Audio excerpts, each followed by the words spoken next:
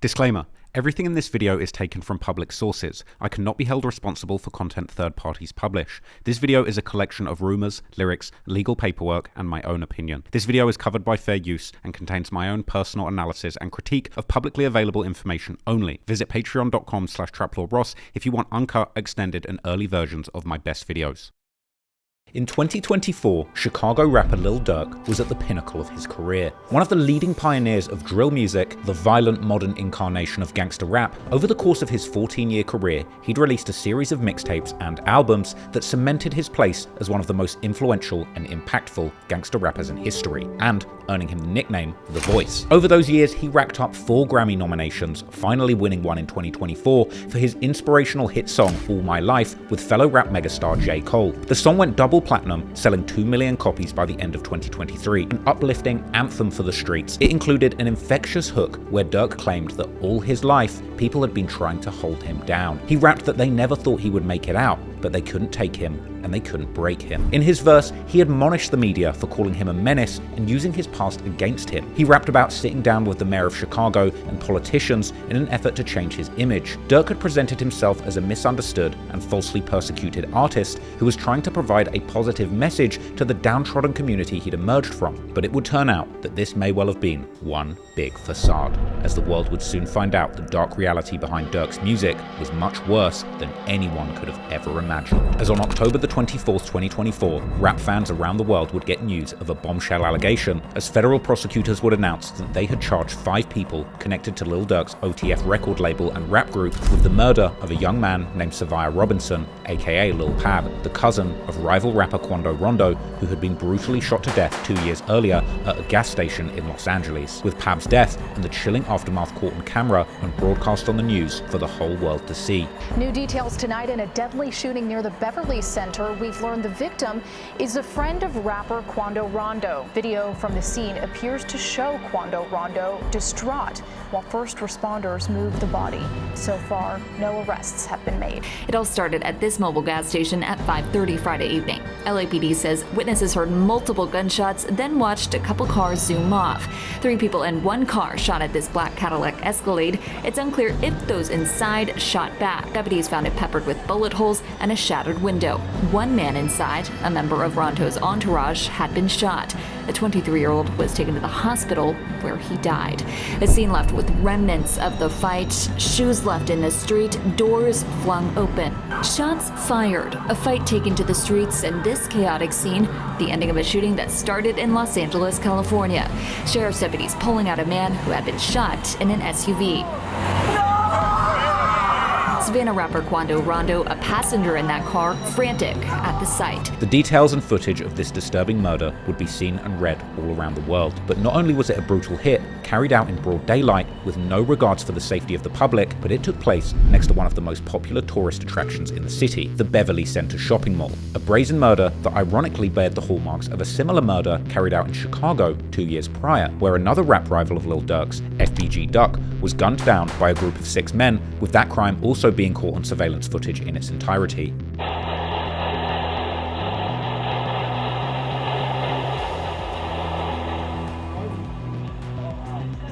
Once again in broad daylight in a busy tourist hotspot, a high-end fashion district, with the murder happening right outside the Dolce & Gabbana store. Well, Rob, Chicago police tell me that these 3 victims were targeted, that 4 men in 2 different vehicles came down Oak Street, stopped right here in the middle, and started firing. Lights, sirens, and crime scene tape taking over one of Chicago's most notable streets. Word is spreading on social media that the 26-year-old man pronounced dead is a well-known Chicago rapper. To see this happen in the middle of the day is very, very disturbing. And just like in the murder of Lul Pab, FBG Duck was left to die in the middle of the street, traumatizing innocent members of the public, one of whom was even hit in the crossfire. Hey y'all, what's going on? I'm here. I'm in the Gold Coast. I'm in the Gold Coast right now. Yeah, man, I was just riding my bike, y'all. I'm just riding my bike. Man, they shot FBG Duck, man. I don't know who shot him, man. I just ran into this, y'all. Man.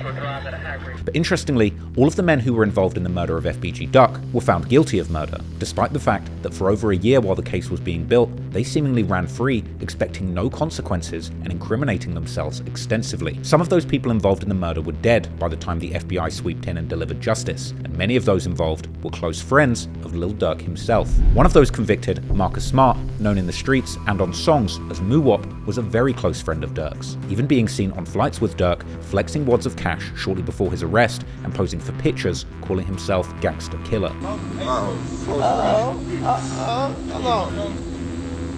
that is? I gotta get on that. What that is? Who got the most views? Let's see that. Who got the most views? It's yours. Gangsta Killer. Check him out. Gangsta Killer. All of this isn't a good look for Durk, but the most important piece of the puzzle is another infamous figure in the Chicago gangland, as well as its buzzing drill music scene, infamous Black Disciple member and apparent leader of the O-Block faction of the gang, King Von. Allegedly, Von had orchestrated the murder of Duck and put a six-figure bounty on his head prior to the murder, but this wasn't Von's first time taking a life in Chicago. Von had allegedly killed 7 people in the gang war between the Black Disciples and the Gangster Disciples in Chicago, something that I broke down in detail in a 3-hour documentary on my channel where I actually argued that he indeed met the FBI's definition of a serial killer. Somehow, Von always managed to evade justice, either beating his murder charges in court due to lack of evidence or not being charged at all due to the fact that his murders were usually committed in the dead of night in the slums of Southside Chicago, rather than the broad daylight assassinations that his friends would later carry out in front of the public. King Von was one of Lil Durk's best friends, and when Von beat his last murder charge at the end of 2017, he decided to follow in Lil Durk's footsteps, becoming a drill rapper too and openly rapping about the many murders he'd allegedly committed. Von's raps, openly bragging about real murders he'd apparently committed, made him a star in drill music, and with Lil Durk's help and guidance, he quickly became the most buzzing gangster rapper in drill music. But in his heart, Von was still a violent thug, and his tendencies to commit brazen violence would begin to impact Durk's career. In 2019, Von and Durk, along with 2 other people, would be accused of attempted murder and armed robbery, with the 2 appearing in court together. Case against a rapper accused in a shooting outside of the Varsity will move forward. Today, Lil Durk appeared in court where a judge ruled there was enough evidence for him to go to trial. On Friday, detectives from Atlanta and Chicago testified in the criminal case against rapper Lil Durk in Fulton County Court. They say around 5 in the morning on February 5th, Lil Durk, whose real name is Dirk Banks, and his co-defendant Devon Bennett were seen on camera involved in shooting Alexander Witherspoon, a person police say they knew. They were hanging out. They went to a studio to make music. The rapper and Bennett listened to the evidence against them in court. Police told the judge later that night the victim, Banks, Bennett, and others went to a nightclub, a gas station, and ended up in the parking lot of the Varsity. That's when Witherspoon said he was robbed and shot. Interestingly, Durk looked stressed and nervous in court, while Von looked comfortable and in a familiar domain. Durk and Von would refer to themselves over the years as the Evil Twins, and in one song titled Evil Twins, they referred to themselves as that and went back and forth, repeating, "If you do it, I'ma do it," even saying "go hop out the car and do it." Clearly Von was a dark and negative influence on Lil Durk and his career. Von was in the habit of doing real crimes and rapping about them in his music without a care for who heard it. And if Von did it, then Durk would begin doing it too. But unfortunately for the Evil Twins, Von would suddenly die in November 2020 after launching an unprovoked beating on the rapper Quando Rondo in front of an Atlanta hookah lounge. Sometimes in life, every action has a reaction, and the reaction from this beating resulted in one of Quando's friends, Lil Tim, jumping out of the car, opening fire, and killing King Von. Ironically, Von, the demonic killer turned rapper who had seemingly murdered 7 people in Chicago and got away with it, ended up getting shot dead after starting a fistfight with a rapper rather than in a shootout with gangsters. His feud with Quando Rondo started on the internet rather than in the streets, off the back of a back and forth with Quando's friend and label mate NBA Youngboy, who seemingly didn't want to proceed with a collaboration with King Von. This was followed by a petty back and forth where Von took pictures with the mother of Youngboy's child. Von essentially died over nothing more than an internet back and forth with a rapper, turned fight, turned self-defense shootout, and in the end, he was no longer here to face the music for the murders that he'd done and arranged. But after King Von died, Lil Durk was still running free, and interestingly, after Von's death, Durk was able to make a maneuver and have the attempted murder and armed robbery charges he caught with Von miraculously dropped. The sudden and tragic death of King Von meant that Lil Durk had a second chance to escape the cycle of violence and focus on his music career. But despite his promising rap career, it would seem that the death of his evil twin, King Von, consumed Lil Durk. And in the midst of the killing of one of Chicago's most dangerous rappers, who seemingly always got revenge for any of his friends that were killed, a dark trend would emerge, where fans would goad Lil Durk, begging him to get revenge or slide for Von, with rival rappers like 6ix9ine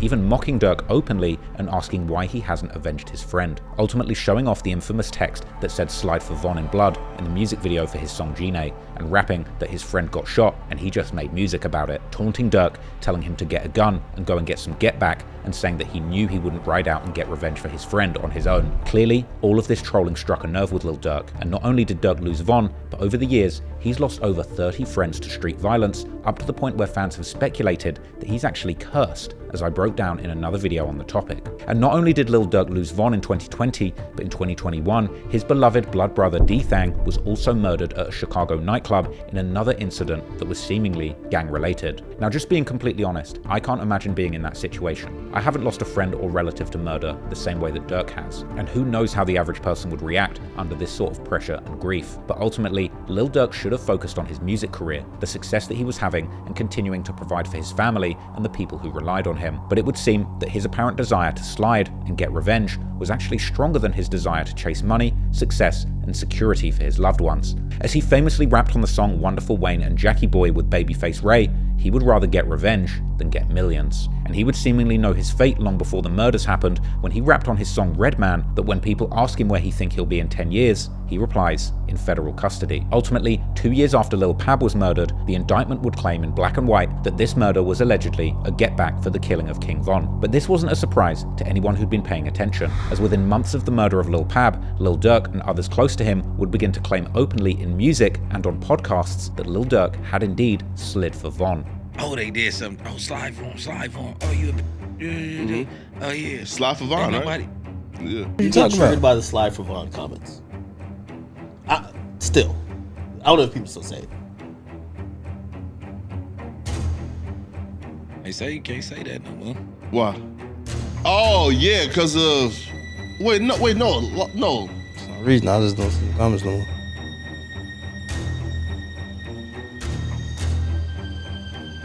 Some odd reason. I don't know. Might be the water. You can't say that no more. Oh, because of FBG Cash? Oh, who? Yeah, though. We different in Iraq. Nah, because Lul Pab. I feel like you troll right there. No? I never troll him. He got beat up too bad.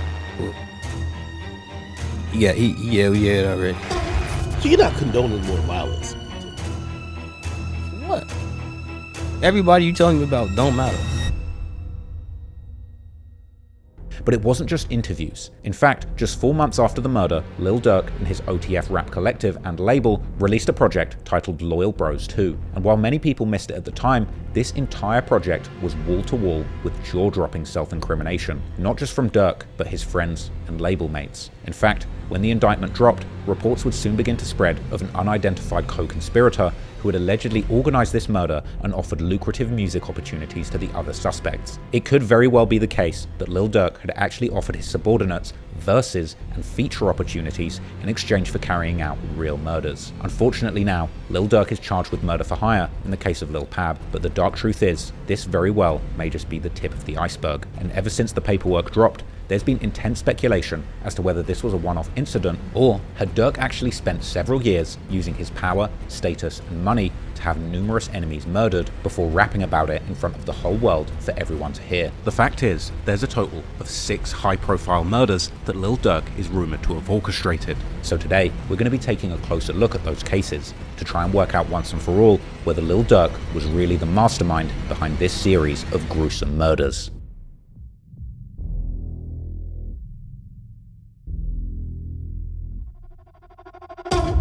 Chicago, Illinois, man. Lil Durk, Inglewood area, whole city, man. I'm saying we out here rapping, doing our thing. I got a big buzz, man. Trying to stay tuned, get rich. I'm just a young, I'm 17 years old. Tell me a little bit about Inglewood. You know, of now, with all the murders and all that happening right now. I mean, Newski. They left his ass right here. One of the other interviews, you said that your dad was caught with like $8 million, 6 bricks. Yeah. That's why I wanted to be just like him. So, Durk Banks, also known as Lil Durk. It brings me great honor and pleasure as the mayor of the village of Broadview to present this key. What made you want to sign him? Monster. You got a name.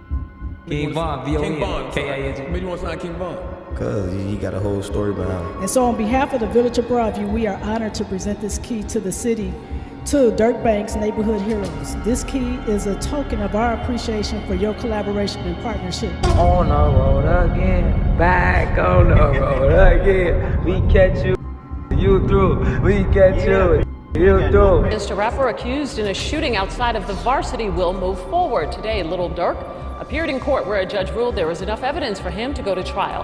I have nothing to hide. Duck was a threat gang with the music, for real, for real. He's gonna be a problem inside this industry for us. We gonna be forced to hit it. We gonna be forced. 4 men in 2 different vehicles came down Oak Street, stopped right here in the middle, and started firing. That's a Chicago rapper, man, by the name of FBG Duck. Shot. No, they got 63rd. Some dirty. If we into it for real. Like, not no faking to it. If we into it, I don't know. Cause they be thinking, yeah, it's a lot of faking to it going on. But if we into it, you say we into it, you better, I swear to God. Dthang Banks was killed when he was shot in the head. Banks is the older brother of locally known rapper Lil Durk. Yeah. So we thank you and we honor you and we appreciate you being in the village of Broadview, and here's your key. Durk was embroiled in some eternal, I need you off of this earth beef. That's different. Because he what? Of course. Not only that, he needed the guys who killed his brother off this earth. Because I forgave my brother killer, but you know, I understand. I understand what y'all going through. And I hope y'all make it out. I hope y'all make it the out, man.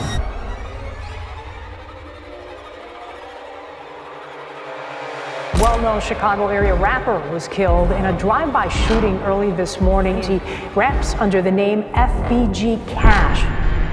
Sheriff's deputies pulling out a man who had been shot in an SUV. Chicago rapper Lil Durk could be linked to a second murder-for-hire plot. The images of the gunman who shot and killed Stefan Mack in 2022. Grammy Award-winning Chicago rapper Lil Durk is facing new charges in a murder-for-hire plot. I'm alright reading. I don't know. Might be the water. You better have your gun for me. Better have your gun for Boom. Better have your gun for C. You don't believe me, you gon' see. You gon' end up by that tree. Know that we did it. If he is convicted, Durk could spend the rest of his life in prison.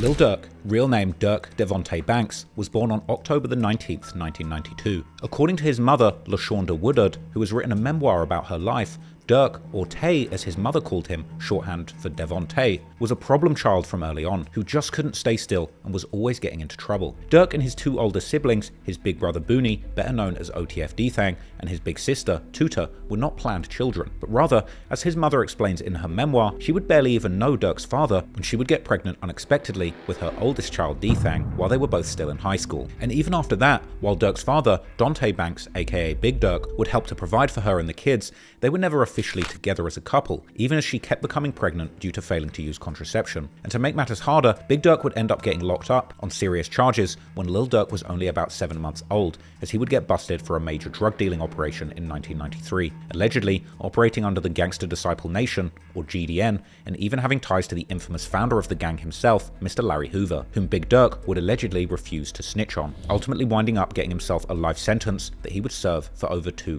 decades, before successfully appealing his sentence and getting released in 2019, something which I discussed in detail in a deep dive video about the man, which you can go and watch if you want the full story on Big Durk. But anyway, Lil Durk and his family would spend his first years living in his grandmother's house and his mother's childhood home in the infamous Inglewood neighborhood, an address that would later become famous being the name of his 7th studio album, the 7220 South Halsted Street. The family would get another addition in 1997 when Durk's mother gave birth to his younger sister, Tania. Sometime after that, the family would move to a Section 8 three-bedroom house on Laughlin Street. As a young schoolboy, Lil Durk would attend the Guggenheim Elementary School located on 72nd and Morgan, a school which district officials would call the worst elementary school in Illinois in 2012 when the school was eventually closed due to its poor performance. According to his mother, Durk was so out of control as a child that she literally couldn't work because of how often she would be called to the school due to his bad behavior. At only 9 years old, Durk would apparently even attempt to rob a Harold's Chicken with his mother's gun that he had somehow found, with their neighbor actually then appearing at the family's front door holding Durk from his collar in one hand whilst holding the gun that they had taken from Durk in the other. Around the same age, Durk would also begin often fighting at school and stealing bikes, hiding them in the family's basement so that his mother wouldn't find them. But in his younger years,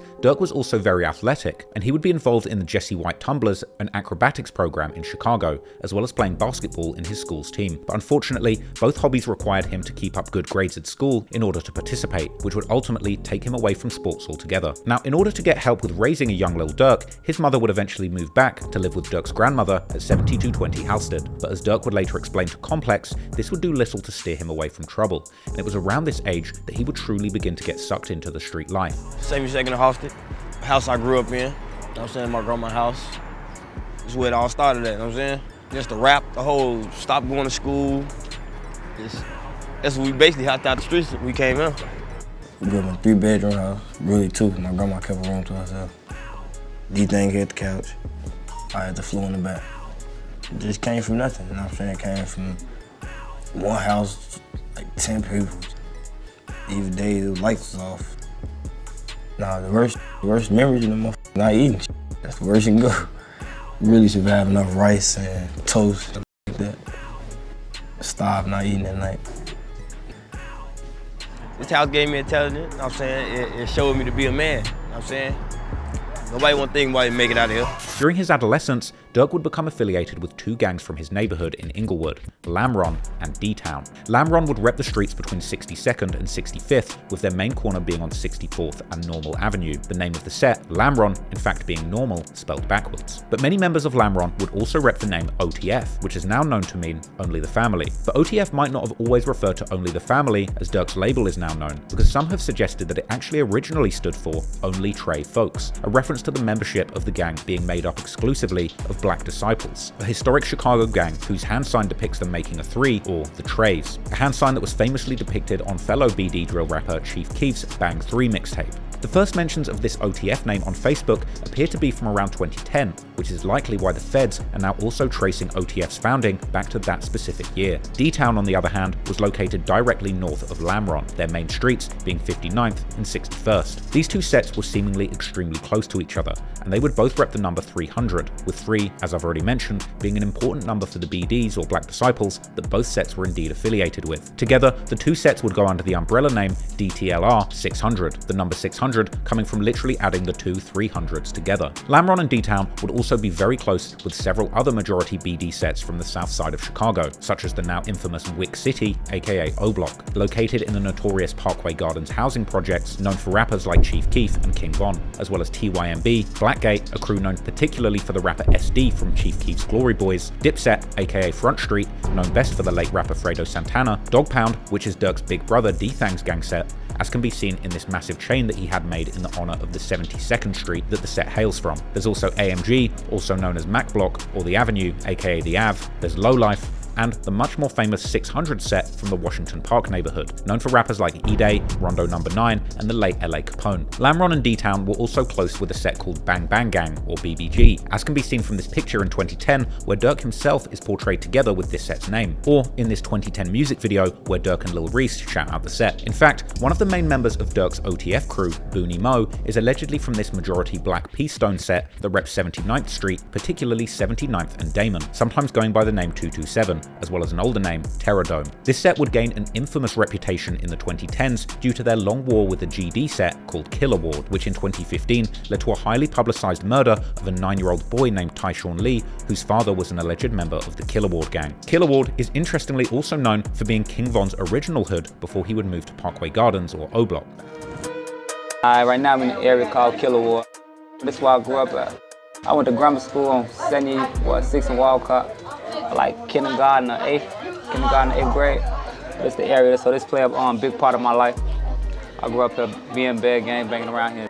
As Durk was getting increasingly into the street life, he would also begin his high school studies, first attending Percy Julian High School, located in the far south side of Chicago. But due to the long commute, he would soon transfer to the infamous Paul Robeson High School in Inglewood, another school that has since been closed due to its poor performance, and a school which many legendary people from the Chicago drill scene would attend in the early 2010s around the same time as Durk, including people like the late rapper Lil Jojo, who was from the Brick Squad set from 69th and Eggleston, their hood being located right next to that school, and this set having had a long-lasting beef with Lamron, Dthang, and other BD majority sets from around Englewood. The rapper Famous Dex also attended Robeson, Dex being from a GD set called Mo, or MOE, located in a large GD stronghold, a neighborhood referred to as No Love City, which would also beef heavily with Lamron and Dthang. The late rapper Lil Mister would also attend Robeson, even getting an opportunity to perform his drill anthems at the school. Lil Mister was from a set called Wooga World on 75th and Stewart, the set being very closely affiliated with Brick Squad and therefore also rivals to Lamron and Dthang. As Durk's mother would recall in her memoir, Robeson had numerous rival gangs that would bring far more problems to Lil Durk's young life. And over time, he and his friends would begin to get into increasingly violent encounters with the gangs that they didn't get along with. Eventually, these beefs and schoolyard fights would escalate into shootings and killings, with one of the first major losses on Durk's side being a 17-year-old called Lil Mo. Real name Terrence Hollins, he would be gunned down in Lamron's hood in July of 2009, and according to online rumors, Mo was killed by a member of No Love City called Tonebone, but the facts regarding this case remain vague. In 2020, rapper Brick Youngster would rap in his song Let's Talk Part 2, OTF Diss, that Lil Mo was actually killed by friends of King Von, but it's not clear what friends he's specifically referring to. But in any case, Mo's death was clearly a major turning point for Lamron and Dthang, and they would pay tribute to him religiously. Durk, who had been getting into rapping around this time, would even make a tribute song to his fallen friend, this seemingly being one of the first of his old songs that can still be found on the internet. With Durk rapping to the classic beat from Lil Wayne and Gucci Mane's song We Be Steady Mobbin', Durk was clearly influenced by Lil Wayne's rapping style, and he was also seemingly into freestyling all of his lyrics on the spot. Now, the song is a far cry from the Durk drill anthems that he would produce just a few years later, but by its subject matter, the song was quite clearly a precursor to drill music as we know it today, as Durk would not only shout out other BD sets, such as Dog Pound and the Av, but he would also diss numerous rival sets, including No Love City, Brick Squad, and somewhat surprisingly, also a set called Brick City, who were an older generation from the same hood as 600,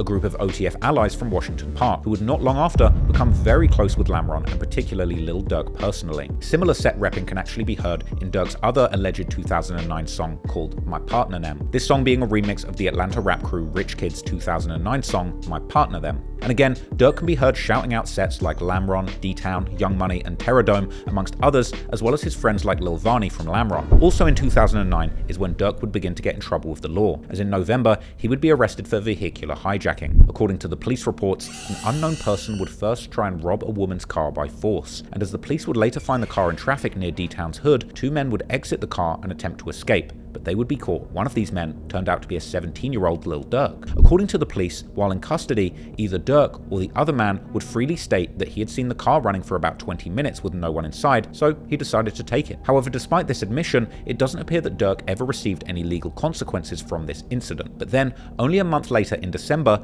Durk would again be arrested, this time for criminal trespassing, as he was hanging out with 3 other people inside of a laundromat in Dog Pound's hood on 72nd and Halsted, and interestingly, Durk's gang affiliation in the arrest report would be marked incorrectly as Gangster Disciple, perhaps due to his father's affiliation with the gang being widely known amongst the Chicago Police Department. But anyway, coming into 2010, Durk was now a bona fide gang member, but he was also beginning to really focus on his rap career, and in April, he would drop his first ever music video for a song that was first titled Wasted Freestyle, rapping on the beat from Gucci Mane's classic song Wasted. However, for some reason, that same channel would then release the same music video again a few weeks later, but this time with the title Lamron Wasted. But these two are the same song. The song was stylistically very similar to Durk's earlier songs, as he was still freestyling his lyrics whilst using the Lil Wayne style auto-tune delivery. And once again, much of the song was about him shouting out the numerous other sets and members in his area, including Terradome, Young Money, his friends Lil Varney, Booney Mo, and Tracy Mo, as well as Wick City and Blackgate, among many others. According to Durk's mother, this song would be an instant hit in Chicago, motivating Durk to focus on rap and take it seriously. And only about a month later,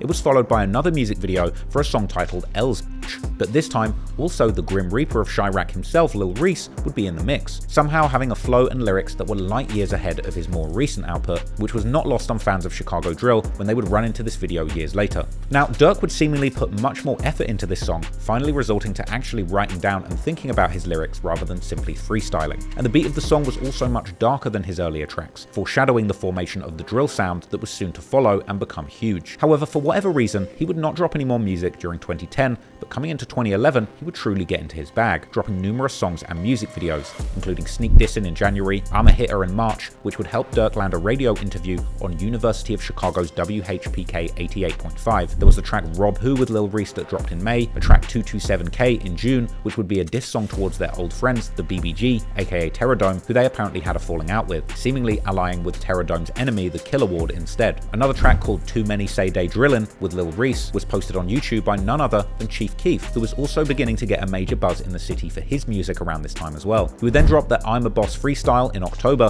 which would use the legendary beat from Meek Mill's song by the same name. In August, Durk would also release his first mixtape, titled after his song I'm a Hitter, hosted by DJ Twin. Durk's rap career would truly begin to flourish during 2011, the same time as the entire Chicago drill scene was beginning to pop off in the city, with artists like King Louie, Chief Keef, E-Day, S-Dot, FBG Duck, Bo Deal, Lil Reese, and Lil Durk leading the charge. But 2011 wasn't only good times for Durk, as many developments would be going down in the streets, and in July, he would end up losing a person that was not only important to him, but also the entirety of the Dthang set, as an 18-year-old Tay-Ski, or Tay-Tay, real name Davonte Childress, was gunned down in Dthang's hood. Like Lil Mo on Lamron's side, Tay-Ski would become known as one of the first major losses for Dthang, and they would be so impacted by his passing, they would rename their hood Tay-Town, also known as TTE, which also means Threats to Everybody, or Tay-Town Entertainment. In his mixtape I'm a Hitter, that was released about a month after Tay-Ski's death, Durk himself would have a tribute song towards him titled Tay-Ski Crazy. Interestingly, unlike many other murders in Chicago, this one would eventually actually be solved, and two people would end up being charged and found guilty, Antoine Reynolds and Marlon Boyce, both alleged members of a GD set called Shields, hailing from 57th and Shields. After Tay's murder, Lamron and Tay-Town would understandably be thirsty for revenge, and they would allegedly get that revenge the following year,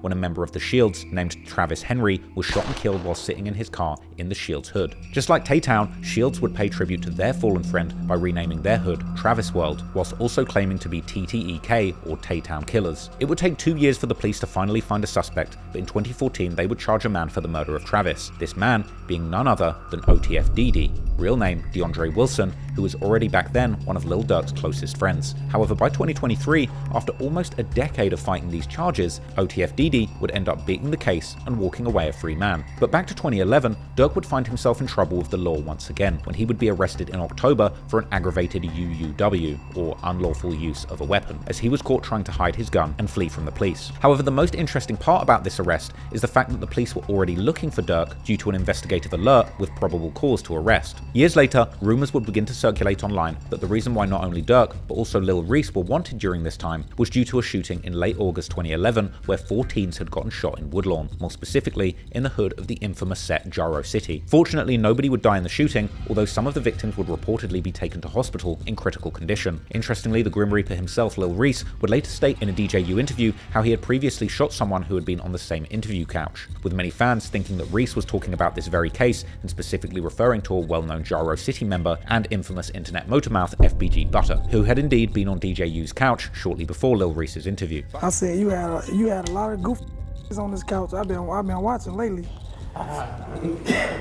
Goof like who? I done seen on this trying to pop before. You did what? Butter would then return to DJU and seemingly admit that he was indeed one of the victims, whilst even providing possibly a motive for the shooting. We op shopping. We go on 61st, we catch Lil Durk and Lil Reese inside the store.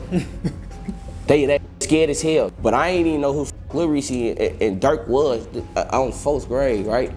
Tutu get on folks' grade, Tutu coming at cheat. Cause we walked past them. Tutu double back, he on Tuka. On folks' grade, and that scared as hell. They, boy, what's up, y'all with that? On Tuka, Lil B them get right on it. Hey, y'all with that? He with what, boy? Lil Reese getting that with what? In addition to him saying we done had some goof on the couch, He was like, yeah, I popped one of these that's been on the couch. He ain't putting no names on it, so I guess if the shoe fit where, huh? The shoe don't fit over here, gang. But whatever the case may be, Durk would reportedly remain locked up for 3 months, during which time his girlfriend Nicole would give birth to his oldest son, Angelo, in November. Then, at the beginning of 2012, Durk would get back out and hit the streets running, dropping the song Off the Shits with Lil Reese in January 2012, along with a music video filmed by the legendary Chicago cameraman D. Gaines. Meanwhile, Lil Durk's friend Chief Keef's career was also heating up, dropping his music video for a song called 300 also in January, which would begin to make major noise in Chicago. And from there, soon Chief Keef would be performing for a packed-out crowd in the legendary nightclub located in Markham in the far south side suburbs of Chicago, with several Lamron members right by his side, including guys like Lil Reese, Ball Out, and Lil Durk himself. Chief Keef would also make a cameo on Lil Durk's music video for the song Jack Boy, released in early March, while Durk had already been present during Keef's 2011 music video for his song Bang. Now, the world didn't know it yet, but the Chicago drill scene was about to go worldwide, as the pressure in this buzzing music scene was building and would eventually explode, influencing the entirety of hip-hop at large. On March the 11th, the blow-up, or should I say glow-up, would finally happen, as Chief Keef would drop drill's first nationwide hit, the iconic track I Don't Like, together with a music video where Keef and his buddies, including Lamron members Lil Reese and Ball Out, could be seen wildly dancing to the booming beat produced by Young Chop. Building on the success of I Don't Like,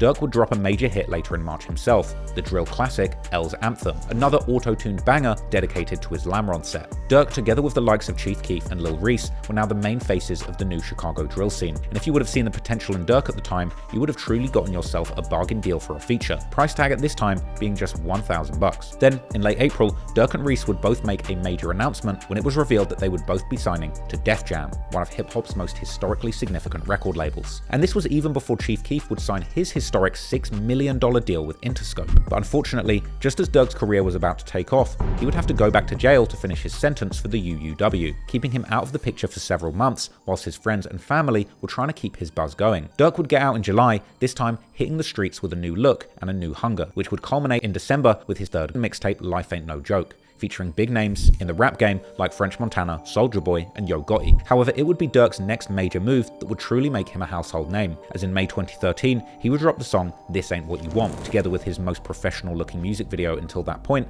probably enabled by Def Jam's big production budgets. The music video included cameos from numerous people who would later become infamous in the drill scene, including the 600 rapper Rondo No. 9, who would ultimately end up killing an innocent livery driver the following year, receiving a 39-year sentence, and, bizarrely, Mubu Crump, nicknamed the Chirac scorekeeper by DJ Academics, who would eventually fall out with Durk and his OTF crew before getting killed in 2018, as well as THF Bezu from the THF 46 set, who would be arrested for a murder in 2014, but ultimately ended up beating the charges, going on to release the 2018 street hit Beat Dat Body, together with another body beater, King Von, who himself at that time had just successfully beaten his own murder charges. But anyway, back to 2013, and unfortunately for Durk, once again, right as his career was about to blow to that next level, he would get in trouble with the law once again, as he was arrested for another UUW in June, after police would catch him red-handed with a stolen Glock, while the local news would report on him as a rapper, quote, associated with Chief Keef. That says a lot about where the kind of discourse around Chicago drill music was at the time. Regardless, Durk would catch a lucky break, as his friend would actually end up signing an affidavit claiming that the gun was actually his, ultimately getting Durk off the hook. But in the meantime, there was another controversy brewing. While Durk would be released on bail later in June,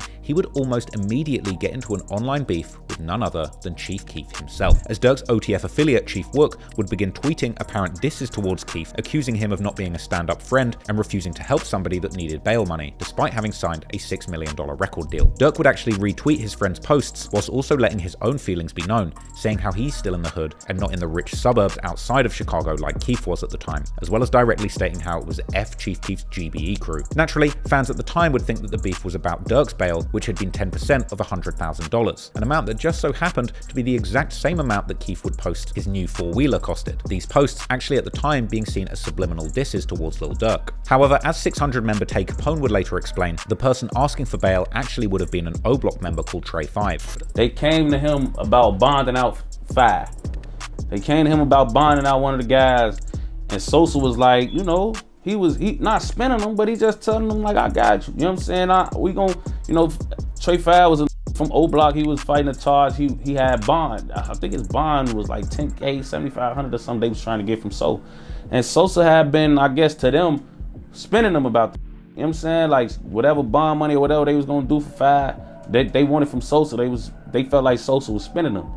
So they felt like they gave him enough time to act on what the situation or whatever, and then once they felt like he was just gonna keep spinning them or lying to him, they felt like they had enough time, where they felt like they had enough aggression built up from the situation to just act, you know. But at the time, it seemed that this beef was squashed as soon as it had started, with Lil Durk saying during an interview that it was nothing but some words and that the two groups still had love for each other. A lot of people have been tweeting me to ask you about your relationship with Chief Keef because of things that have been going back and forth. What is the status of that right now? It was just a little bit of words. It ain't nothing major though. Yeah, ain't nothing major? Nah, ain't nothing major. It ain't nothing that's gonna grow or? Nah. Have y'all communicated since then? Have y'all? Yeah, we had a little few words to be on some, man. We cooling right now, so. Yeah. So I respected that. We respect each other. We got love for each other, so. Mm-hmm. You know how that Twitter is. You know Twitter gonna take everything the wrong way. Ain't Twitter a trip?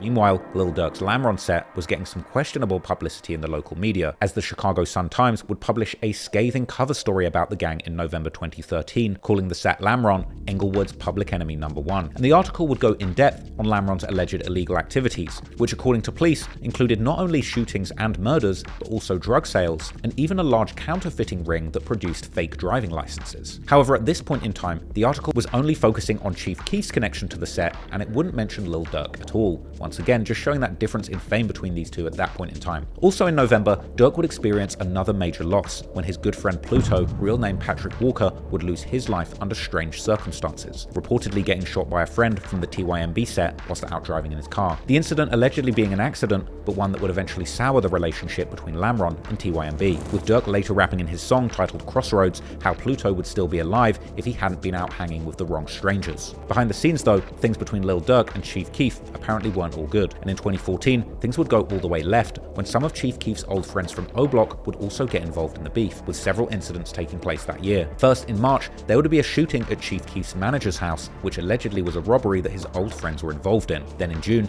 Keef would take it to social media, accusing his old friend Boss Top from O Block of breaking into his house while he was in court fighting his own charges, and stealing numerous items including designer clothes, jewelry, and even his daughter's clothing, earning Boss Top ridiculous nicknames like Broke Top and the Diaper Bandit amongst Chief Keef fans. At the time, controversial commentary would come from a young DJ Academics, who at this point was only just starting his YouTube journey with his War in Chirac series. It's your boy DJ Academics, and now, as the Chirac Civil War wages on, and let me get my in order. Let me see.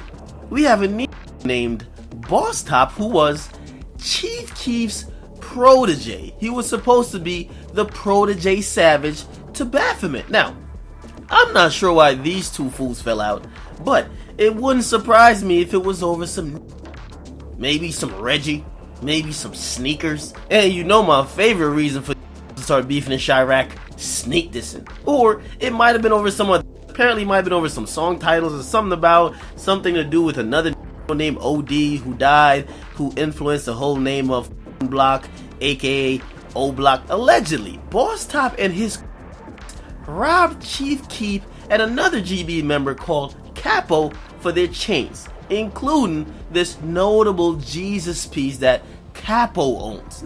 They stole KK, which KK is his daughter's little baby. They stole her baby clothes. Huh? They stole her baby clothes out of her room. They stole detergent. Whoa. They even stole deodorant. Once you're stealing deodorant, detergent, diapers, and baby clothes, there's something wrong with you.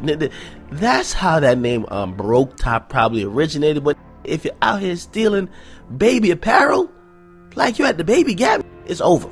Now, Durk would seemingly let his stance be known a little while after this in the song 0 to 300, where he raps how he heard that a rapper close to him had gotten their chain stolen, and that they're trying to pay his friend Boss Top to get it back. The beef between Durk and Keef would seemingly continue on and off for years to come, although it would never escalate further and mainly stayed out of the public's view. However, at the time, Durk would also have bigger problems than just rap beef, as in May 2014, his cousin OTF Nunu, aka Nooski, who was also Durk's new up-and-coming artist, would be brutally murdered in his car while he was waiting for Durk, who would had gone into a nearby store. Durk's ops then would use pictures that were taken of Durk grieving at the scene to mercilessly troll him online. But Durk's problems wouldn't end there, because in November 2014, he would once again get arrested and charged with another UUW, this now being his third gun case. But interestingly, this arrest would be the very same one where THF Bezu would be arrested and charged for a murder. But it wouldn't only be Bezu who would get slapped with murder charges. By the end of 2014, King Von from O Block was also sat in jail awaiting trial over his murder case concerning a young man named Malcolm Stuckey. And in January 2015, Durk himself would even end up charged with murder too, after one of the guns found during their arrest would be matched to a 2013 murder of an innocent woman named Shanida Lawrence, who was shot whilst attending a gathering in Harris Memorial Park following a funeral of a family member, this park being near the hood of one of Lamron's oldest ops, the Brick Squad. However, the murder charge would eventually end up getting dropped, and even with Durk seemingly admitting ownership of the guns, where he dropped the legendary one-liner, "I got those pipes, cause MFs always be trying to take my bands," he would seemingly also get away scot-free with the UUW charges. But while Durk had yet again dodged a major bullet that could have ended his career, that career would actually hit somewhat of a rough patch during these years that followed the meteoric rise of the Chicago drill scene, as Durk would seemingly go through a long period where he would struggle to actually find his sound and get motion in music. His time at Def Jam would arguably lead to some not so successful experimentations, such as his association with French Montana's Coke Boys crew, or his relationship with the Detroit rapper Dej Loaf,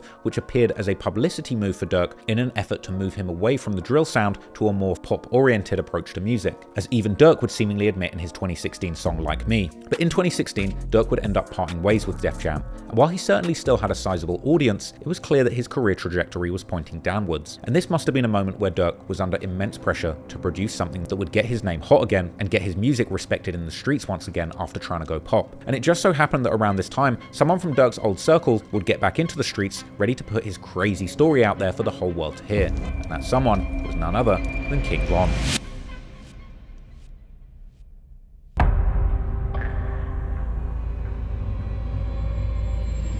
Lil Durk's most famous OTF signee, King Von, is often described as one of Chicago drill's best storytellers, and he's seen as probably the genre's most authentic voice. Von's real life truly matched the gritty and violent themes that he was rapping about, and in many ways, King Von was a larger-than-life character, a rapper that arguably single-handedly brought the Chicago drill genre back and took gangster rap to daring new heights. But also, unfortunately, in the streets, King Von was a prolific killer, with a rumored 7 murders under his belt, something that I've covered extensively on this channel in my long video, King Von Rap's First Serial Killer. If you want to learn about those murders, go and watch that video, but in this video, I'll be digging much deeper into Von's relationship with Durk. As I mentioned earlier, King Von originally grew up in a hood called Killer Ward, located in the Auburn Gresham neighborhood, but he would later move to the infamous Parkway Gardens, better known as O Block, a hood that's been affiliated with Durk's Lamron set for a long time, when it was still known as Wick City, that meant wild, insane, and crazy, with both sets united by the fact that they rep the 64th Street or 064. Durk and Von's friendship goes back long before Von's rap career, with Reddit rumors suggesting that they actually knew each other since the late 2000s or early 2010s, while Von himself would state in an interview that they'd known each other since Von was in the 6th or 7th grade.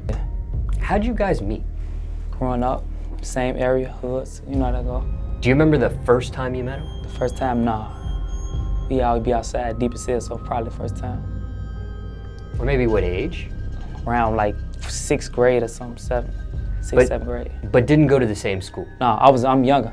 What we do know for sure is that Durk was known to hang out with members of O Block during the early 2010s, as can be seen from Chief Keef's August 2011 music video for the song Bang, where Durk can be seen with his Lamron partner, Lil Reese, supporting Sosa on his budding rap career. One story that underscores the bond between King Von and Lil Durk is from 2014, when Lil Durk supposedly lent King Von his watch to take to the prom of his then girlfriend at the time, a girl called Mena Red, who's actually the sister of Von's old friend, the rapper Tay 600, nowadays better known as Tay Capone. In an interview with Karen Civil, Durk would recall the story, explaining how Von would get locked up the very next day. You know, we've been like locked in, like since we was younger.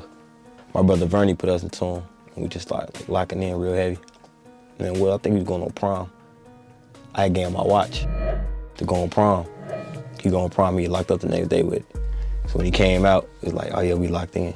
So that was crazy. According to online rumors, the reason for Von's arrest would be a shooting that Von did on the way to prom with Lil Durk's very good friend Lil Varney. And there's actually a picture of King Von toting a pistol in a white prom suit that still circulates online. Now this was actually a shooting too that Von would later allegedly talk about in his song Don't Wanna Be Me, when he raps how the police would catch him right after the shooting, but Mena Red would seemingly attempt to claim their guns and take the case for them. Durk would then go to his Twitter and tell his followers to write to Von in jail, referring to him as his brother and saying how Von's gonna be home real soon. But that wasn't the case, as Von would eventually get charged with the May 2014 murder of a young man named Malcolm Stuckey. Von would later reveal that while he was locked up for this murder, Durk was one of the few people consistently taking care of him. When I got locked up for the drama, like Durk was the main one supporting me and helping me. So we got even closer when I was just in jail. Then I got out. He flew me out there with him.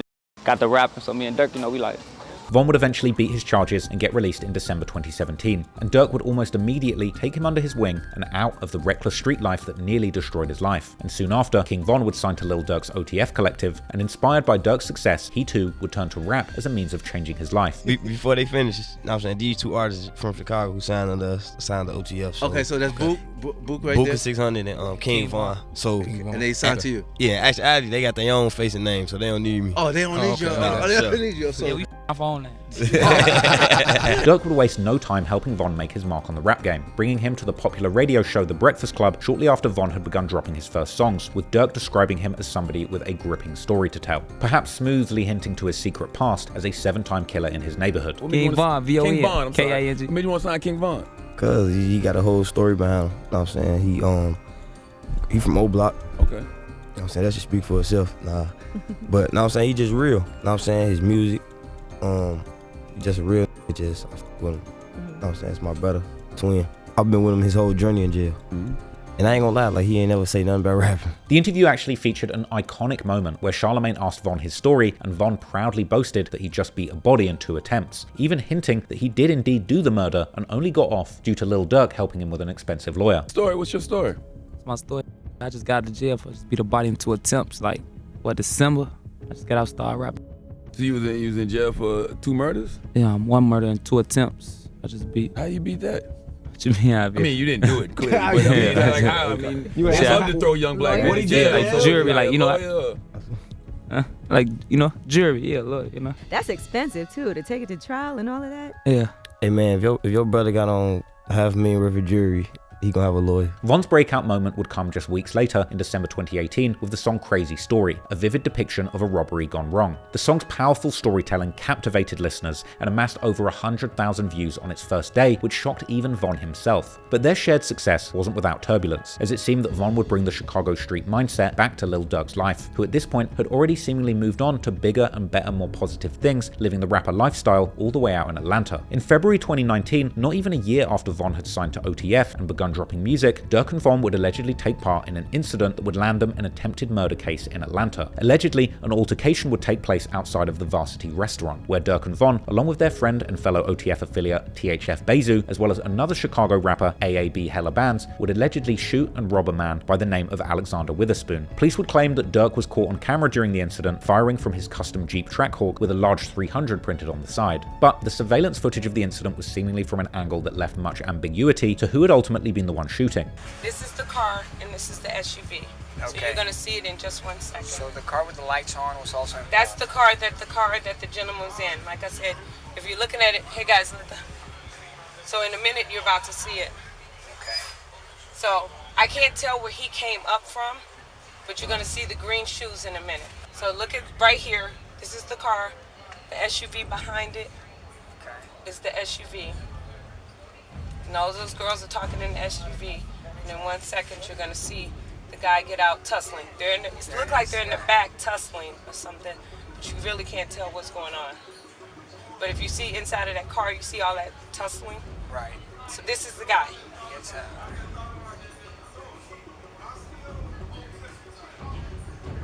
That's the guy with the green shoes. He's trying to push the door and all that.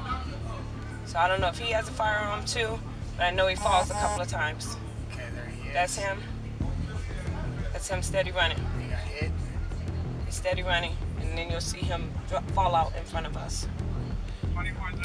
That car was shooting in that one too. As weeks passed following the incident, Lil Durk and King Von continued their lives as if nothing had happened, while Atlanta police methodically pieced together their investigation. And in May 2019, the facade would come crashing down as King Von was ultimately arrested, with dramatic footage showing over 30 Chicago police officers swarming O Block to take him into custody.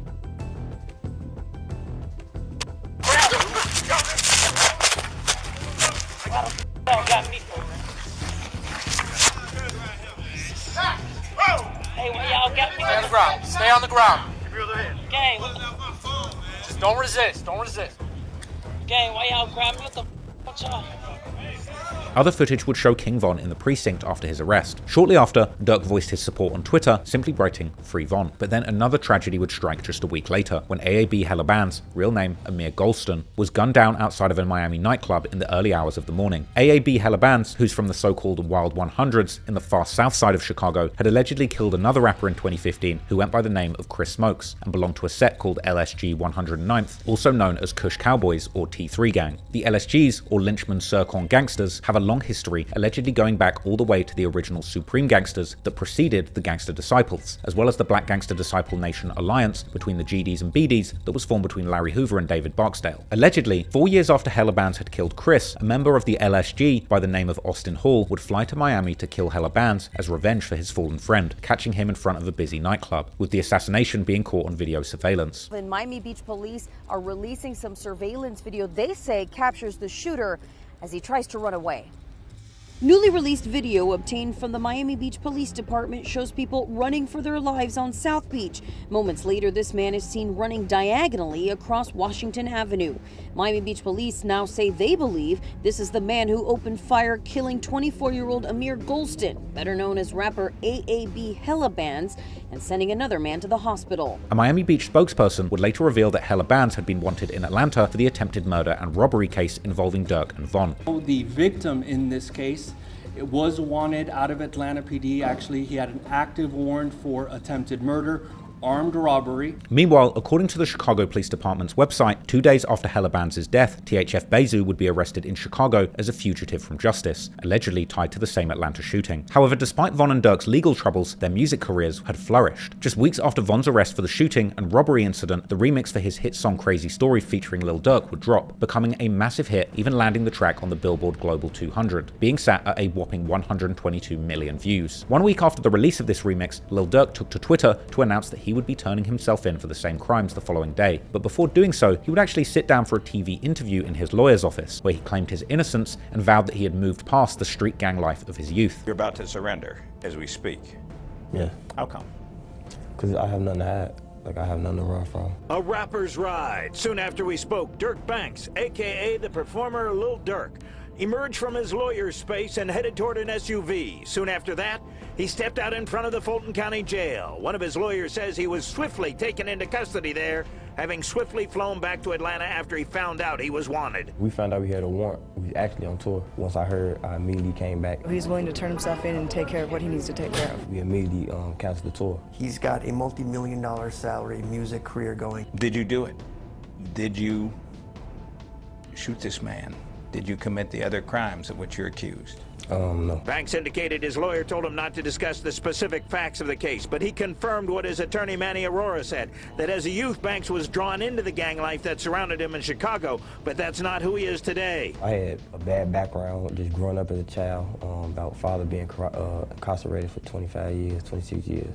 So I had a rough past, but like me moving to Atlanta, I just thought that just changed my whole identity of thinking. Not long after this, Durk and Von would appear together in what would become an iconic court appearance, solidifying their image as the evil twins, who weren't just rappers from the same area, but a dynamic duo of gangsters ready to get shooting at a moment's notice. Banks released a single, Turn Myself In, the day he turned himself in. It's gotten almost 7 million views. The prosecutor charging this wasn't just a robbery and shooting, but gang activity. She put a Chicago detective on the stand to testify that Banks and Bennett are members of Chicago gangs. Is it possible to continue your affiliation and even commit crimes when you move out of Chicago if you're in a different city or if a different area? Yes, ma'am. Following some intense legal back and forths, which included testimonies from Lil Durk's pastor and record label, Durk would be granted a $250,000 bond in June 2019. Lil Durk's pastor and record label all testified on his behalf, and at the end of it, the judge determined that the rapper is not a flight risk and granted him a $250,000 bond. Celebrating his release, he would hop on Instagram Live, visibly relieved as he ran out of jail. We out here. We out here. Yo, what's up? I'm getting fired in the motherfucking pocket, man. They told me 15 minutes, I'm gonna get 30. Okay, then. Oh, we were still waiting on the driver to come up. Just hop in. We waiting on the driver. Hey, tell me, hey, you can just stay right here. Yeah, another car's about to pull up.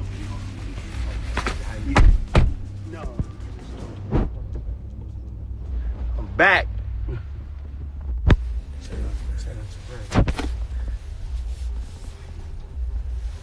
Hey, thank everybody for the love and support. Yeah, definitely appreciate everybody for rocking out with us, supporting us, believing us, you know. During the live session, Durk would tease fans by mentioning that King Von would be coming home the very next day. Von will be home tomorrow. Shortly afterward, Durk would proceed to do an interview on his time in jail from his home. Then when you get in type of that, in a predicament like this, you would sit back and be like, damn, like why I ain't never do this more? Why I ain't never do this with my kids more? Why I ain't do this with my pops more or my mama? You know what I'm saying? So it just set me down so I just understand life more. Von's release would come a few days later after he was granted a bail of $300,000. However, one of the conditions of their release was that Durk and Von could not be in contact with one another, this even applying to promo runs and club appearances, with the judge essentially breaking up the evil twins for good. For real, these two childhood friends couldn't speak to each other for a pretty extended period in this time. This is something that Von would actually comment on during his March 2020 interview on No Jumper. Isn't you and Durk, your probation or whatever is such that you're not supposed to be associating with other people who are part of the case? So is it like a thing where you're not supposed to be around each other? Yeah, so yeah, me and Durk, we only see each other like at court if we got court. So even when you're on tour, you can't really be around each other too much? Nah, we can't. Hell no. Damn, that's up. Yeah, ugly. Is that strange, like just to have the court basically just saying you can't be cool with one of your best friends? Yeah, because you know it's like, I started off with him. Like he started up for me and everything, like how people get to notice me. He bringing me to his interviews and pulling up a chair right here and letting me sit right there. Right. Like even though it's just like it's supposed to say if he came No Jump, he'd have a chair right here for me. You'd be like, what the f going on? Right. Nah, this is my artist. You see what I'm saying? But all that stuff is out for right now, which is unfortunate. That's what I'm saying. So they just say we caught the case and they removed me for everything. Like in all my shows, I only was having shows because of Durk. Right. Like he pulling me on his.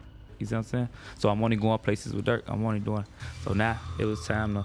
They put the case. You can't be around Durk no more. You can't move. So now I was only in the studio with Durk. I was on it. So now it's do everything on your own. You just gotta do it. So I just gotta. But while Durk and Von couldn't spend time together anymore, there was someone else who was seemingly occupying much of Von's time. As shortly after achieving rap stardom in 2018, King Von had begun dating the rapper Asian Doll, aka Asian DeBrat, or simply Asian. The two lovebirds had first crossed paths at a celebrity basketball game where Von had tagged along with Lil Durk. And eventually, Von convinced her to go on a date, borrowing Durk's Trackhawk in an attempt to impress her. This Trackhawk actually being the exact one that was allegedly later used in the attempted murder case in Atlanta. She sent the number in. I was saying she live in Atlanta. Now, when I go to the crib, now Durk out of town. He left his truck in my car. He got a Trackhawk. That was raw. So I got Durk's car today. So I go pick up. I tell her I'm gonna take her out. From here, the couple soon became inseparable, frequently being seen together online, and Von would officially announce their relationship during a joint interview with Lil Durk on Shade 4-5. King Von, I'm saying he in a relationship too. Shout out Agent there. Okay. Yeah, he go in, yeah. You heard it here, man. He looking at you like, come on, man. However, Von's legal problems didn't take a backseat. Even while out on bail stemming from the Varsity incident, Von's fiery personality would lead to more issues. He would actually allegedly end up briefly in jail again after getting into a studio fight with somebody who'd apparently disrespected Asian Doll, calling her a. Tell him what happened to my hand, bro. Folks overbeat his. Call my girlfriend. But in the end, a relationship between these two would get rocky, and it would be another rapper who would get himself mixed up in their drama. This rapper, of course, being Baton Rouge gangster rap superstar NBA Youngboy. Now, if you want to understand Youngboy's complicated and violent backstory, I've made a 6-hour deep dive on his life, so you can go and watch that for all the context if you don't know nothing about Youngboy. But to understand the origin of this beef between Lil Durk's OTF and Youngboy's NBA, or Never Broke Again collective, which would eventually end up leaving both Von and Quando Rondo's cousin Lul Pab dead, and Durk fighting for his life behind bars, we have to go all the way back to where it started, and it all started with Von. In late 2017, Lil Durk had dropped the song My Side that featured NBA Youngboy. In the song, Durk would acknowledge that he and Youngboy were a cut above the rest when it came to the rap game, and that they were setting the bar for the others. Durk was clearly a big fan of Youngboy, as well as fellow singing Southern street rapper Quando Rondo, who was signed to Youngboy's NBA label, as Durk would actually name both of them in an Instagram post where he listed his favorite 50 rappers of all time. Furthermore, in my opinion, the influence of Youngboy and Quando's style, a very unique approach of singing and using auto-tune to tell stories from the streets, really resonated with Durk and inspired him to keep making more of that same auto-tuned pain music. Youngboy, Quando Rondo, and OTF had a seemingly amicable relationship up to this point. In February 2019, Von and Quando were seen hanging out backstage at a show and filming a skit where Quando actually would diss Von's ops from 63rd Street in Chicago. I'm saying though, they are 63rd dirty. I'm talking about, hey listen, bro, man, 64, y'all 63rd over there smoking crack. Things seemed really positive between these two groups, but that was all about to change when a year and a half later, in early 2019, Von would hop on IG Live to call out Youngboy, claiming that he had lies or cap in his raps. Youngboy talking about on this song, bro. What? You talking crazy on this. Oh, yeah? He ain't even like that. Oh! On this man. On this cap. You got cap in your raps. However, in August 2019, King Von would surprisingly tweet a welcome home message to Youngboy following his release from jail. So despite their growing tensions, there appeared to be a brief sense of camaraderie between these groups. Around the same time, Von would actually begin incorporating some of Youngboy's rhetoric into his own style, further blurring the lines between respect and rivalry. In October, DJ Academics would stir the pot by tweeting that NBA Youngboy was the realest street rapper to ever emerge since the original Chirac drill era, challenging fans to name another artist who really lived the life they rapped about. Without hesitation, Lil Durk would respond with a suggestion of his own, King Von. In February 2020, King Von suggested that he and NBA Youngboy had actually worked on music together, even calling on Youngboy publicly to release the track on Twitter. In a post that seemed to hint that Youngboy had been holding onto the song and blocking its release, in May, Durk would release his 5th studio album, Just Cause Y'all Waited Too, a sequel to a mixtape that he had dropped back in 2018. This album also containing the song Turn Myself In, which had been originally released in June 2019, just before Durk had been locked up for the alleged incident in Atlanta. The album would debut at number 5 and later became his first album to reach the top 2 on the Billboard 200. But as Durk celebrated his album rollout, King Von would be out instigating the beef and prodding Youngboy. And in August, he would tweet a cryptic message to his fans, claiming that they wouldn't believe the woman he had just made a hit song with. Later that same day, photos surfaced online of Von with Jania Michelle, the mother of NBA Youngboy's child, sparking a social media frenzy. Von escalated the drama by insinuating on Twitter that he had a sex tape with Jania and hinting that he could release something that could make someone stop claiming their kids. Jania quickly denied the rumors, attempting to shut down the speculation. However,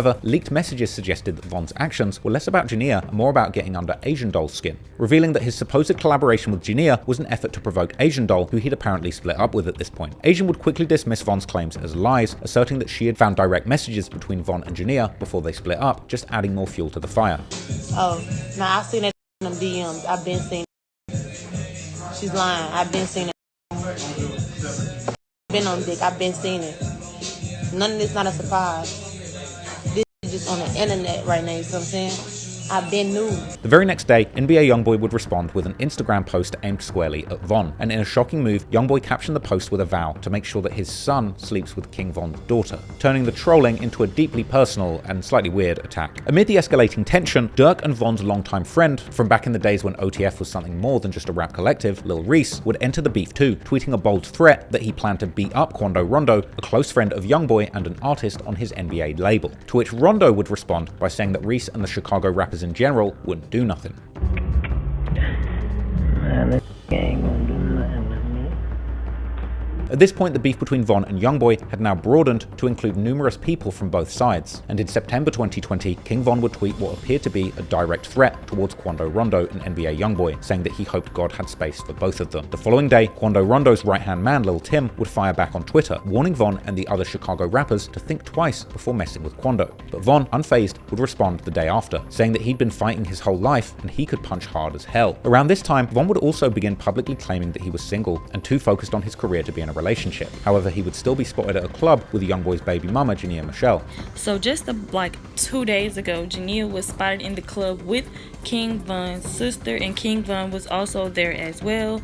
You couldn't see them together, but you know they were together. If you know, you know. 2020 was truly King Von's year. He had dropped 2 successful mixtapes back-to-back, Grandson Volume 1 and LeVon James, and he was priming himself for a blockbuster debut with the much-anticipated project Welcome to O-Block coming. But also, by October, Von had shifted his focus to promoting his new song, Mine Too, a track that was subtly dissing NBA Youngboy as he would rap about how somebody's girl was Von's too, whilst also mentioning having beef in the NOLA, or New Orleans and Louisiana, the latter being Youngboy's home state. Also in October, Von would tweet that once a girl lets another man in, he would no longer want her, leading fans to speculate that he was referencing Asian Doll, possibly moving on, and rumors would then begin swirling that Von's ex-Asian Doll had actually met up with Youngboy, a claim that emerged after DMs from people in Youngboy's camp leaked. Meanwhile, Durk was going on the musical run of a lifetime. His momentum as a rapper was truly back, partly off the back of the street credibility that he'd received from his collaboration with Von, landing a blockbuster collaboration with rap's biggest star Drake in the form of the song Laugh Now, Cry Later, dropping in August, a track that swiftly went to number 2 on the Billboard charts. And Durk was gearing up to drop his 6th studio album, The Voice, releasing its title track in September 2020, while NBA Youngboy, on the other hand, was on a generational run in the rap game, releasing back-to-back #1 albums and flooding the market with music in a way that proved that you could provide quality and quantity at the very pinnacle of the rap game. He was also catching cases left, right and center, and he was certainly one of the realest, if you will, gangster rappers to have ever done it, especially at that level at this point. But Youngboy was also still being petty and entertaining the beef. He would actually release a snippet in early November of a song that he had apparently recorded with Asian Doll with the threatening title Meet the Reaper, clearly taking a deadly hint towards this beef with Von, a dig which Von would respond to by tweeting that the song was trash and claiming that his and Janeer's collaboration was much better. He would then even hint at having compromising pictures of Janeer, but then later backtracked, saying that he was only joking and that if Asian Doll was happy, then he's happy too. But the song was still trash. In an interview with DJ Academics, Von would downplay the feud with Youngboy, saying that the internet was blowing it out of proportion. People told me you and Youngboy was beefing or something like that. You said something about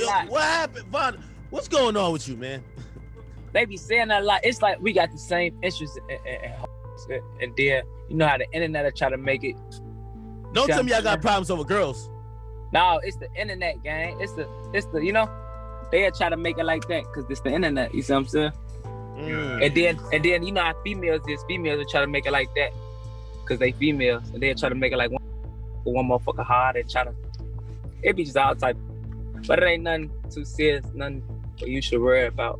Tragically though, Von had no idea just how serious the situation was about to become, and only a few days later, events would escalate far beyond anyone's expectations. As has now been covered extensively in the media, on November the 6th, 2020, King Von would tragically lose his life in a shooting outside of the Monaco Hookah Lounge in Atlanta. The incident, which was captured on security cameras, seemingly began from Von initiating a fight with Quando Rondo. This unprovoked sucker punch would immediately descend into a full-blown jumping, and chaos would break out between Von and Quando's entourages, during which time Quando's right-hand man Lil Tim would quickly exit a car that he was sitting in before calmly going around it and shooting at King Von, who was hit numerous times and would later pass away in the hospital. Adding an eerie layer to this tragedy, Lil Durk would be on Instagram Live when the news of Von's shooting broke, with fans flooding the comments letting Durk know what had happened, and after seemingly reading these messages, Durk would abruptly end the live.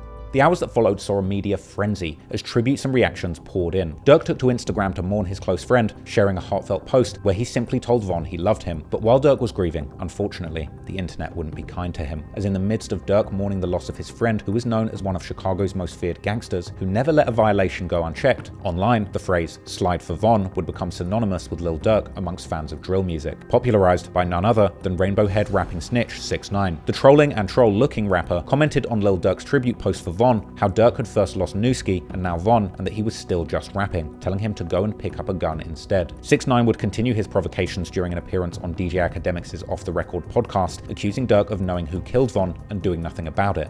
They know the exact that put 10 bullets in King Von and he died there by himself.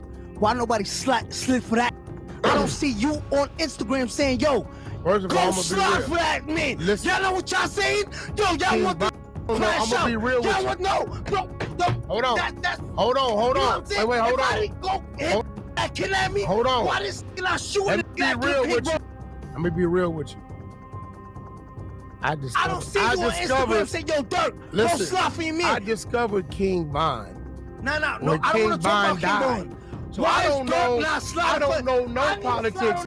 And listen. Why is this not sliding on? How you know? Fans would quickly adopt the "Slide for Von" slogan, using it relentlessly to troll Durk in the months following Von's death. Durk would respond to the "Slide for Von" narrative, stating that none of them slid for their people, so that they should stop talking about killing to him. However, at this point, it seemed like every post that Durk made on social media would become the target for comments demanding retribution for Von. People on Reddit would hold polls asking whether or not they believed that Durk would slide for Von, with the results showing a near even split, 53% voting no and 47% expecting vengeance. On December the 24th, 2020, Durk would release his much-awaited album, album, The Voice, which he would dedicate to King Von. The album would peak at number 2 on the Billboard Hot 100, and on January the 10th, 2021, he would tease a deluxe version that would later drop on January the 29th, 2021 with 12 additional tracks. Despite the losses that he was suffering, Durk's career still had an incredible momentum like he'd never seen before. During 2021, he would be featured on multiple hit songs, such as No More Parties remix by Coi Leray, which reached number 26 on the Hot 100, Every Chance I Get by DJ Khaled, which hit number 20, No Return by Polo G that hit number 26, Sharing Locations with Meek Mill peaking at number 22, Jonah with Kanye West hitting number 27, In the Bible, another collab with Drake that hit number 7, and Who Wants Smoke with Nardo Wick going number 17 on the Billboard Hot 100. Durk was hot, and he was quickly becoming a fan favorite in the rap game. Genuinely, it was this hot run that made him the voice of the streets. However, despite all the success he was having in the music industry, clearly being at a loss in the streets was still having an impact on Durk's mindset, and he would even hint at the way that he was thinking in his new music. On October the 15th, 2021, Durk would release the emotionally charged track Pick Me Off, where Durk made it clear that he couldn't find peace until revenge was achieved, before following through with a promise of retribution. The music video for the song would show Durk far away from the studios and clubs of Atlanta, but actually back in his home turf in Tay-Town's hood on 59th and Princeton. But in the meantime, rapper NLE Chopper would say in an interview with DJ Academics that he had actually tried to convince Durk not to retaliate musically.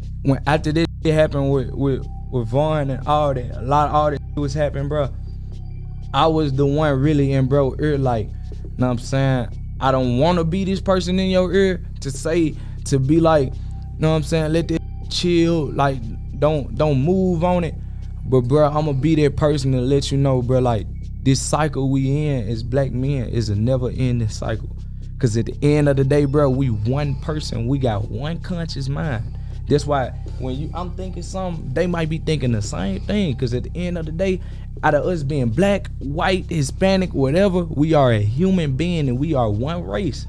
So when you do something, this why I know what's up with life now. This why I don't do nothing out of spite to people. Only a month later though, Lil Durk would drop the song Aha, a fiery diss that instantly went viral, amassing over 100 million views on YouTube. And in the song, Lil Durk would directly address the feud, opening with a bar that made it clear that he wasn't about to take NLE Chopper's advice about not responding to Von disses, instead telling his goons to go and pick up a gun. Unfortunately, as we all know now from the alleged indictment, it seemed that despite the promise of his rising rap career, Durk was completely consumed by seeking revenge for Von. And in the years that followed, Durk would seemingly set into motion a series of events that would ultimately see him and his friends in jail, fighting for their lives and freedom. But interestingly, whilst this was already going on, and before Von had even been killed, it would appear that behind the scenes, when Von was alive, he, perhaps with the assistance of Lil Durk, was continuing to wage war on their shared enemies, without a care for the survival of his budding rap career. Only a few months before Von died, there would be another prominent murder in Chicago, seemingly orchestrated by Von and carried out by a number of people who were close friends of both Von and Durk. And with Von being dead by the time these charges came to light, Durk would end up being the biggest name associated with the murder. And with Von's death still going unavenged at this point, Durk would seemingly continue to carry the torch, doing exactly what Von did,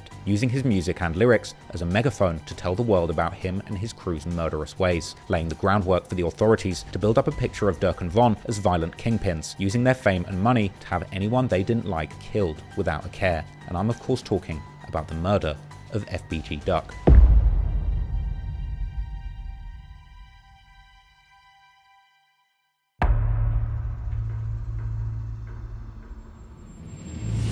Before King Von's untimely passing, his rap career was rising rapidly. After the success of Crazy Story, he continued to drop bangers. In February 2020, he released perhaps my favourite song of his, Took Her to the O, a song all about taking an attractive female back to his hood, O Block. However, the music video and narrative for this song had a dark hidden meaning, as Von was somebody who not only allegedly killed people in the gang war, but he was also a relentless troll who thrived on beef. In the video, he would have an actor that actually looked like one of his most hated rivals, FBG Duck, and the video would even depict Von shooting Duck and leaving him dead on the ground. However, this was more than just a fantasy video prodding his rival, because within 6 months of that video that depicted Duck shot dead on the ground being released, it would seem that Von and his closest friends conspired to make that happen in real life, with events unfolding that put all of the surviving shooters behind bars for good, and potentially creating a multi-million-dollar liability for Lil Durk.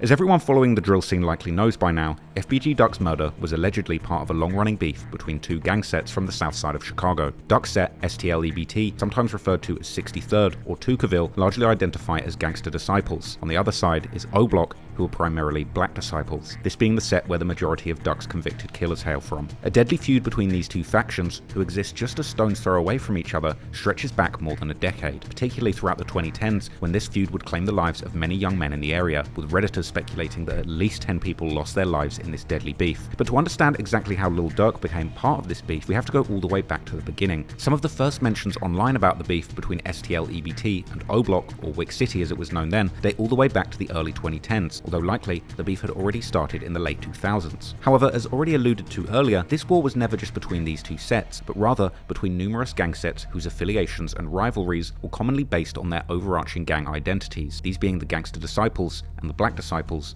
or the GDs versus the BDs, with sets like O-Block, Lamron, 600, Front Street, and TYMB being clicked up on the BD side, while sets like STL, EBT, Gyro City, Taekwon World, MOB, and Brick Squad would form an alliance on the GD side. When it comes to the specific affiliation between O-Block and Lamron, the prosecutors in the criminal case against FBG Duck's alleged killers would claim that this began in the early 2010s, as testified by one of the cooperators in the case. However, while the rivalry technically existed between all the sets from the two sides, the BDs and the GDs, it was often determined by proximity to other sets. Therefore, the beefs between certain sets were much more fierce than other beefs. Looking at these different sets on the map, it's no surprise then that the beef between sets like O-Block, Front Street, and 600 and TYMB on one side, and STL, EBT, Gyro City, Taekwon World, and MOB on the other side was particularly fierce, as most of these sets were located only a few blocks away from each other. Meanwhile, Durk's set was located in Englewood, which is on the other side of the I-90 and I-94 highways. While technically only about 1.5 miles away from places like O-Block, it was still worlds apart from the Woodlawn and Washington Park neighborhoods where the aforementioned sets were having their beef. And because of this distance, Lamron wasn't really in an active war against sets like Duck's STL EBT, as they were largely consumed by their own local rivalries in Englewood with sets like the Brick Squad. In fact, in March 2011, Lil Durk would feature in the song We Ball, which also featured members of the rap group Buck 20 Brick Boys. One of these members being the rapper Billionaire Black, who was even pictured around Lil Durk at this time. However, Billionaire Black was at this point already heavily affiliated with rival sets like STL, EBT, and Gyro City, and only 2 months later, Billionaire Black would make the song E-Day Is You Serious, together with none other than FBG Duck himself, this song being a diss towards the rapper E-Day from the 600 set, who on the other hand was already at this point clicked up with Durk's Lamron crew, rapping in his song What Up from April 2011 how he's throwing up L's for Lamron with Durk's good friend Chief Wook. After this debacle, it seems that Durk and the rest of Lamron would quickly make their affiliation with the BD side known, and even get somewhat involved in the rivalry against the GDs in Woodlawn and the Washington Park neighborhoods, because as mentioned earlier, later that same year in October, Lil Durk would get arrested together with Lil Reese due to an investigative alert, which was allegedly due to a shooting that had happened in late August 2011 where 4 teens had gotten shot in Woodlawn, with one of these allegedly being FBG Butter, a member of STL EBT and a good friend of Duck. FBG Butter would be a big part of this early beef, particularly between STL EBT and O-Block. He would tell DJ Vlad in an interview about the juvenile origins of this beef, revealing that King Von actually threw his hat in the mud as a kid, and that years later, he'd actually beaten up Von on the bus after school, which apparently caused Von to become very vengeful. When we were shorties, the through my church religion had in the mud down in the basement of the back of his mama's house. Threw my downstairs in the basement to the mud. Bro, I beat his then too. One of the guys at school, I guess they was in that shooting dice or whatever. Folks who he got into it with was too big for him. And folks just told him like, wait till we get out of school, I'm gonna have my little homie scratch you out. Talking crazy, not knowing who his little homie is. So when I came on the bus, folks like, man, whoop him, buddy. I'm like, man, buddy, yo, tweaking, whatever. Broski said whoop you, so I had to whoop him. There are also some more serious examples from these early days where Lamron allegedly became directly involved in the rivalry against STL EBT. For example, when in 2011, a young man affiliated with STL EBT named Dale Fisher was gunned down in Woodlawn. Some of Dale's friends would seemingly blame Lamron for this murder, and similarly, when a member of STL EBT called Doc, real name Marlon Monroe, was gunned down in Woodlawn in April 2012, the police would state in their investigative report that people close to Doc held Lamron as one of the parties responsible for his death on social media, and as I covered in my video about King Von, there's is evidence to suggest that Von himself may well have pulled the trigger during both of these murders. Or, if you're to believe FBG Butter, also known as Cooperator 3 during Duck's murder trial, Dale may have also been killed by Von's best friend T-Roy, together with another infamous shooter D. Rose from the set 600. But in any case, April 2012 is when FBG Duck himself would aim his perhaps first musical diss towards Durk's Lamron crew, dropping his song I'm St. Lawrence, also known as Chief Keef and Soulja Boy diss. The song is a remix of Chief Keef's 300 song, with 300 also being a number that was originally repped particularly by Durk's Lamron set and people affiliated with it. Duck begins the song by saying that it's F O Block and F Lamron,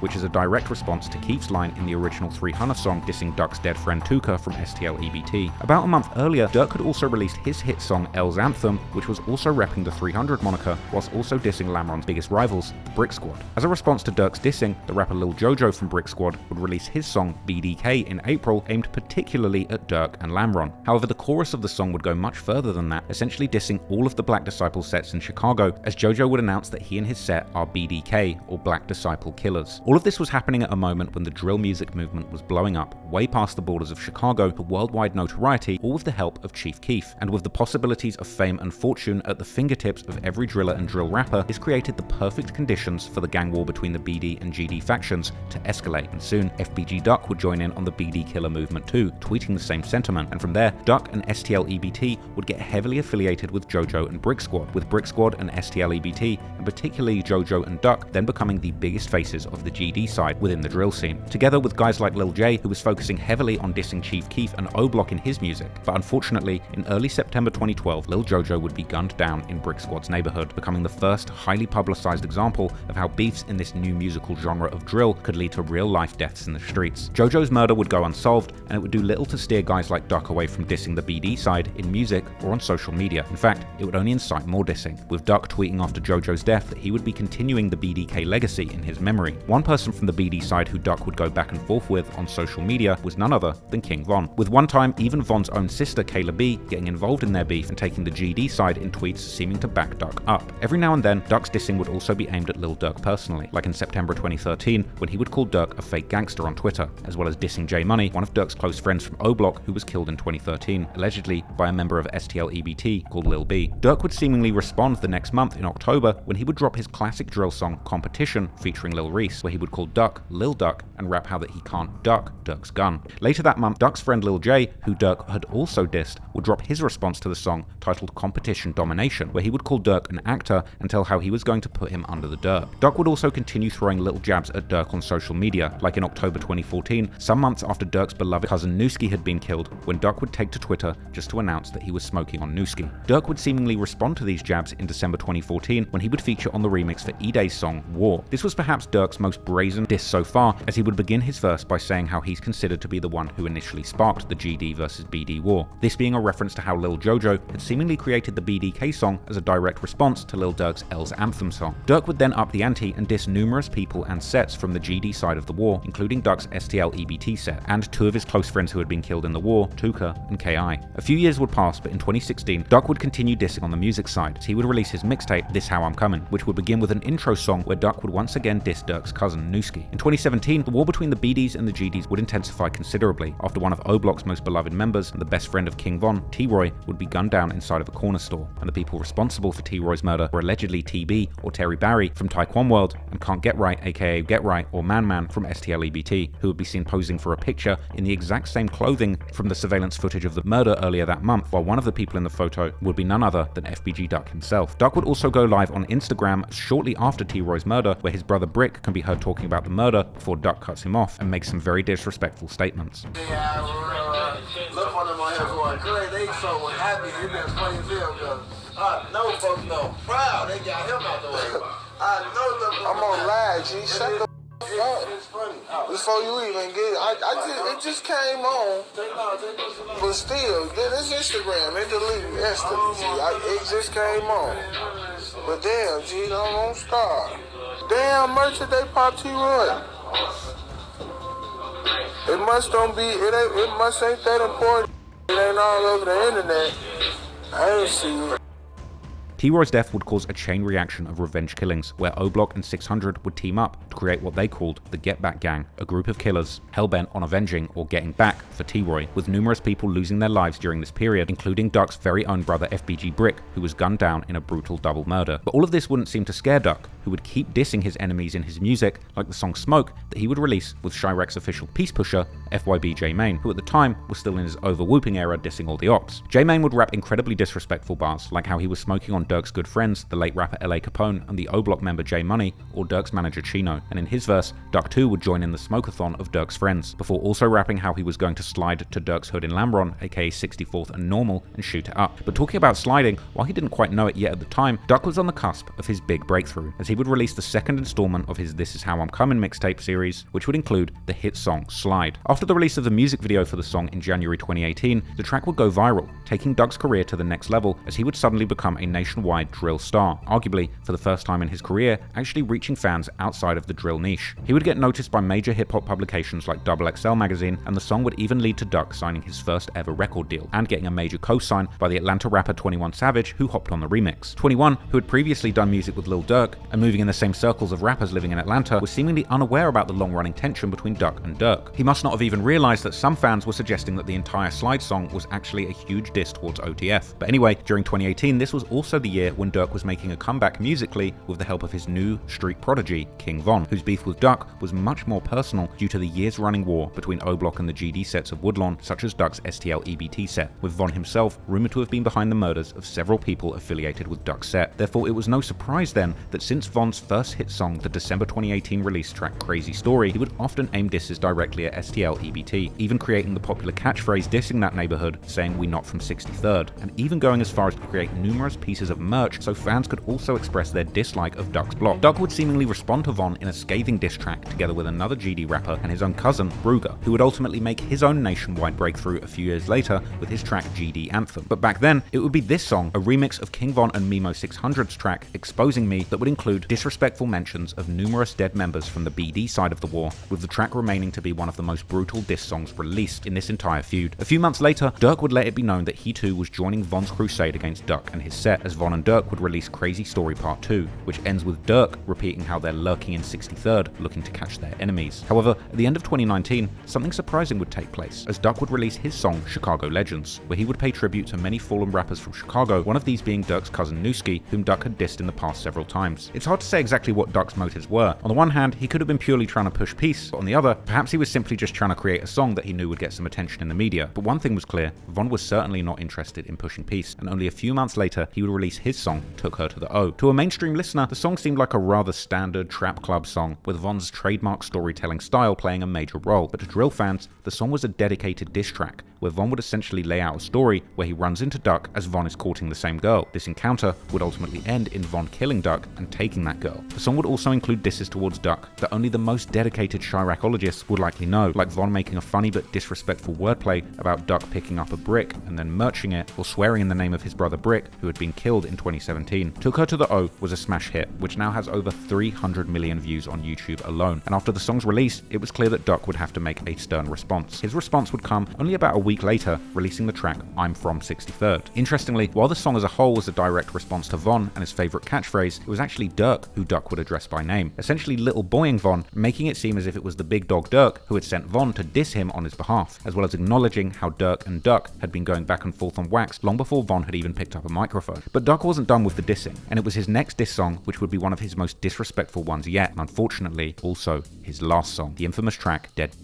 Duck would begin the song by immediately announcing that the Chicago Legends track was nothing but business, before going straight back to dissing dead people from the BD side. Duck would also acknowledge Von mentioning his brother Brick in the song Took Her to the O, saying that Brick had been slinging dope when Von was still doing kid stuff like swimming and fishing, before dropping some more highly disrespectful bars about dead members from sets like 600 and O-Block. Unfortunately, the rest is history. Dead certainly increased the size of the target on Duck's back, but regardless at this point, he He was the most high-profile GD rapper from 63rd and probably the biggest trophy in the streets for his ops. Sadly, in August 2020, about a month after releasing that song, Duck would end up getting brutally gunned down by members and affiliates of O Block in a brazen, broad daylight attack in Chicago's most upscale shopping district, located in the Gold Coast neighborhood, right in front of the Dolce & Gabbana store. Now, if you want to see a deep dive all into the details of the murder of FBG Duck and the aftermath, you can go and check out my 2.5-hour video just on that topic. But for the purpose of this video, let's keep things brief and focused on Durk's connection to the crime. Because right after Duck's murder, Durk would once again be caught right in the middle of an Instagram live when fans would begin to barrage him with comments about Duck's passing, with Durk acting like nothing had ever happened, showing himself hopping off a private jet in good spirits while completely ignoring the imploring messages about the death of his biggest enemy. See fans make a plan, watch the score in the mail. 39 years I heard them crying to sell. Boy, getting money right up. I took a picture on my block, they think I'm back in the field. Von, on the other hand, would come out with the most unconvincing statement, trolling the whole world, saying how the two had settled their differences right before Duck's passing, even adding sarcastic lines about how he was going to be thinking of Duck every step of the way, and also making snide remarks about how Duck had been dissing his dead friends and family members. Meanwhile, as time went on, the feds would get involved in Duck's murder investigation and track down the entire route that the killers had taken to the murder scene, tracing their origin back all the way to O Block, with surveillance footage literally filming the entire crime, with them driving from O Block to the murder, committing it, and then driving back again. However, even with all of this evidence, it would be over a year before the feds would even be able to move in with their indictment. But eventually, in September 2021, the feds would indict 5 people for the murder of Duck. Charles Liggins, aka C Murder, Kenneth Robertson, aka Kenny Mac, DeCarlos Offord, aka Los, Christopher Thomas, aka Dthang, and Marcus Smart, aka Moowop, as well as another man, Ralph Turpin, aka Teasy, who had been the person that spotted Duck and gave up his location. With such a clear trail left behind by the so-called O Block 6, also known as the Sloppy 6, it was inevitable that they would also eventually be found guilty, and all 6 are ultimately facing mandatory life sentences, while a 7th person associated with the murder, Zell Munna from O Block, would sadly end up taking his own life before the FBI could indict him. However, during and after the trial, the discussion would also focus on the possible culpability of Von and Lil Durk in Duck's murder, particularly as the prosecution's legal documents would claim that Turpin, aka Teasy, had allegedly called someone after he spotted Duck in the shopping district, asking around to get put in contact with Lil Durk's brother and manager, Dthang, who was coincidentally no longer alive by the time these arrests took place. The indictment would also mention a person named as Individual E, who pretty clearly appears to be Lil Durk, being listed as a high-ranking member of the BDs, with these details suggesting that even the FBI wasn't ruling out the possibility of Lil Durk's personal involvement in the hit on FBG Duck, but avoiding naming him specifically. In fact,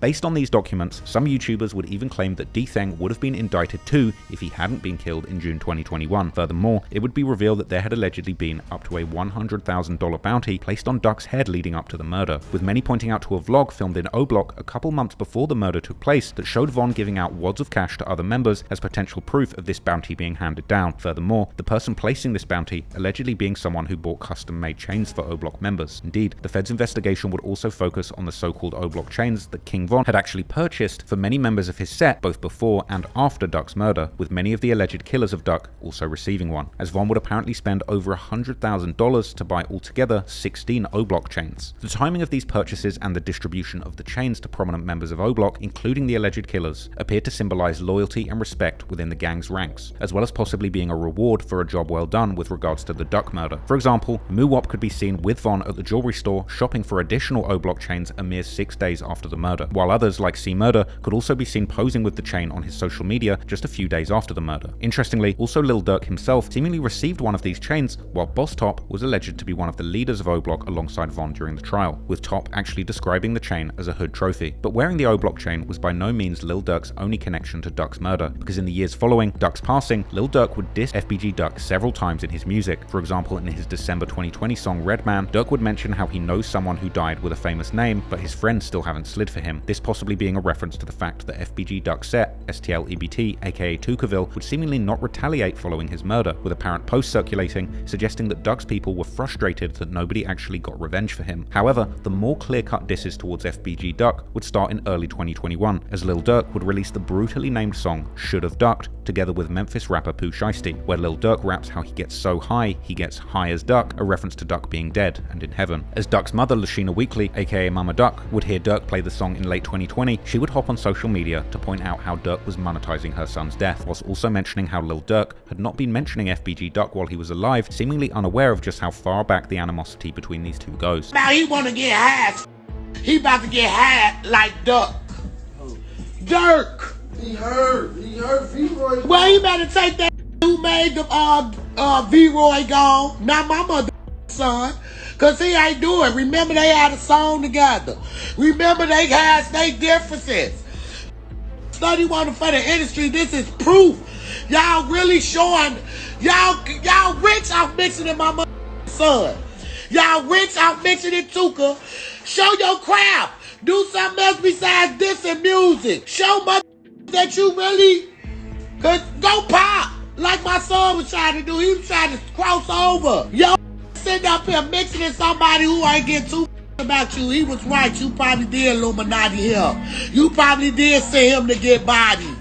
Now you study this and my son. And it's Christmas. Beautiful Christmas. That don't make no sense. How y'all used to be as one. Y'all got y'all ass in the industry and blackball all the GDs.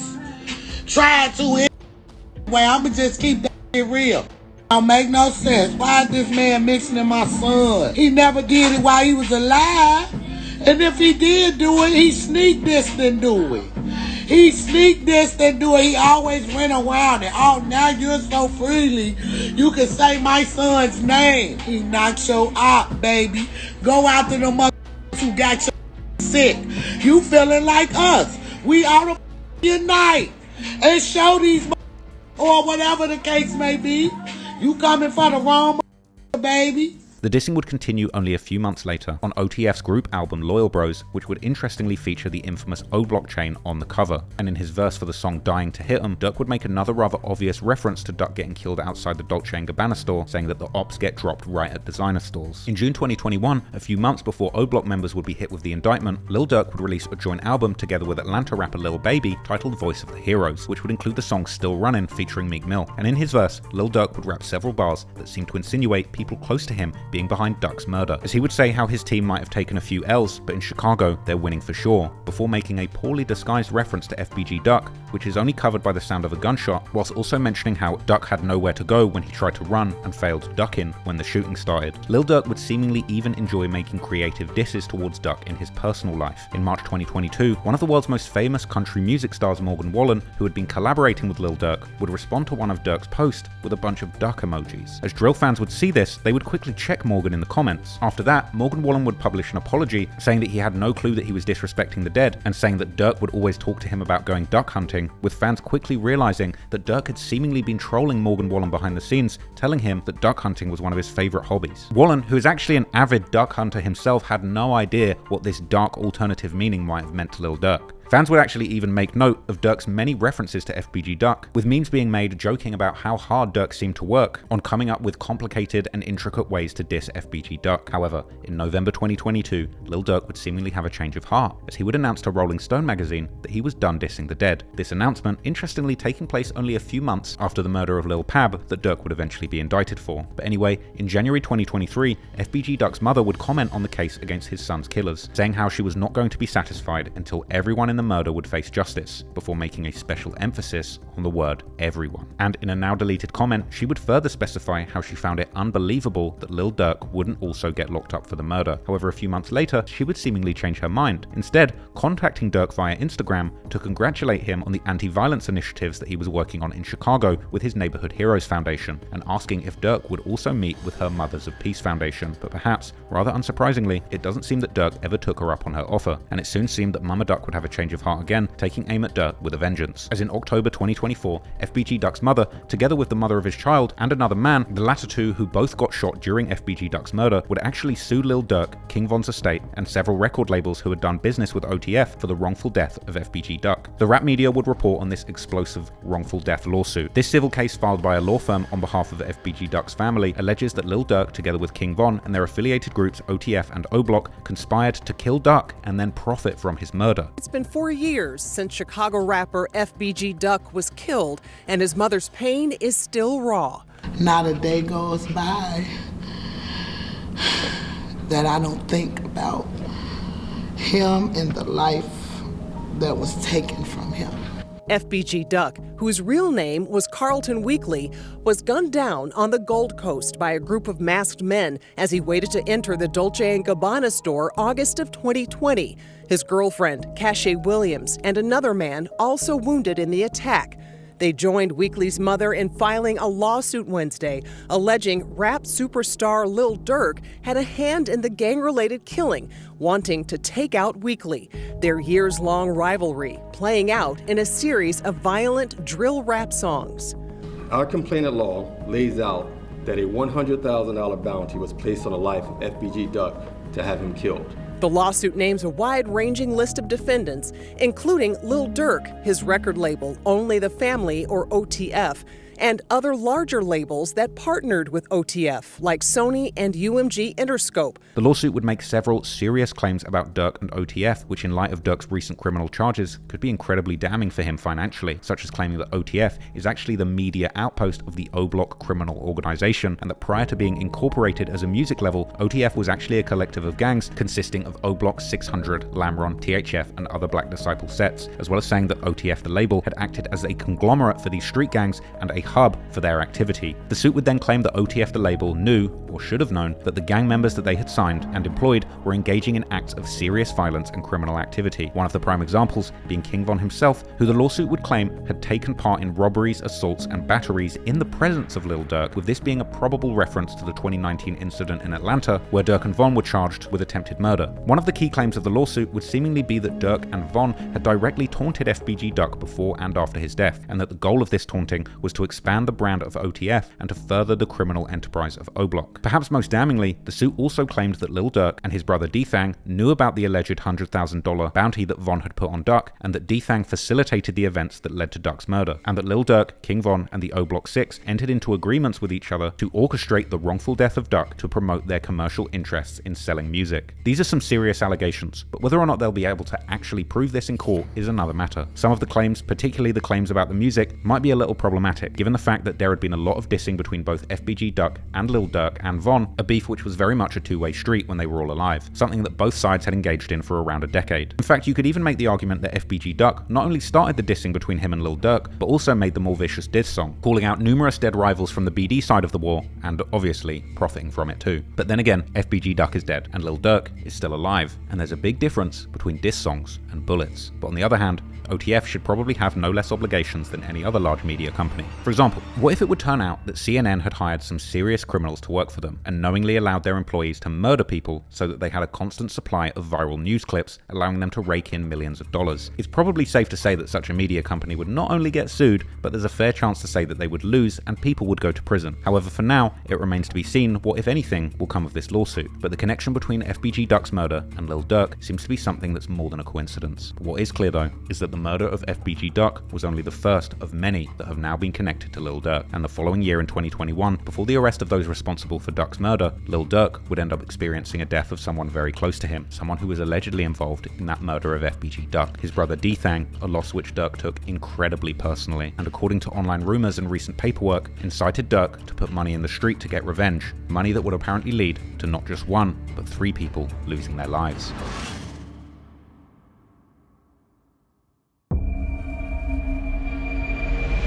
Dante Banks Jr., known to his family as Booney and to fans of his brother Lil Durk as Dthang, was born on September the 15th, 1989. According to their mother's memoir, Dthang was in many ways the polar opposite of his brother Durk, who was known as a wild child. However, Dthang also had a short temper, which would often get him involved in fights, and as he grew older, he would also begin to spend a lot of time with older guys from the block, who were hanging out near their home on the corner of 72nd and Green, this area being associated with a local gang known as Dog Pound. Durk was seemingly always close with the Dog Pound crew, but likely due to his closest friends being from Lamron and Tay-Town, he would also spend more time in that area, despite living in the Dog Pound's hood. Man, what block we on, Joe? Where we at? 72nd Green. What's happening right now, man? What's good, man? Man, Billy D birthday, man. My cousin, shit, out here getting it. Everybody out here? Yeah, man. And it's a big drill out here, man. It's a big drill? Big drill. Where y'all from, Road boy. Where y'all from, fam? It's Dogtown here, man. Dogtown long, but I'm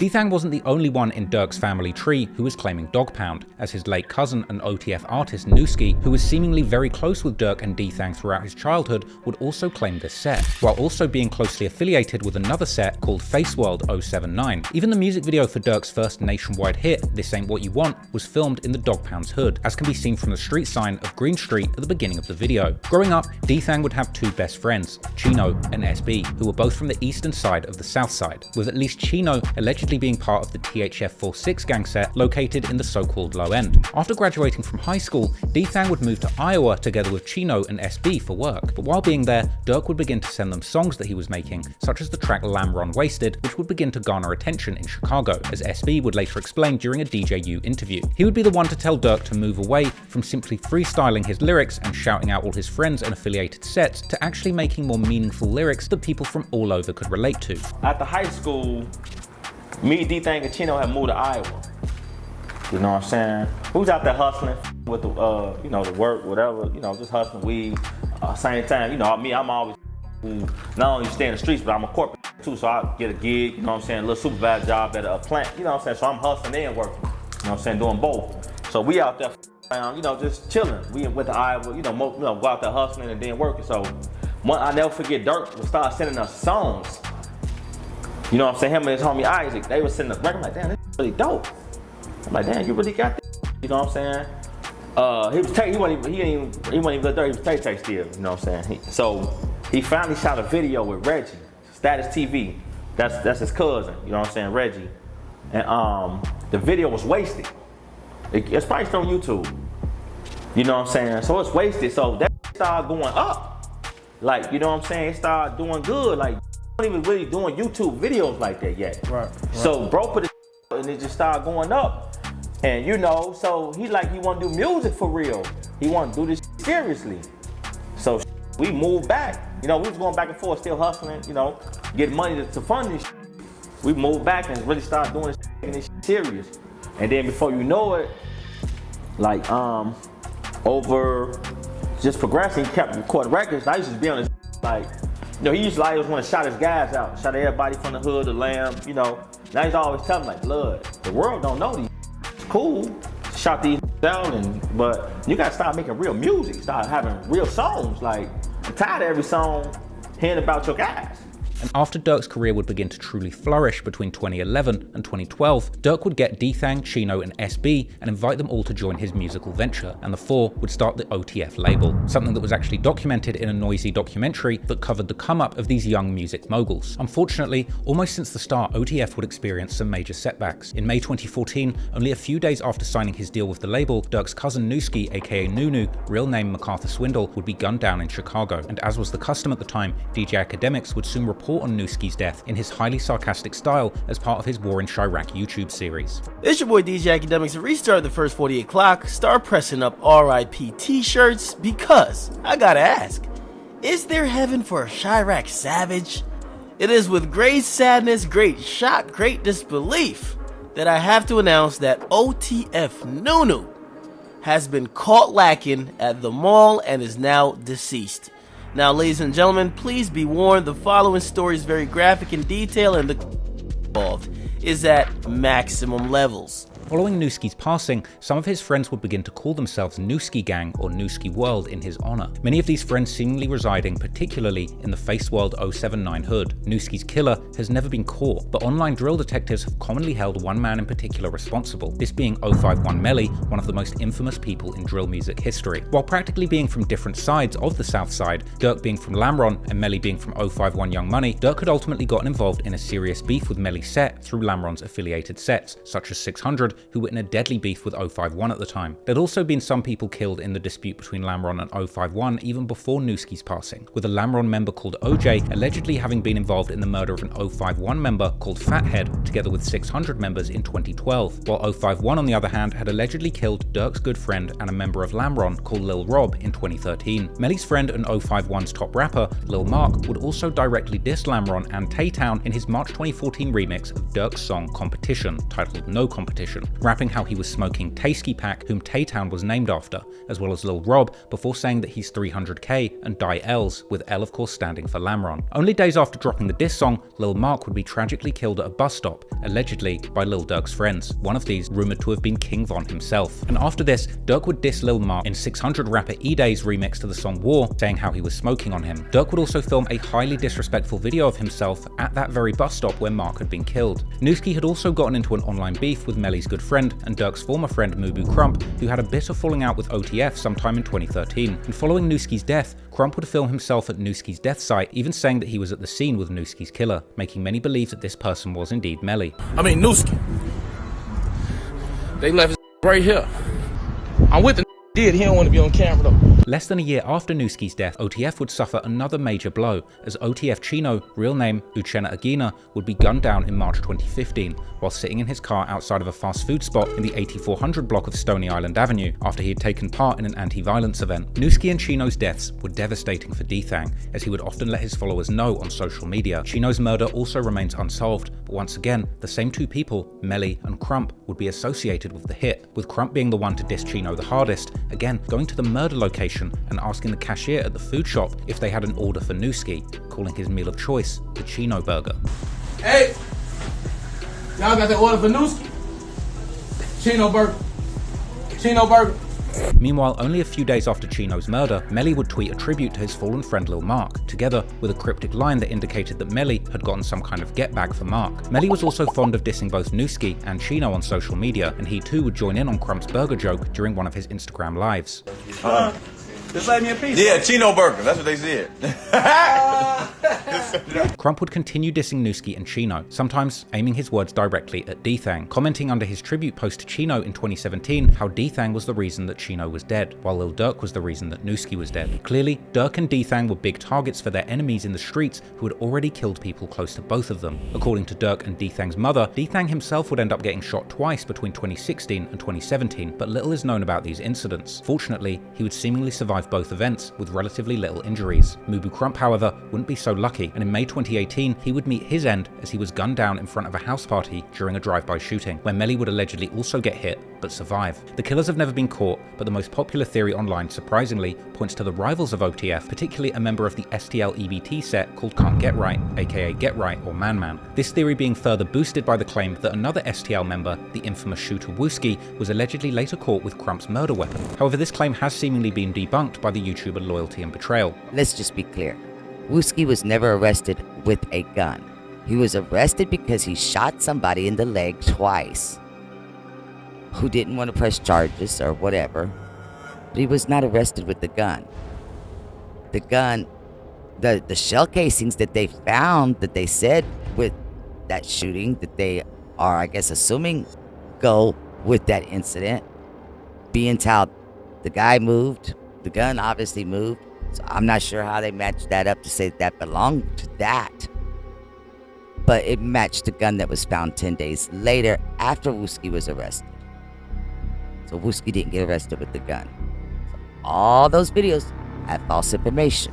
But after Durk's recent arrest for the murder for hire plot, some Reddit detectives have raised a question whether Crump's murder could have also been organised by Durk, with one Redditor pointing particularly to Durk's December 2020 song called Red Man, where Durk first speaks about his pain after the death of Newski before rapping a now jaw-dropping line where he seems to predict ending up in federal prison in 10 years' time. Durk then mentions how people are asking him what he'll do about someone whose name is bleeped out, but what sounds like he could be mentioning Crump, to which Durk simply responds by saying the other person is already dead. However, these lyrics are vague at best and hardly evidence of anything other than Durk's impressive ability to foresee his future in federal custody. Unfortunately, only a few months after the death of Mubu Crump, Durk would experience yet another loss that would hit very close to home, as his cousin Darnell Banks, better known as OTF Baby D, was killed in a shooting in the far south side of Chicago in October 2018. But this wasn't the whole story, as Baby D was not alone at the time of the shooting, but allegedly with Dthang, whose age at the time matches that of one of the victims reported by local news, as well as another 32-year-old man. The trio would reportedly get ambushed in a McDonald's parking lot shortly before before 3 AM, all of them sustaining multiple gunshot wounds, but thankfully, Dthang would end up surviving once again, together with the 32-year-old man. In her memoir, Dthang and Durk's mother would confirm him being one of the victims of the shooting, writing how this had been one of the most serious out of all of the shootings that Dthang had survived, and how Baby D's death would leave him heartbroken. Baby D's murder would go unsolved, but Melly's name would once again begin to ring in online speculations, as photos would begin to circulate of one of Baby D's cousin wearing a Long Live Baby D shirt with a large F Melly text boldly printed on the front, together with a picture of him. Durk would also seemingly begin to diss Melly often in his songs following Baby D's death, like saying how there is one special op that they haven't killed yet in his July 2019 song Like That, or even specifically addressing the person who killed his cousin in his August 2019 song Die Slow, this likely being a reference to either Newski or Baby D, while seemingly giving an order to his guys to make sure that he dies slowly. Shockingly, exactly 1 month after the release of this song, 051 Melly would be killed on the south side of Chicago while attending a house party at the 6100 block of St. Lawrence Avenue, this being in the hood of the Jaro City and Taekwon World sets. But despite the peculiar timing, Durk would seemingly have nothing to do with Melly's death, as his killer would allegedly turn out to be someone with a personal vendetta against Melly, a Taekwon World member called 007 Nate, real name Nathaniel Hicks, whose house Melly had allegedly shot up leading up to the killing. However, the evidence against Nate would ultimately not meet the burden of proof beyond reasonable doubt, and despite the facts that he was apparently identified as the shooter by multiple witnesses, and seen entering the house with a gun and then fleeing the house after the shooting, and being eventually caught a few days later with the murder weapon still on him, it didn't stick. Now, if that's not a sign that you can get away with murder in Chicago, I really don't know what is. But anyway, despite having nothing to do with Melly's death, Durk would seemingly keep dissing Melly in his songs, like rapping a bar asking how someone can get killed while partying in his December 2020 song Refugee, and rapping in his intro song for the January 2021 album The Voice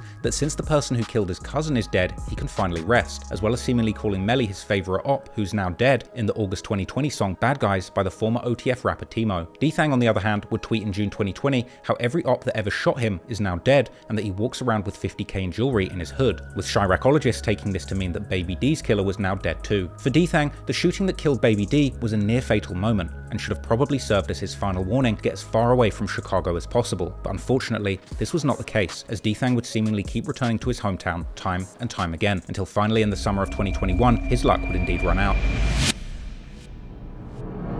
It was only 2 days after Durk hit another career high, releasing his #1 collaboration album with Lil Baby, Voice of the Heroes, during the early morning hours of the 6th of June, when Dthang was out partying in the city of Harvey, which is in the far south side of the greater Chicago area. He was reportedly attending a strip club called Club O, located in the middle of the city's industrial district. According to the Chicago Sun-Times, who would seemingly confuse Dthang to be a rap artist like his brother, they would explain that the shooting that killed Dthang involved multiple guns, and even a police officer who was nearby when the shooting started, an officer who would actually get hit in their thigh during the chaos. Unfortunately, Dthang would be shot in the head and he was pronounced dead at the scene. Another OTF member called Trail had seemingly been at the club with Dthang, and he too would get shot during the altercation, but would survive, later posting a thank you message to the people who had been concerned about him, as well as paying tribute to Dthang and saying that he put his life on the line for him. Soon following Dthang's death, there would be another deadly shooting, only an 8-minute drive away from the club, which the police would consider to be a possible retaliation, the victim in this shooting being a 39-year-old named Seneca Price. But there has since seemingly been no updates about this get back theory. From here, the media and fans would find out about Dthang's death, and Reddit would light up with questions and theories, with many wondering why someone as famous and wanted as Dthang, who had so much at stake with so many enemies, would risk going out partying at such a risky location. The internet would quickly turn into a hub for speculation, as amateur sleuths pieced together their own theories about what might have led to the murder, with some theories speculating that Dthang had been killed due to his alleged past as a shooter for his Dog Pound set. These theories revolving particularly around Dog Pound's beef with a set called Dump Street, also known as Gutter Gang or Nate Block, sets that are part of the so-called No Love City alliance formed between numerous majority Gangster Disciple sets around Inglewood. As mentioned earlier in this video, No Love sets have been beefing with the BD sets from Inglewood like Lamron and Dog Pound since at least the early 2010s. Redditors would speculate that Dthang's murder was get back for the 2013 murder of a man called 8-Ball, real name Marcus Rush, who was allegedly part of a set called CMB or Crazyville. This set having years-long ties with Dump Street, while having had at least a decade-long beef with the Dog Pound. Dthang himself having dissed the set all the way back in 2014, with the wildest theories even claiming that it was Dthang himself who had actually killed 8-Ball, while the most attuned drill whisperers would reveal that many members of 8-Ball's set had allegedly allegedly been posting tributes to him right after Dthang's murder, with some of these tributes still seemingly being available online. However, many would question the rumors about Dthang being a killer, as he had always presented himself as more of a businessman than a bona fide shooter, although Dthang himself would change his Twitter handle to Dthang 2 times in 2017. Now, the number and X combination typically symbolizes in the drill culture the number of bodies a person had caught, with the other Dthang from the 600 set using the same combination to seemingly claim 3 bodies. But whether Dthang himself had been behind the murder or not, he had certainly been dissing both CMB and Dump Street, aka Gutter Gang, before his death, making sure that he still had enemies in his hometown.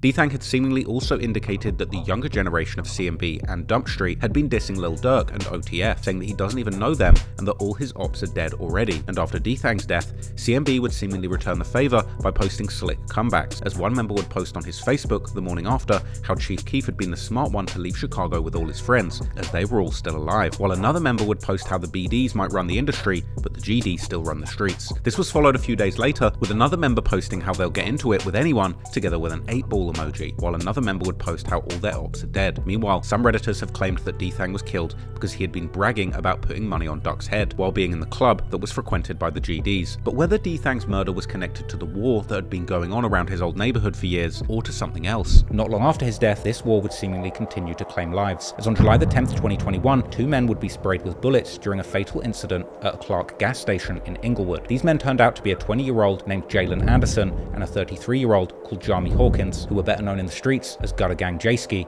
and Gutter Gang Oil. Paperwork posted online by the watermark enthusiast Chusky the Real would reveal that a Jeep Cherokee had parked in the gas station for several minutes, but when Anderson and Hawkins had pulled into the gas station, at least one occupant of the Jeep would begin shooting at them before the car would flee the scene, and a search for its license plates would reveal that it was a stolen vehicle. Curiously, only a few days after this double murder, Lil Durk would make a cryptic post to his Instagram story with a picture of his brother, together with the caption, "Do it for Dthang," as the post would be shared on Reddit soon after. One Chiraccologist would comment that they had heard that OTF had indeed gotten that get back, while another commenter would identify J-Ski and Oil as the reason for Durk making the post. Around the same time as Lil Durk would make this post, Dthang's baby mother would also make an Instagram story with a picture of Dthang, this time accompanied by the song Lick Back by the rapper ESDG, a song that essentially describes the need for always getting your revenge. These posts would prompt many Redditors to believe that OTF was indeed behind this gas station hit, but violence would continue to follow Durk from here, and just a month after his brother's passing and a few days after the gas station shooting, a strange shootout episode would take place at Durk's home in Brazelton, Georgia, where unidentified invaders would break in with unknown motives in the middle of the night. Apparently Durk and his partner India would reportedly fight back by shooting at the intruders, but seemingly everyone would survive the shootout without any serious injuries, but the intruders would actually escape the scene before the police arrived, and at this point there's been very little information about what this whole incident was about. If you ask me, timing is incredibly suspicious and may well have been in retaliation for those 2 murders that followed Dthang's death. After the home invasion, some months would pass, but in October, rapper Nardo Wick would release his smash hit, Who Wants Smoke, featuring an all-star group of features, including 21 Savage, G Herbo, and Lil Durk, together with a music video directed by the music video prodigy Cole Bennett. In his verse, Nardo Wick would rap a funny line about how he even pumps gas with his gun so his ops can't surprise him, something which Durk would then reference in his own verse, but adding how listeners better do like Nardo says, because people will die while pumping gas, which seemed to be yet another reference to the murders of J-Ski and Oil at the gas station. This was followed about a week later with Durk's song Pissed Me Off, which he would begin by paying tribute to his brother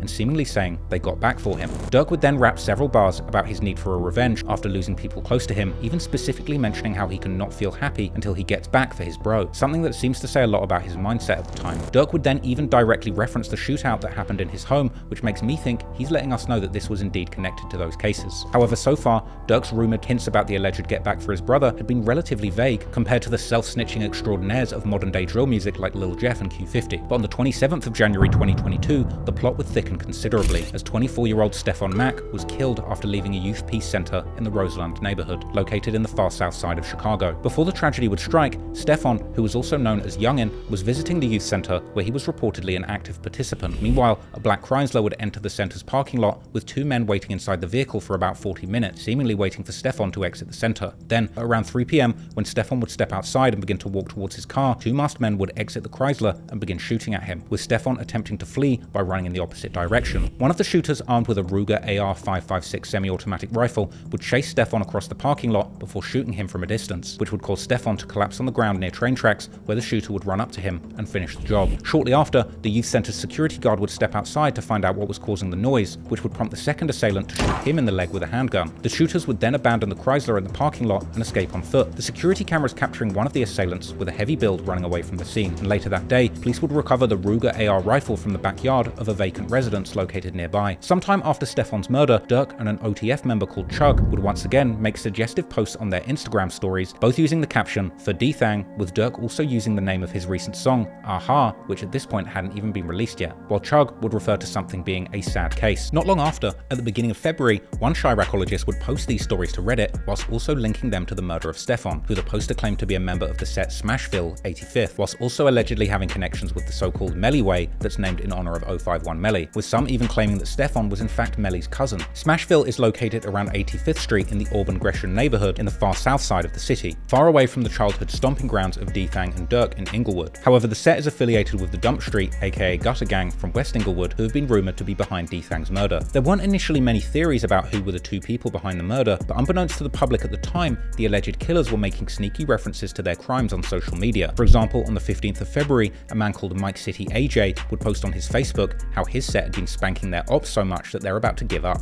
As his name indicates, Mike City AJ has ties to a set called Mike City, or Mike Block, also known as Gator Gang, a BD set located on 86th and Morgan, which is named in honor of their fallen member Mike, who was killed in 2012. Lamron and Taytown have seemingly been affiliated with Mike City for at least a decade at this point, and AJ himself has clearly been close with Taytown members on social media for a while, even seemingly appearing in a March 2021 music video of TTE Day Day, who's one of Durk's oldest friends from Taytown. A YouTuber called Kenny Rogers, who claims to be from the same neighborhood, would open up about AJ's childhood and reputation in the streets, telling how AJ and other young'uns from Mike City were like sicarios, a private army for hire with a feared reputation, who would eventually get affiliated with OTF members such as Booney Mo. Watch the and did what we did. You know, but AJ, they decided, like, they like scenarios, well, I say scenario, sicarios. You know what I'm talking about, like a private army for hire. You know what I'm saying? Now we warned them about that because when the guys came out there trying to connect and all that, like, no, we've been holding our own. What out? What's like the, we know what y'all own. Y'all ain't finna use them. But you know, the younger guys got into too many.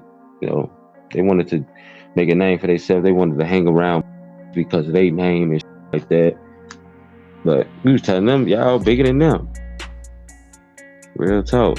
But AJ, yeah, they was feared, and you can hire them to kill your cat if you wanted to, and not having somebody have your paperwork on the internet.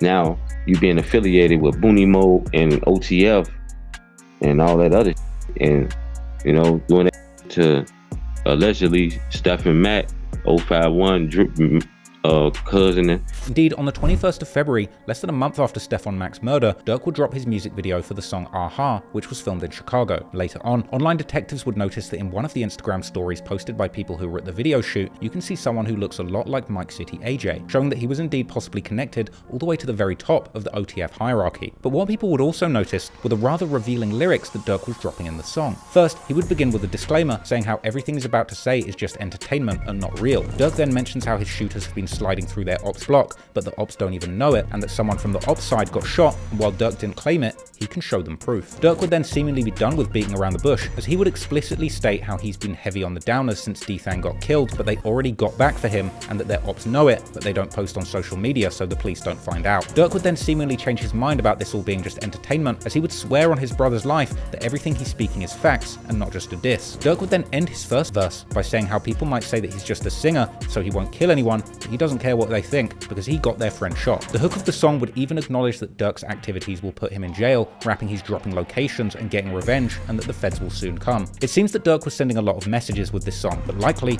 only the people involved in these Chicago gang wars would truly understand. But what he was clearly putting out there for the whole world to see was that his brother Dthang's death was still weighing heavily on his mind, and that for him, this in fact was not just entertainment. Meanwhile, in May 2022, a rapper from the Dump Street or Gutter Gang called GG Juju would release his song titled Don't Be a Fool, Fool, where he would seemingly diss Dthang by rapping how he will not be searched when going to a club before mentioning how that is how a fool got killed, and saying that if people mention Gutter Gang, they're going to end up on the news. Juju would also seemingly diss Durk, saying how some people were always acting too tough on their songs and always rapping about Switches and Drakes, but that they got them too. This likely being a reference to Durk literally having a song titled Switches and Drakes. After this, some time would pass, but on the 6th of June 2022, exactly 1 year after Dthang's passing, Durk would make another cryptic post on his Instagram story quoting lyrics about someone getting hit and how certain people are only known in the city because of their friends who got killed. But instead of signing the post with his usual moniker, The Voice, he would sign it this time as The Pump, which some internet sleuths would believe to be yet another sign that Durk was making a reference to the murders of J-Ski and Oil taking place at a gas station pump. Meanwhile, Durk's friend and OTF member Booney Mo would post a much clearer message simply stating F the dump, this seeming like a rather obvious reference to the Dump Street set. The following month in July, Durk and the rapper Lil Osama would release the song F My Cousin Part 2, and this time Durk wouldn't hold back one bit, rapping a direct threat to his ops that if they were even at the scene when his brother was killed, they're going to die too, before mentioning specifically his ops from the west, with Dump Street being located directly to the west of Taytown and Lamron, saying how 2 of their members died immediately after Dthang's death. At this point, it seemed obvious that if Durk wasn't directly claiming the hit of J-Ski and Oil, he was at least dissing them openly. And then, in December, Booney Mo would release his single titled For Real, together with a lavish music video that was posted on Durk's YouTube channel. And in the song, Booney would repeat Durk's bar about 2 people dying the next day, whilst also seemingly referring to the shooting that killed Dthang as fluky, which some believe supports the idea that Dthang might not have even been killed on purpose and was in fact simply hit by a ricocheting bullet. This theory also being supported by the news report about the shooting, with the police describing how Dthang was simply caught amongst a barrage of bullets. In April 2023, On a Couch TV would post a hood vlog with none other than Dump Street. But interestingly, they were also joined by the rapper 85th Lil Smoke, who just so happens to be from Smashville, the very hood where Stefan was allegedly from, showing that these sets were indeed very close with each other. In the comments of the video, one viewer would ask On a Couch TV to ask him about Dthang, but he would reply calling that viewer federal before saying that he knew that they wouldn't answer questions about that anyway. But still, On a Couch would seize the moment and ask them about Durk, inquiring whether they considered Durk to be the voice of Chicago, which would surprisingly receive a rather cordial response from the crew, who say he's a good rapper, but he's not the voice of the streets and that he can't stop the gang war. So how y'all feel about Durk basically taking the title as the voice of the Chicago, like what he say was go on in the trenches? No, see what you mean. He can rap. He can rap. I ain't lying. But voice of one trenches ain't nobody run. Nobody run. Listen, bro. You're a good rapper. You know, he can rap. He can sing. But voice, he run probably his side of town. All of them. But when you speak, he from that side of doing rappers. Anybody can relate to him. Because he was basically saying like if somebody like him came down and wanted to bring peace in Chicago, like it actually happened. That's happened, man, because too much blood shit in the city. Yeah, ain't nobody. Like, he ain't gonna like it. You can come in your hood, show what the to it, not yeah, but you ain't no, you can't do that for you can't talk for everybody. Like you can talk for you.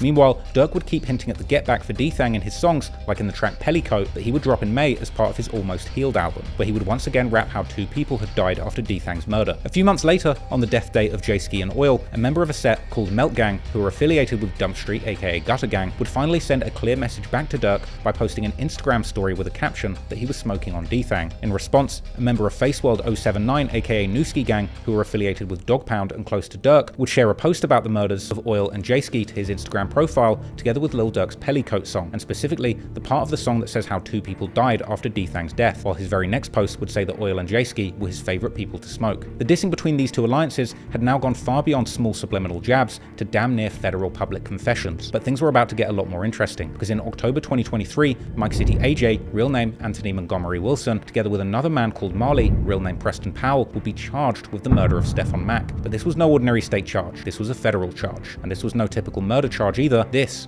was a murder for hire. Yes, murder for hire in 2023, as the feds would allege that AJ and Marley had been in contact with someone in another state who had promised them a reward for the murder of Stefan. Following these charges, AJ would be arrested and taken into custody, but Marley would seemingly make a run for it, with the FBI releasing a wanted poster for him and even local news reporting on his attempt to avoid the law. At the time, it was already clear that the feds were holding any information regarding this case close to their chest, as the file docket for the case is full of sealed documents. But the reason for this would be revealed in December 2024, as the feds would suddenly unseal more documents related to the case in the lead up to Durk's detention hearing in the Lul Pab case, including an application for a search warrant in Texas, and more importantly, an affidavit in support of that application. This affidavit, which dates all the way back to April 2023, would reveal explosive information that the feds were indeed investigating Lil Durk's connection to the murder of Stephon Mack. The affidavit would provide numerous interesting details about Mack's murder, including the fact that Mike City AJ had done a C-Day and left his phone at the crime scene, and that while at the crime scene, he had also been calling Marley by name. While after the murder, the two had been openly discussing their upcoming payment from Lil Durk, and after seemingly receiving the payment, AJ had been bragging about it and claiming the hit on social media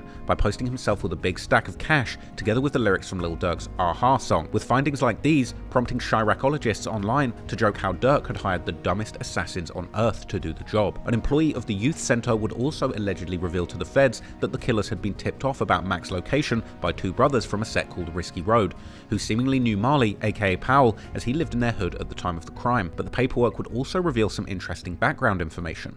For example, the feds would claim that Mack was not only affiliated with Smashville, but according to their informant, he was in fact the set's leader. Another informant, on the other hand, would claim that Lil Durk was offering money for the murder of those responsible for his brother's death, and even for the murder of any gangster disciple in general. The same informant would also reveal that Dump Street had indeed been behind Dthang's murder, and that Mack had been a close associate with a Dump Street member who the feds referred to as Individual A. Individual A would turn out to be a man named Diamani Green, who had been arrested in December 2021 for an unrelated double murder, and who would be better known in the streets as Gutter Gang Puke, or simply GG Puke, as his rap name would be. Following the release of this paperwork, many would start to claim that GG Puke was in fact the Dump Street member responsible for the murder of Dthang, although the feds would not explicitly make this connection in the paperwork, as they would simply state that according to their informant, Dthang was killed by members, plural, of Dump Street, and that Puke, aka Individual A, was a close associate of Mack, not that Individual A killed Dthang. However, to many, it would seem that the feds were heavily alluding to Puke being the one responsible for the murder and the reason why Mack was ultimately killed. It's also worth noting that the Chiracologists had been alluding to a locked up rapper from the Dump Street being responsible for Dthang's death even before the new paperwork, and after Puke's name would begin to circulate,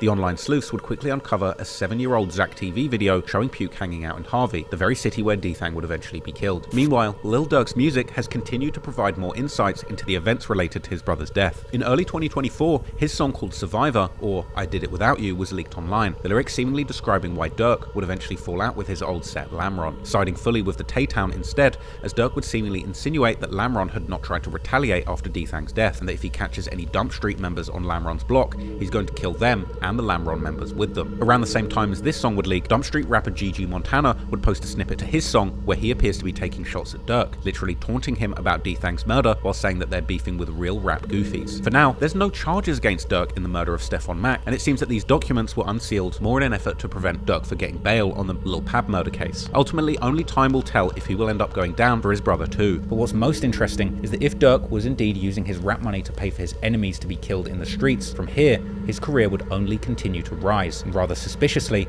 so too would the body count, as more and more of those people who Durk had issues with would wind up dead, with Durk never missing an opportunity to jump on the mic and brag about these murders for the whole world to hear.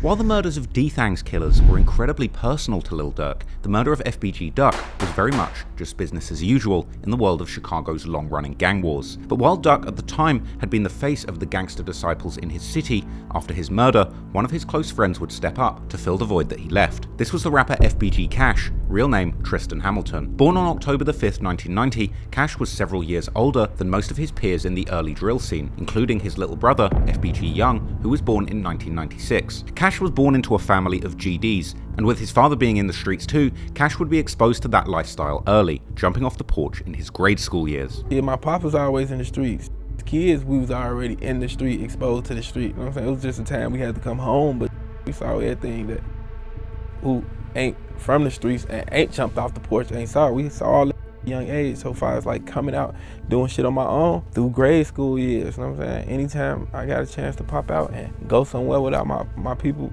attendance, you know what I'm saying? I was in the streets, so.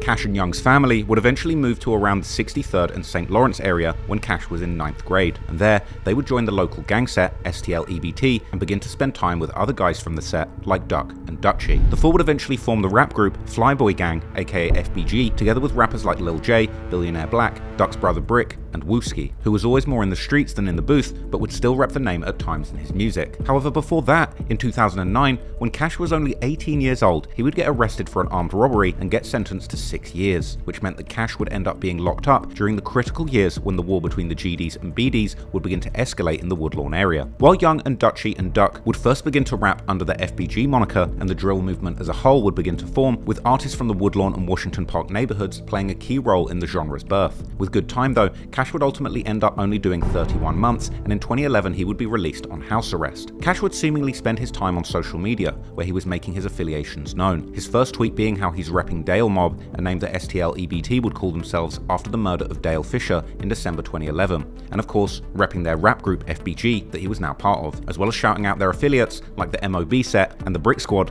or dissing their ops like Fredo Santana, aka Mr. Scary Sight, and E-Day from 600. Cash was clearly studying the new drill scene, and seeing it blow up right in front of him, he too would decide to get into rapping and make a name for himself. Being now part of the FBG crew, who were already making noise within the scene, Cash was in a great position to make it rapping, but he also had an ace up his sleeve to go viral. See, when Cash had been 16, he'd been messing around with an older woman, but this wasn't just any woman, this was Chief Keef's mother, Lolo, who used to live in the Parkway Gardens, better known as O-Block. Now, with Keef being possibly the hottest new artist in the world at that point, and being the #1 enemy of Cash's STL-EBT set due to often dissing them and their dead member Tuka in his music, Cash decided to clap back and use his old fling with Keith's mother to create publicity for himself in the drill scene. As he would many years later explain to a very confused Adam22 who had seemingly missed this part of the early drill history. How'd you go about getting into the music? Like, I felt like, so like, it was already ahead of me in the race. That wasn't even a race for us, but they was already off, you know what I'm saying? So I'm like, I ain't want to just be the one to just drop a song and then it do poor, you know what I'm saying? So I was trying to do something to grab the attention. I started, made me and I ain't even make a Twitter yet.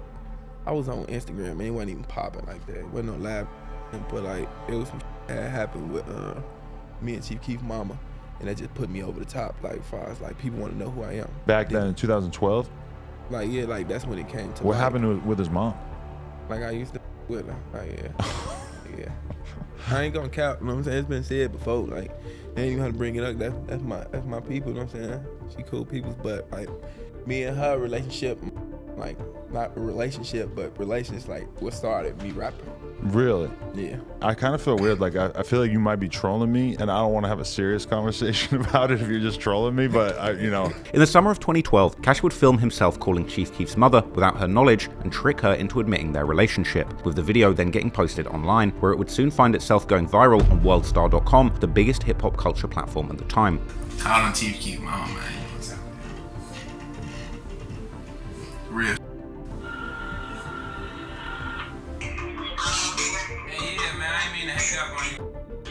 Hey, what's up, man? When you gonna give me tickets to your son's show or not?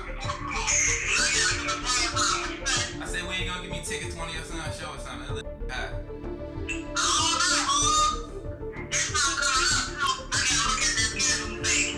Yeah, I know that shocked you, man. Your little son blew up. You would never guess that.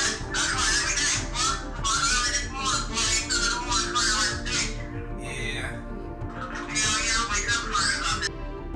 I know, that's crazy. I done got me some famous.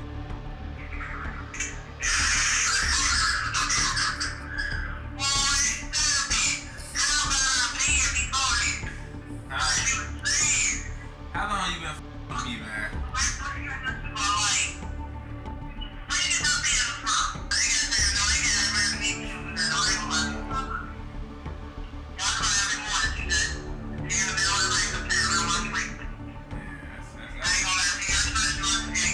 I know you trust me. That's what's up. That little lady, though, man.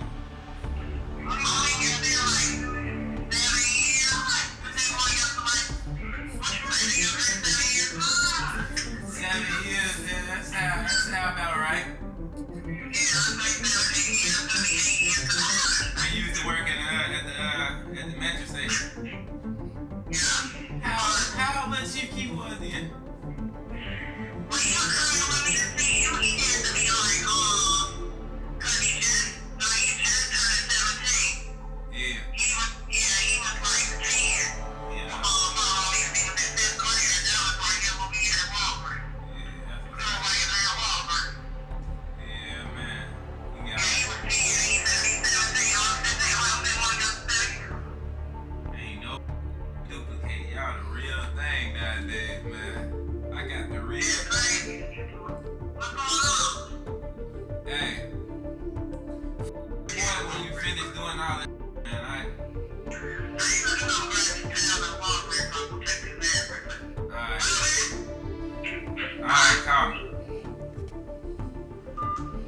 on the line with man, Chief Keef mama, man. That's real, man. No fake.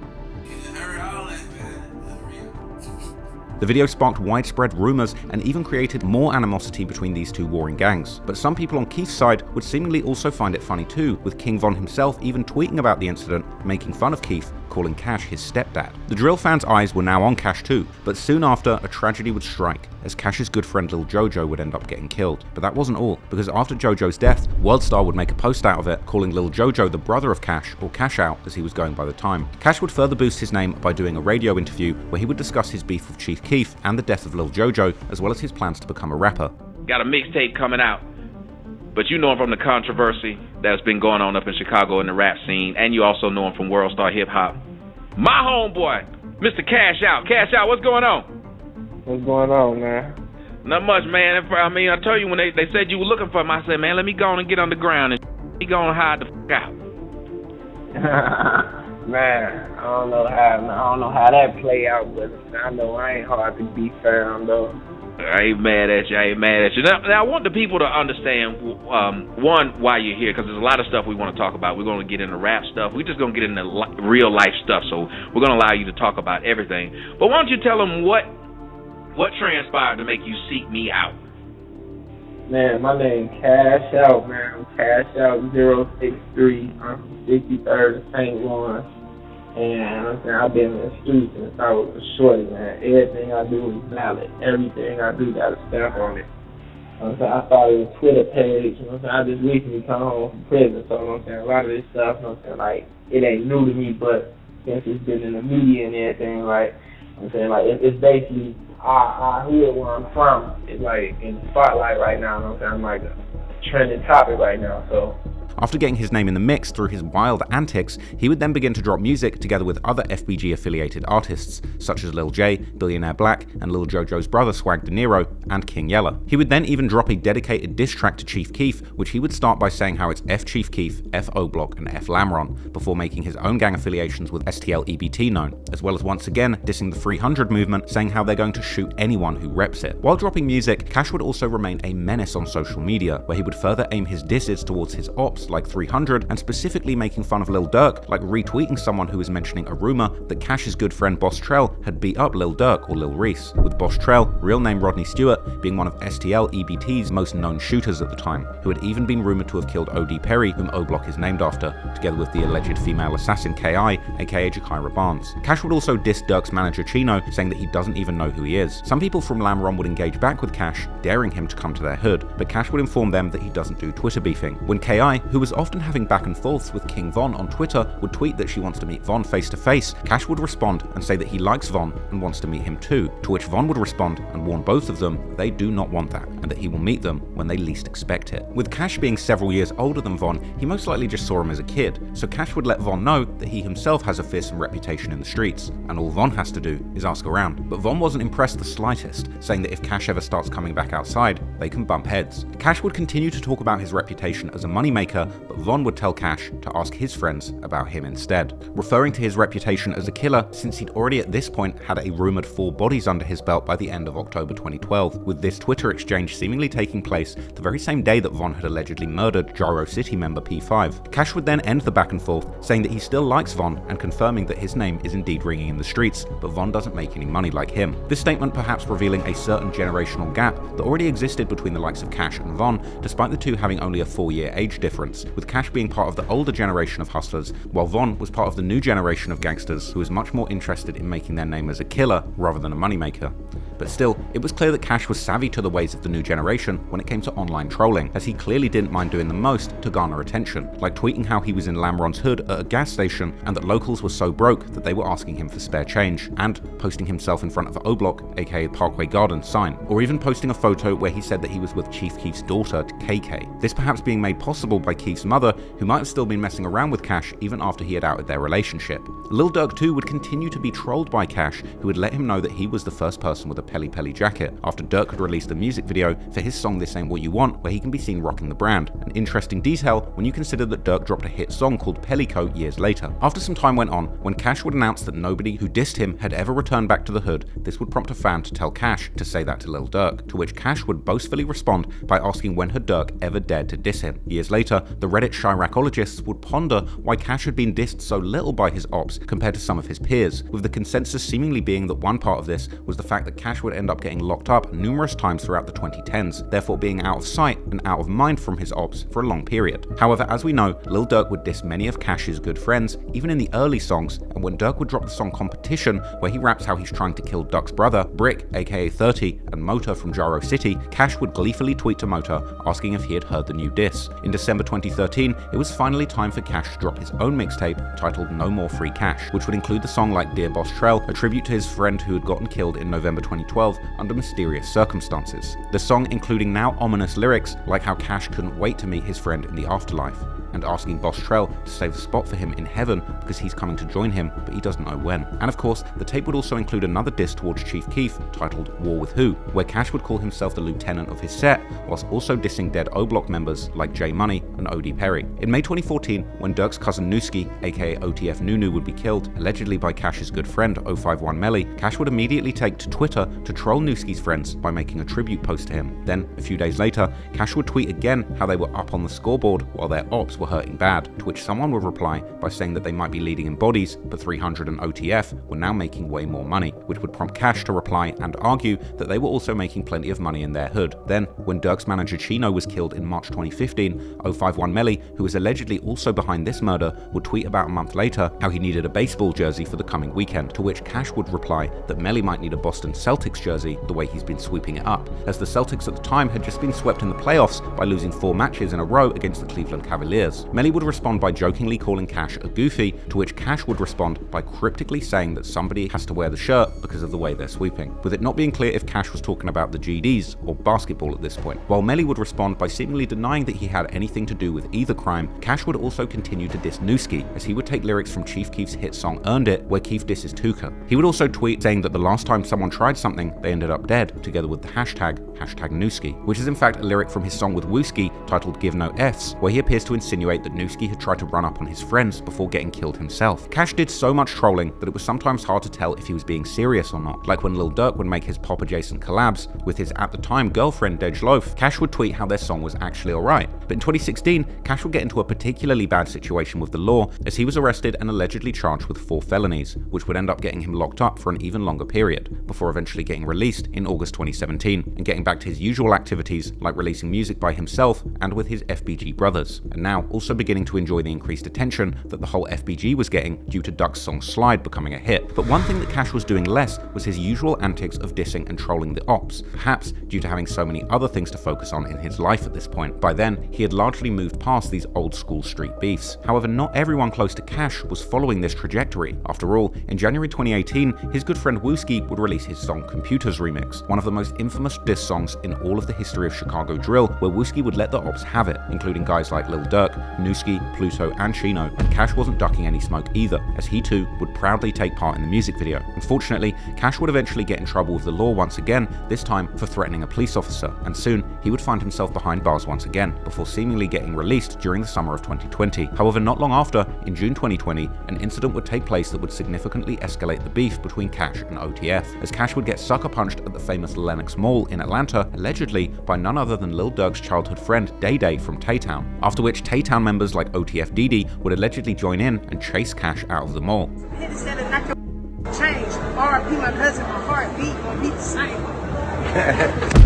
Oh, what the hell? Damn. Cash would talk about the incident on Instagram Live, mocking those who attacked him for failing to steal his chain and not doing anything of note to him despite being alone. These so weak, folks. I ain't even gonna lie to you. Hey, G, let me find out you in the bathroom, G. Folks, them people just, I'm in the dressing room. These jumped on me in limits right now. No. Like 7, folks, and then they didn't even take my chain. They didn't even run my pockets. They didn't even take my phone. I would have blinked they. So what the issue was? No, just FBG, Tuka. They didn't even take the chain. He a little bit something from she spit. She like, I spit something for you. Some fans would later speculate that Durk was indirectly referencing this incident in his song All Love, where he rapped how his ops are always getting jumped at malls, but this song had in fact been released months prior to the incident. However, Day himself would seemingly mention the incident in a March 2021 song, Catch a Op, with THFTP, where he raps about catching an op at the Lenox Mall, before specifically mentioning jumping Cash and Wooski. In October 2020, just a week before King Von would be tragically killed, he would release his debut album, Welcome to O Block, which featured the classic drill anthem, Back Again, featuring Lil Durk and Prince Dre, a song that starts with Durk rapping how he doesn't even ask when it comes to Cash. If his goons catch him, they're gonna shoot him. The fans have commonly understood these lyrics to be about FBG Cash, with Lil Durk saying that he doesn't even ask his goons to shoot Cash because they know that it's expected of them if they see him. However, the lyrics could also have an alternative meaning, with Durk essentially saying that he doesn't even ask his goons how much they want for a hit because money doesn't mean anything to him when he wants his ops dead. But whatever the intended meaning of the lyrics were, it seems that Cash too thought these lyrics were about him, and after Von's death, he would immediately begin disrespecting him, responding to Boss Top's tribute to Von, telling him to shut his mouth. In February 2022, Cash's disrespect towards Von would get even worse, as he would post a picture on Instagram standing in front of King Von's mural while throwing up the middle finger. But that wasn't even the most disrespectful part, as in the caption of the photo, he would write how the whole world witnessed O Block's main shooter getting killed. Taking this photo was something that Cash later eerily claimed that Lil Durk had actually dared him to do in his DMs, revealing this to Adam22 on No Jumper and explaining that him and Lil Durk would actually talk privately. Oh yeah, so why'd you take that picture with the King Von mural? Durk told me to.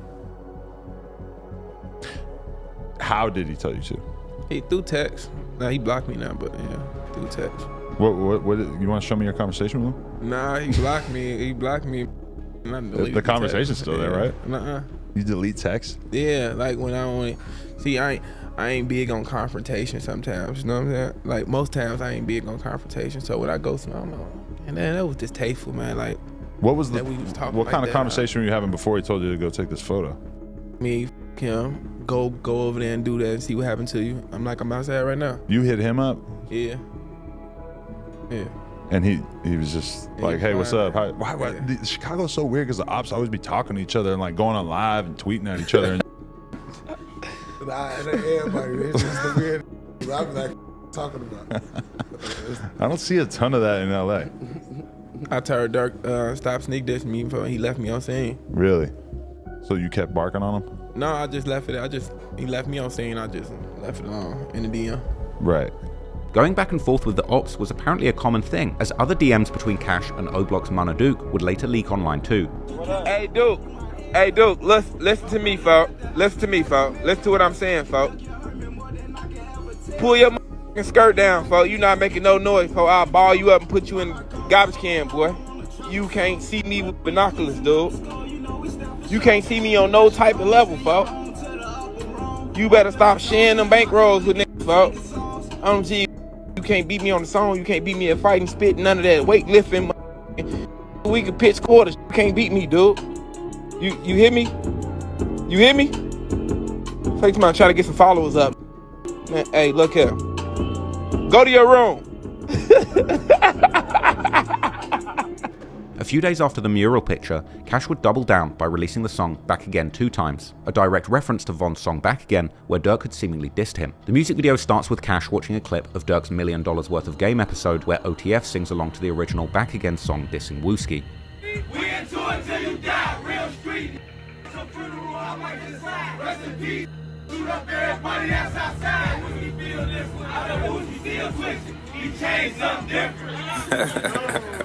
The song itself would be a pure diss song towards Durk and the entire OTF, as Cash would go back to back dissing their members, like saying how OTF Varney got put in a wheelchair and how Lil Durk still hasn't gone back for Von. He would also diss Lil Durk's fallen friend Pluto and Lil Mo from Lamron, and even Durk's brother Dthang, saying that he doesn't go to Club O anymore where Dthang died. It was no surprise then that Lil Durk would seemingly respond to Cash soon after, as he would allegedly post and delete an Instagram story with a cryptic message saying that someone shouldn't be dissing Dthang if they're chasing girls and lingering in places because it won't end well. And also in March, Durk would release his song Computer Murderers, which appeared to address Cash's photo in front of the Von mural, as Durk warned someone about sneaking pics in front of the mural like his goons won't come out from O Block and shoot them. Only a few months later, things would really begin to go wrong for FBG Cash, as the Chicago YouTuber and hip-hop journalist Drea O would later reveal. Cash would do an interview with her sometime in May, where he would reveal that he had recently been in an incident where he and a girl he was with had been shot at while they were in the car during the early morning hours. Look,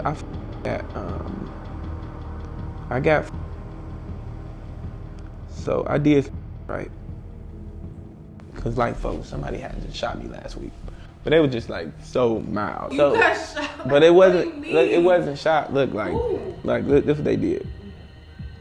If they did, like Did fuck. you get shot as bullet fragments? They bullet fragments. So look, this was the did. I was in the car with them. Hell no. Look. What is wrong with you? So like this one is the one that went through the car. I was in the passenger seat. He flamed that bitch up and saw through the front window in the back. What? Knocked the back window out, everything. So like. You were driving and shooting at you? No, I was in the passenger seat, so that nigga shooting so hard I couldn't even. It was this female like. And then I think it was her because like I was at her crib at like 4:20 in the morning. I just left rap a lot, so I was sitting at her crib. And a guy kept on calling her phone. Call. So I'm like, she's like, oh my God, he steady calling. I'm like, who? He's like, my boyfriend. I'm like, all right. She's like, I hope he don't come over here. So like my gun was sitting right here, but see what, you got keys to your crib or something? Yeah, damn, now you see, yeah, I forgot I gave him keys. Don't matter, but I'm like an Instagram model. Motherfucker. Of course, now I'm like, all right, bet, we kicking it. So I'm like, yeah, I want to get up out of here. But I had parked my car, so I get in the car with her, boom. So her tent's light as hell, so I raised my seat all the way back. So we got off, and we was on our way to my crib, man. And she was like, oh my God, why they always on me like that? My gun like this, I always sit on my gun and shit. I'm like, somebody asked the police? She like, no, they ain't the police. So I looked up just a little bit, through like, oh, ain't the police. Went back on my phone. Boom. Damn! He boom. So I'm like, but I never got back up. I was just like, damn. Cause I thought she was shot, so I was trying to push that out the car. Yeah. Like, boom. I'm trying to push out because I thought she got shot, but I was like, when I see she was like, whoa. I'm like, drive. She drives. I'm like, now I could get my out because that's the only reason I put my because I thought it was the police just in case they stop her. And I'm like, now I'm getting right, but I'm like, man, what is? She was like, they turned off. I'm like, all right, bet. I'm like, just drive. Directed to my crib. And when I was trying to get up out the car, I had pushed the rest of the window out, like, because the police was coming towards us. This is not normal. Like, by the way, this is dramatic and crazy. Like, yeah, but I done been so many people been shot around me. It's not confirmed who the girl who Cash was with that night, but only a few weeks later, he would find himself in the exact same situation, but unfortunately this time, he wouldn't be as lucky. In what was titled as the last video of Cash alive, he was seen having fun in a recording studio wearing a black hoodie with a green print, and then, in the early morning of the 10th of June 2022, Cash had allegedly been at a nightclub where he had gotten into an altercation with some unknown people. Then, around 5:30 AM, Cash and the woman named Tasha West would be driving in the Auburn Gresham neighborhood, located immediately south of Inglewood. Cash was driving his Ford Edge SUV on the 1600 block of West 81st Street, while the woman was reportedly sleeping in the car at this time. Their destination, possibly being Cash's home on the 8100 block of South Marshfield Avenue, which was only about a minute drive away. However, when arriving at an intersection, a black Cadillac would pull up on the car, and two unknown suspects would begin shooting at them. At this point, Cash would attempt to run from the shooters after bailing out the car, but he would eventually collapse on a grass verge next to the sidewalk beside a tree, while the shooters would then flee the scene in the Cadillac. Police and ambulances would arrive at the scene with gruesome pictures of Cash's body on the ground and being loaded into an ambulance, later going viral, with Cash notably being left laying next to that tree. Cash and the woman would be transported to the Advocate Christ Medical Center, where Cash would unfortunately be pronounced dead. Units 6 and Citywide, we have a shot spotter at 8059 South Marshfield, 8059 South Marshfield, 22 rounds, nothing further, Zone 8 station clear. Well-known Chicago area rapper was killed in a drive-by shooting early this morning in the Auburn Gresham neighborhood. 31-year-old Tristan Hamilton was shot multiple times. According to the Sun-Times, he raps under the name FBG Cash. A 29-year-old woman with him was also shot, taken to the hospital in serious condition. It is believed Hamilton fired back at the shooter. Police don't have anyone in custody, at least not yet. 2 years ago, another rapper close to Hamilton, known as FBG Duck, was also shot and killed.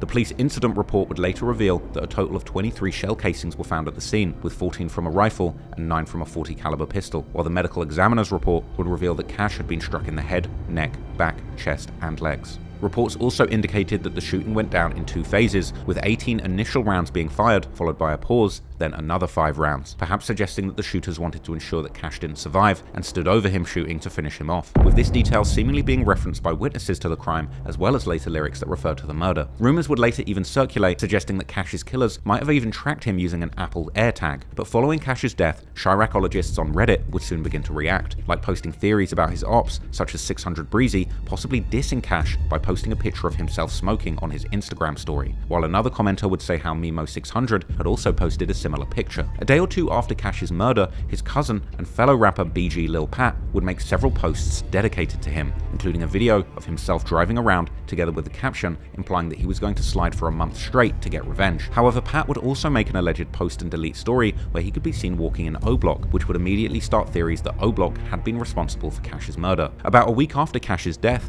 Digital Real YouTube channel would post a vlog from O-Block where one of their members can be seen heavily dissing him, which would further boost the theories that O-Block was behind the hit. Oh, gang only. Dummy, zip him up. Put him up. Dead on the right. Straight to the wall. Ain't make the hospital. Straight to the wall. The world once supposed to have everybody twice sing everything but the wind, and everything but these legends. He organ on his cash out, but we ain't crashed out. Oh, gang only. Meanwhile, Buck Munna, who is part of a set called TSG, who are the younger generation of O-Block, would make a post on his Facebook 2 days after Cash's murder, where he can be seen flexing a stack of money in front of the King Von mural in a very similar photo to the one Cash had taken at the mural just before his death, together with a caption where he would call himself the devil, while in another picture he would be pointing gun fingers towards the ground as if standing over someone whilst killing them with a gun. This flexing raised a lot of eyebrows amongst Redditors. However, it was an Instagram video posted by an O-Block member T-Money which would really make fans think that Buck Munna might have been the one who killed Cash, as he had been seen in the video allegedly showing a close-up photo of a body that looks like Cash's. However, it wasn't only O-Block who were hinting at their involvement, as OTF members would also go live 2 days after Cash's death to celebrate OTF DD's birthday. But the celebration of life would seemingly soon turn into a celebration of death, as someone would reference lyrics from Durk's song What Happened to Virgil by then asking, what happened to your mans? While OTF Varney would then reference lyrics from Durk and Pooh Shiesty's Back in Blood song, saying how all of that woofing on the internet had got someone's friend killed, before someone else would repeatedly yell headshot, this also being the chorus of Durk's Computer Murderers song, where Durk would seemingly warn Cash about taking photos in front of the Von mural. I took go fishing with my brother. They like, damn, what happened to Virgil? I'm like, damn, what happened to your mans? All that woofing on the net, it got your mans hit. Headshot. But us fruit equal a lot. Make a trailer to that. Headshot. Moments later in the same live, the group can be heard rapping King Von's lyrics from the Back Again song, where Durk had also seemingly dissed Cash, before Varney immediately shouts Long Live V-Roy and recites Durk's lyrics from his Aha song, saying how people can believe whatever they want, but Lil Durk got your folks hit. Oh, folks now, long live V-Roy. Hey, boy, you talking You can believe whatever you want. I got your folks hit. Aha. Later in the same month, Lil Durk would release the deluxe version of his 7220 album, which would include the song Risky. In the song, Durk raps how someone would be an easy kill because they chase girls, and that standing over someone while killing them is his favorite pose, with these lyrics seemingly describing the exact way that Cash died, before also rapping how someone wouldn't die about their friend, but they'll die about a girl, which could be seen as a reference to how Cash seemingly didn't get back to Duck, but he ended up dying because he was with a girl that night, with some fans seeing this song to be Lil Durk self-snitching about getting Cash killed. Durk's song was then followed in July by the group song To The Top by O-Block members Munna Ike, Durkee, Buck Munna, and G Nook, where Buck Munna would provide a full verse of apparent hints towards Cash's murder, starting by saying how they're going to spin and spin again until they cash out, before saying that if their victim tries to run, they'll chase him down, and now he's on the news, and ending by saying how they caught someone loafing with his boo, before saying again how they're going to put him on the news. In June, rumours would circulate that Lamron members might have been responsible after an IG story was uploaded by members claiming to be smoking Cash. Yeah, my boy. Now we coming. Yeah. Smoking Cash. Yeah. Ooh! Yeah. Later in July, Durk would go live with Booney Mo, Dee and other OTF members, during which they would count huge stacks of cash, while a clearly intoxicated Lil Durk and other members would gleefully begin to repeat the line, "They know that we did it," which is from Booney Mo's at the time unreleased song, We Did It, that was later put on the incredibly incriminating album Loyal Bros 2. They know that we did it. They know that we did it. They know that we did it. They know that we did it. Drop song, man. We got a lot of raw shit on the super, y'all. A few minutes later, Durk begins to rap his verse from the also at the time unreleased song Threats to Everybody, where he raps that if you play with him, you're going to end up by that tree, which many have seen to be a direct reference to Cash, whose body was indeed found laying on the grass next to that tree. For some reason, the other members would find these lyrics incredibly funny, but it was Booney Mo who would really crack them up once again, repeating the line, "They know that we did it." You ain't had your gun for them, you better have your gun for me. Better have your gun for Booney. Better have your gun for C. You don't believe me, you gon' see. You gonna end up by that tree. Know that we did it. The connection to Cash wasn't lost on the fans, who would comment on the YouTube video about this live, how OTF were clearly trolling Cash. Meanwhile, Buck Munna would also go live, seemingly sometime in July, where he would rap lyrics that were clearly about FBG Cash, like saying that now that he's dead, he can't take another pic, a clear reference to Cash's picture in front of the Von mural, as well as saying how their ops are mad that an old man is in a body bag, and how the switches made him crash, and that he doesn't smoke Tuka anymore, he smokes Cash. He dead and gone, that's what he get, man. He can't take another pic. He got hit, he took word around it was a neck. Off for that block where they don't play, I don't play, I take his face. And I ain't missed cause I know they pissed, I know they mad. That man up in the bag. The switches came and made him crash. I don't smoke Tuka, I smoke Cash. I'm just lying, weak, that shit's out of G. Buck Munna would further raise eyebrows after a vlog circulated, seeming to show him laughing and reenacting what Cash did when he tried to run away after getting shot. You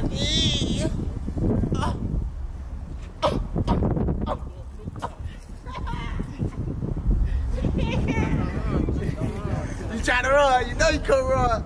Cash's former manager would seemingly further point the finger towards O-Block, as he would post himself in August dropping the O-Block hand sign, whilst unconfirmed rumours would begin to spread that Cash's murder had been picked up by the feds, just as Stefan Mack's murder would eventually be picked up in 2023, this pointing to the theory that Cash's murder had possibly also involved interstate communication and exchanges of money. Buck Munna would continue to drop lyrics that seemed to point to Cash's murder, like his November 2022 song Come Here, where he would rap about jumping out in all black, just like the shooters in Cash's case, and how the ARP had hit the victim's back, just like what happened to Cash as he tried to run from his killers. In December, Booney Mo would finally release his song We Did It that they had been rapping during that Instagram live, where besides rapping the line about how they did it, he would also rap how he pays for his shorties to go slide and kill people, a message which funnily enough was also shared by OTF Jam in his March 2023 song War with the City, with Redditors commenting how this verse had finally convinced them that Booney Mo had paid for Cash's murder. However, there has also been other theories about Cash's murder, with one of them claiming that Cash was backdoored by people close to him, particularly a man named Big Dale, who was an OG from Cash's hood and father of one of Cash's best friends, Fat Shorty from Jaro City, who was killed in 2021, with this backdoor theory stemming from a rumor that Cash had actually gotten Fat Shorty killed by accident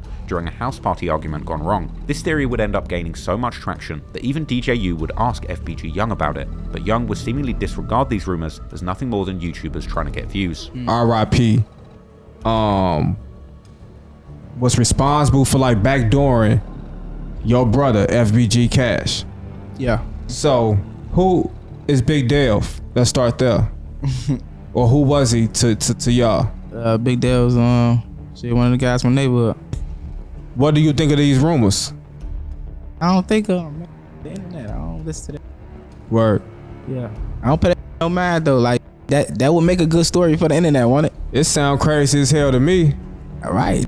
It's some nice views, won't it? I mean, I don't be paying not that serious to me. I don't pay no mind. Since the murder, there's been endless speculation on Reddit as to exactly who might have been involved in Cash's murder, with polls even circulating that allowed members to vote on which gang they felt were most likely responsible. One Reddit post circulated names of 5 potential suspects from the OTF, TTE, and O-Block sets. One of the names listed, OTF Black, had made a post to IG days after the murder saying that if you want respect in the streets, you have to get your bodies up, and boasting how Lil Varney gave him a CEO chain when he got out of jail and told him to stand on his ops' necks, with Black responding that it's OTF forever and he's got this, with people on Reddit commenting that this was some of the most insane self-snitching that they'd ever seen. However, OTF Black would later deny this and call out Reddit for putting bodies on him in a block-to-block interview alongside iTrap Rob and Tero. Internet definitely put a body on you, they put one on me.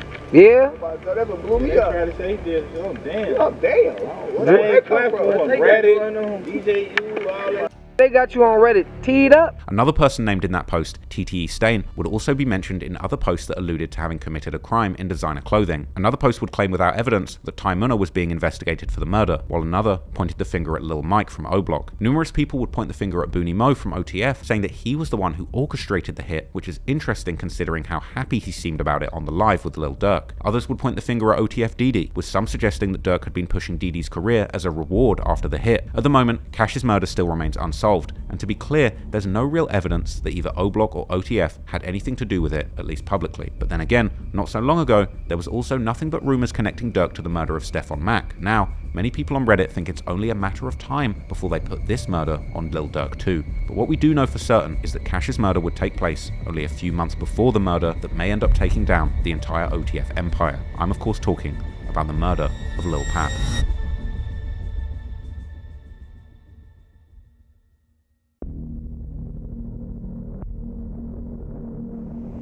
In November 2020, after Lil Durk's best friend King Von started a fight with Savannah rapper Quando Rondo and ended up getting shot dead by his best friend Lil Tim, Quando Rondo and his entourage seemed marked for death amid rumors of $1 million bounty being placed on his head, which even Quando himself aggravated, pointing out this $1 million on his head in his song End of Story that dissed Von, where he taunted Lil Durk and told him he should increase the bounty to $8 million. The tension between Quando's crew and Lil Durk's OTF collective had reached a boiling point, and going forward, Quando needed to move cautiously and look over his shoulder everywhere he went, and it didn't take long from the death of King Von for Quando to begin to run into trouble, seemingly at the hands of his new enemies in Chicago. On November the 10th, 2020, reports surfaced that Quando Rondo had cancelled an upcoming show, with rumors that Lil Durk had bought all the tickets, leaving the venue empty, a move reminiscent of 50 Cent's infamous tactic during his beef with Ja Rule. Now, this may well have been a publicity stunt and not actually what happened, but following this and the potential threats against him, Quando would be seen cancelling numerous scheduled performances over the next several months. But his absence from the stage would only last until May the 1st, 2021, when he performed in Waycross, Georgia. However, the crowd at the show was very small, perhaps saying something about how his career was going at this point, or fans were aware of the danger surrounding him. I ain't gonna lie,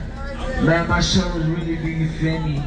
Deeper than this, but I know I got a lot of shit going on, you feel me? But I still appreciate everybody who came out. I'm gonna run this like it's 10,000 people in here. Come on, shit. Because after leaving the venue, Quando and his entourage would be targeted in an apparent assassination attempt at a Circle K gas station, where over 100 shots would be fired at their vehicles, though luckily, Quando would escape unscathed. Notably, this incident took place at a gas station, something that was apparently becoming a pattern for Lil Durk's enemies. I mentioned the song Who Wants Smoke, where Lil Durk rapped about people dying pumping gas. It's highly possible that this might have been a reference to Quando and the attempt on his life, as well as the people that were allegedly killed in revenge for Dthang's murder. The tension between OTF and NBA, the label that Quando was signed to under his mentor Youngboy, would once again escalate in January 2022 when NBA Youngboy released his song Bring the Hook, a direct diss aimed at Lil Durk, OTF, and O Block. The track included inflammatory lines like Youngboy rapping how he's rolling an O Block pack, a clear reference to Von's death, before also directly referring to him getting killed down in Atlanta. The song's disrespectful tone would leave the fans anticipating Durk's response, which would ultimately come in the form of the track Aha, released on February 22nd, 2022. As we've already discussed this song in the context of Lil Durk allegedly avenging his brother Dthang, the song would also be a veiled diss towards Quando Rondo too, hinting towards being behind his recent shooting, as well as foreshadowing future attempts on his life. Durk would rap the now prophetic bar that his ops are dropping locations and he's getting the job done, and that OTF is not about to do any tweeting because they're sliding, and because of that, the feds are coming. Durk would also hint at Von's romantic entanglements with Youngboy's baby mother, Jania Michelle, rapping how Von was messing with Youngboy's girl and how Youngboy and his artists are all Von's sons, before mentioning how he warned Von about staying away from women who exploit their looks doing S-work online, this likely being a diss towards Jania, who had been seemingly posting this kind of content at the time. Some of the lyrics in Aha would also hint that Durk may have already slid for someone, though without finding his intended target, as he would criticize his ops for hiding behind social media, reinforcing this sentiment by describing how deserted the areas he had targeted had become, implying that his rivals were now nowhere to be found. After the song's release, the rap world would brace for Youngboy's response, which came only hours later in the form of the track I Hate Youngboy. Youngboy would mock King Von's death with the line Clean Up on Aisle O, Young and Let That Chopper Blow, referencing how Lil Tim shot Von. He would also target Durk's fiancée, India Royale, rapping how Durk had called him a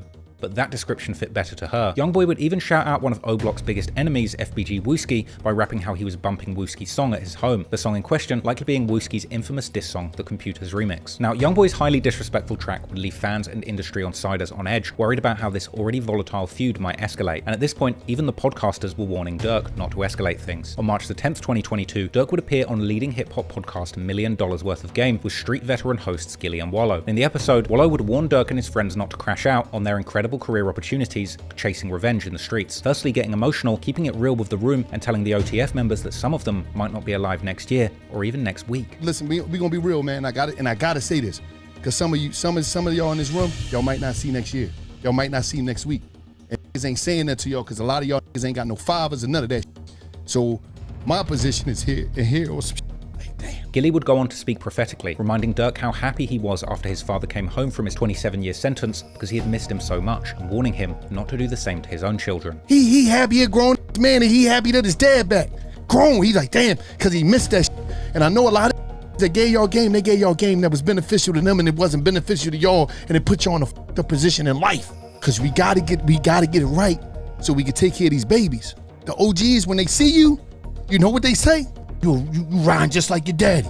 Your daddy homies is not in position, they're just out here living off of memories. When them niggas see you, they can't give you no game. Because they on drugs or they ain't in position. So they'll just tell you some shit, you just like your daddy. And the sad thing is, you just like your daddy. You ain't never get a chance to get another life, man. It's a real world is waiting for y'all. And I'm telling you, man, these babies and these women, they depending on y'all. Wallow would warn Durk and his friends to think beyond their neighborhood and make the most of the opportunity they had. And that's why every time y'all go out with him on tour or go somewhere, take advantage of what you're seeing, man. That exposure would change your mind. Wallow would then seemingly allude to the death of Von, Dthang, and other people close to Durk, telling Durk he also has over 30 friends that he's lost to the streets, including his brother, but he didn't throw his life away so that he could be around to support their families. I can name 20, 30 of my homies is dead. I'm here though, and I'm gonna say some shit that, like, this is documented. My brother died in my grandma's arms, but I had to leave. I had to let that shit go. And when I let that shit go, I started to grow. And I started to glow. And now I'm here today, and it was harder than a motherfucker, man. Take care of my mama and my grandmama. Talk to him. Sure. Because I forgave my brother killer, but you know, I understand. I understand what y'all going through. But I love all you young here, and I mean that shit. Quite frankly, Durk seemed unmoved by Wallow's emotional speech, and after, he seemed like he didn't quite know what to do, just calling the show crazy. It's so crazy, yeah, this really dropping tears for this like, for real, like. It would then be Gilly's turn to play prophet, as he remembers Wallow telling him about seeing defeated men in jail after losing their murder cases and realizing they'd thrown their whole lives away. They be done. Them just all of life done left them. Them come from that courtroom. Them done got that 111 years. Be done, cuz. You know what I'm saying? Big responsibility for right, it, man. You know, like you gonna open a lot of lives up, man. You get my hope when you make it. However, noticeably, this interview was conducted surrounded by goons, seemingly an homage to King Von's infamous video where he brought wads of cash back to his hood in O-Block, cash that was later rumored to have been money that wound up being the bounty on FBG Duck's head. In this interview, Lil Durk took things a step further, bringing $1 million cash to $1 million worth of game and laying out an entire $1 million in bills out on the table throughout the interview. He came to $1 million worth of game with $1 million. With $1 million, man. Listen, man, it's going down. Count it. Shit. No, we ain't got time for that. That'll be a whole nother show. You know what I mean? This was an intimidating show of force, and to me, it was a coded message to Quando Rondo that hinted towards the $1 million that had been placed on his head and the goons surrounding Durk who would get the job done, just like Von had. And to top it all off, an iced out Dthang piece would sit on top of the money, making it very clear what Lil Durk's ambitions were. Funnily enough, elsewhere in the interview, Lil Durk would introduce some of the people who would later be charged with him in the murder for hire case, including OTF DD, who Durk gleefully introduced as Big Threat, causing ruckus in the room, as well as TTE44 and TTE KK. Oh, you know, OTF DD and this, man, I'm coming out soon for sure. Threat. The threat. Big threat. Threat. I don't know what the going on. Everyday turkey season around this. You know, it's TTE44, man. All Tay-Town, man. Band gang, who they gang? TTE KK and dumb gang. Dumb. Dummy. Dumb.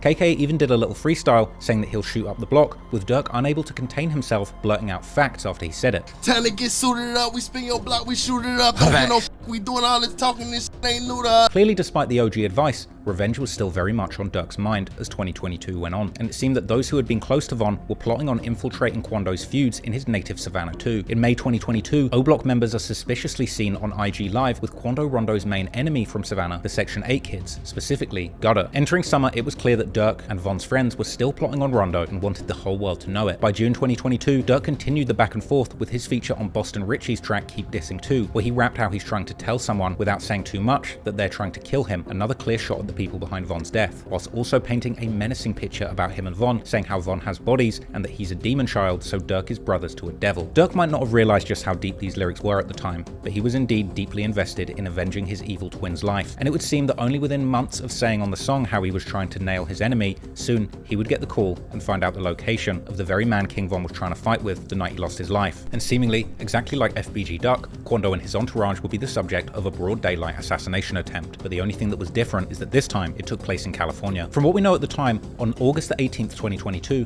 Quando Rondo and his close associate and cousin Lul Pab were in Los Angeles, California. Unbeknownst to them, their location was leaked to members of Lil Durk's OTF collective by an unnamed co-conspirator known only at this stage as Number 4. According to the indictment, on August 18th, 2022, Durk and a member of his OTF collective named Vonnie would fly from Miami to Los Angeles on a private jet to coordinate the murder. Upon arrival, Lil Durk would instruct OTF Boogie to travel to Southern California, whilst OTF Dthang recruited 2 more shooters named Flocker and Brown Eyes to join the plot, providing their biographical information so that flights could be booked under their names. Lil Durk would apparently even text a warning not to book any flights under names directly linked to him, but this was either ignored or sent too late, as an OTF-linked credit card would indeed be used to purchase flights for Dthang, Flocker, Brown Eyes, Boogie, and another co-conspirator to travel from Chicago to San Diego on August the 18th. OTF Boogie and others confirmed their travel plans through text messages, including one message from OTF Dthang to someone on Instagram stating, "On my way to LA." Upon their arrival in Southern California, the group traveled by car to meet OTF Vonnie in Los Angeles. Vonnie would then purchase 4 black ski masks in cash and use another OTF credit card to rent a hotel room at the Universal City Hotel for the group. At this meeting, Vonnie supplied the team with firearms, including fully automatic weapons, and secured 2 cars for their use, a white BMW sedan and a white Infiniti sedan with a fake license plate. The vehicles were then used to follow and track Quando Rondo's movements throughout Los Angeles, including to a hotel in downtown Los Angeles where he was staying, and the next day, on August 19th, 2022, the group would follow Quando's black Escalade to several locations, including a dispensary on Flower Street and a clothing store on Melrose Avenue. They would track the Escalade to a gas station on Beverly Boulevard, where OTF Boogie drove the Infiniti into an alley behind the station and parked up. Lil Pab and Quando were sitting in the back of a parked tinted black Cadillac Escalade getting some gas on 8489 Beverly Boulevard. As the car was filling up with fuel, just mere seconds later, a flurry of shots would ring out, targeting any and everyone around that car, with law enforcement recovering 18 shell casings on the scene. It all started at this mobile gas station at 5:30 Friday evening. LAPD says witnesses heard multiple gunshots, then watched a couple cars zoom off. 3 people in one car shot at this black Cadillac Escalade. It's unclear if those inside shot back. Can I get some space, please? It ended at Santa Monica Boulevard. Deputies found it peppered with bullet holes and a shattered window.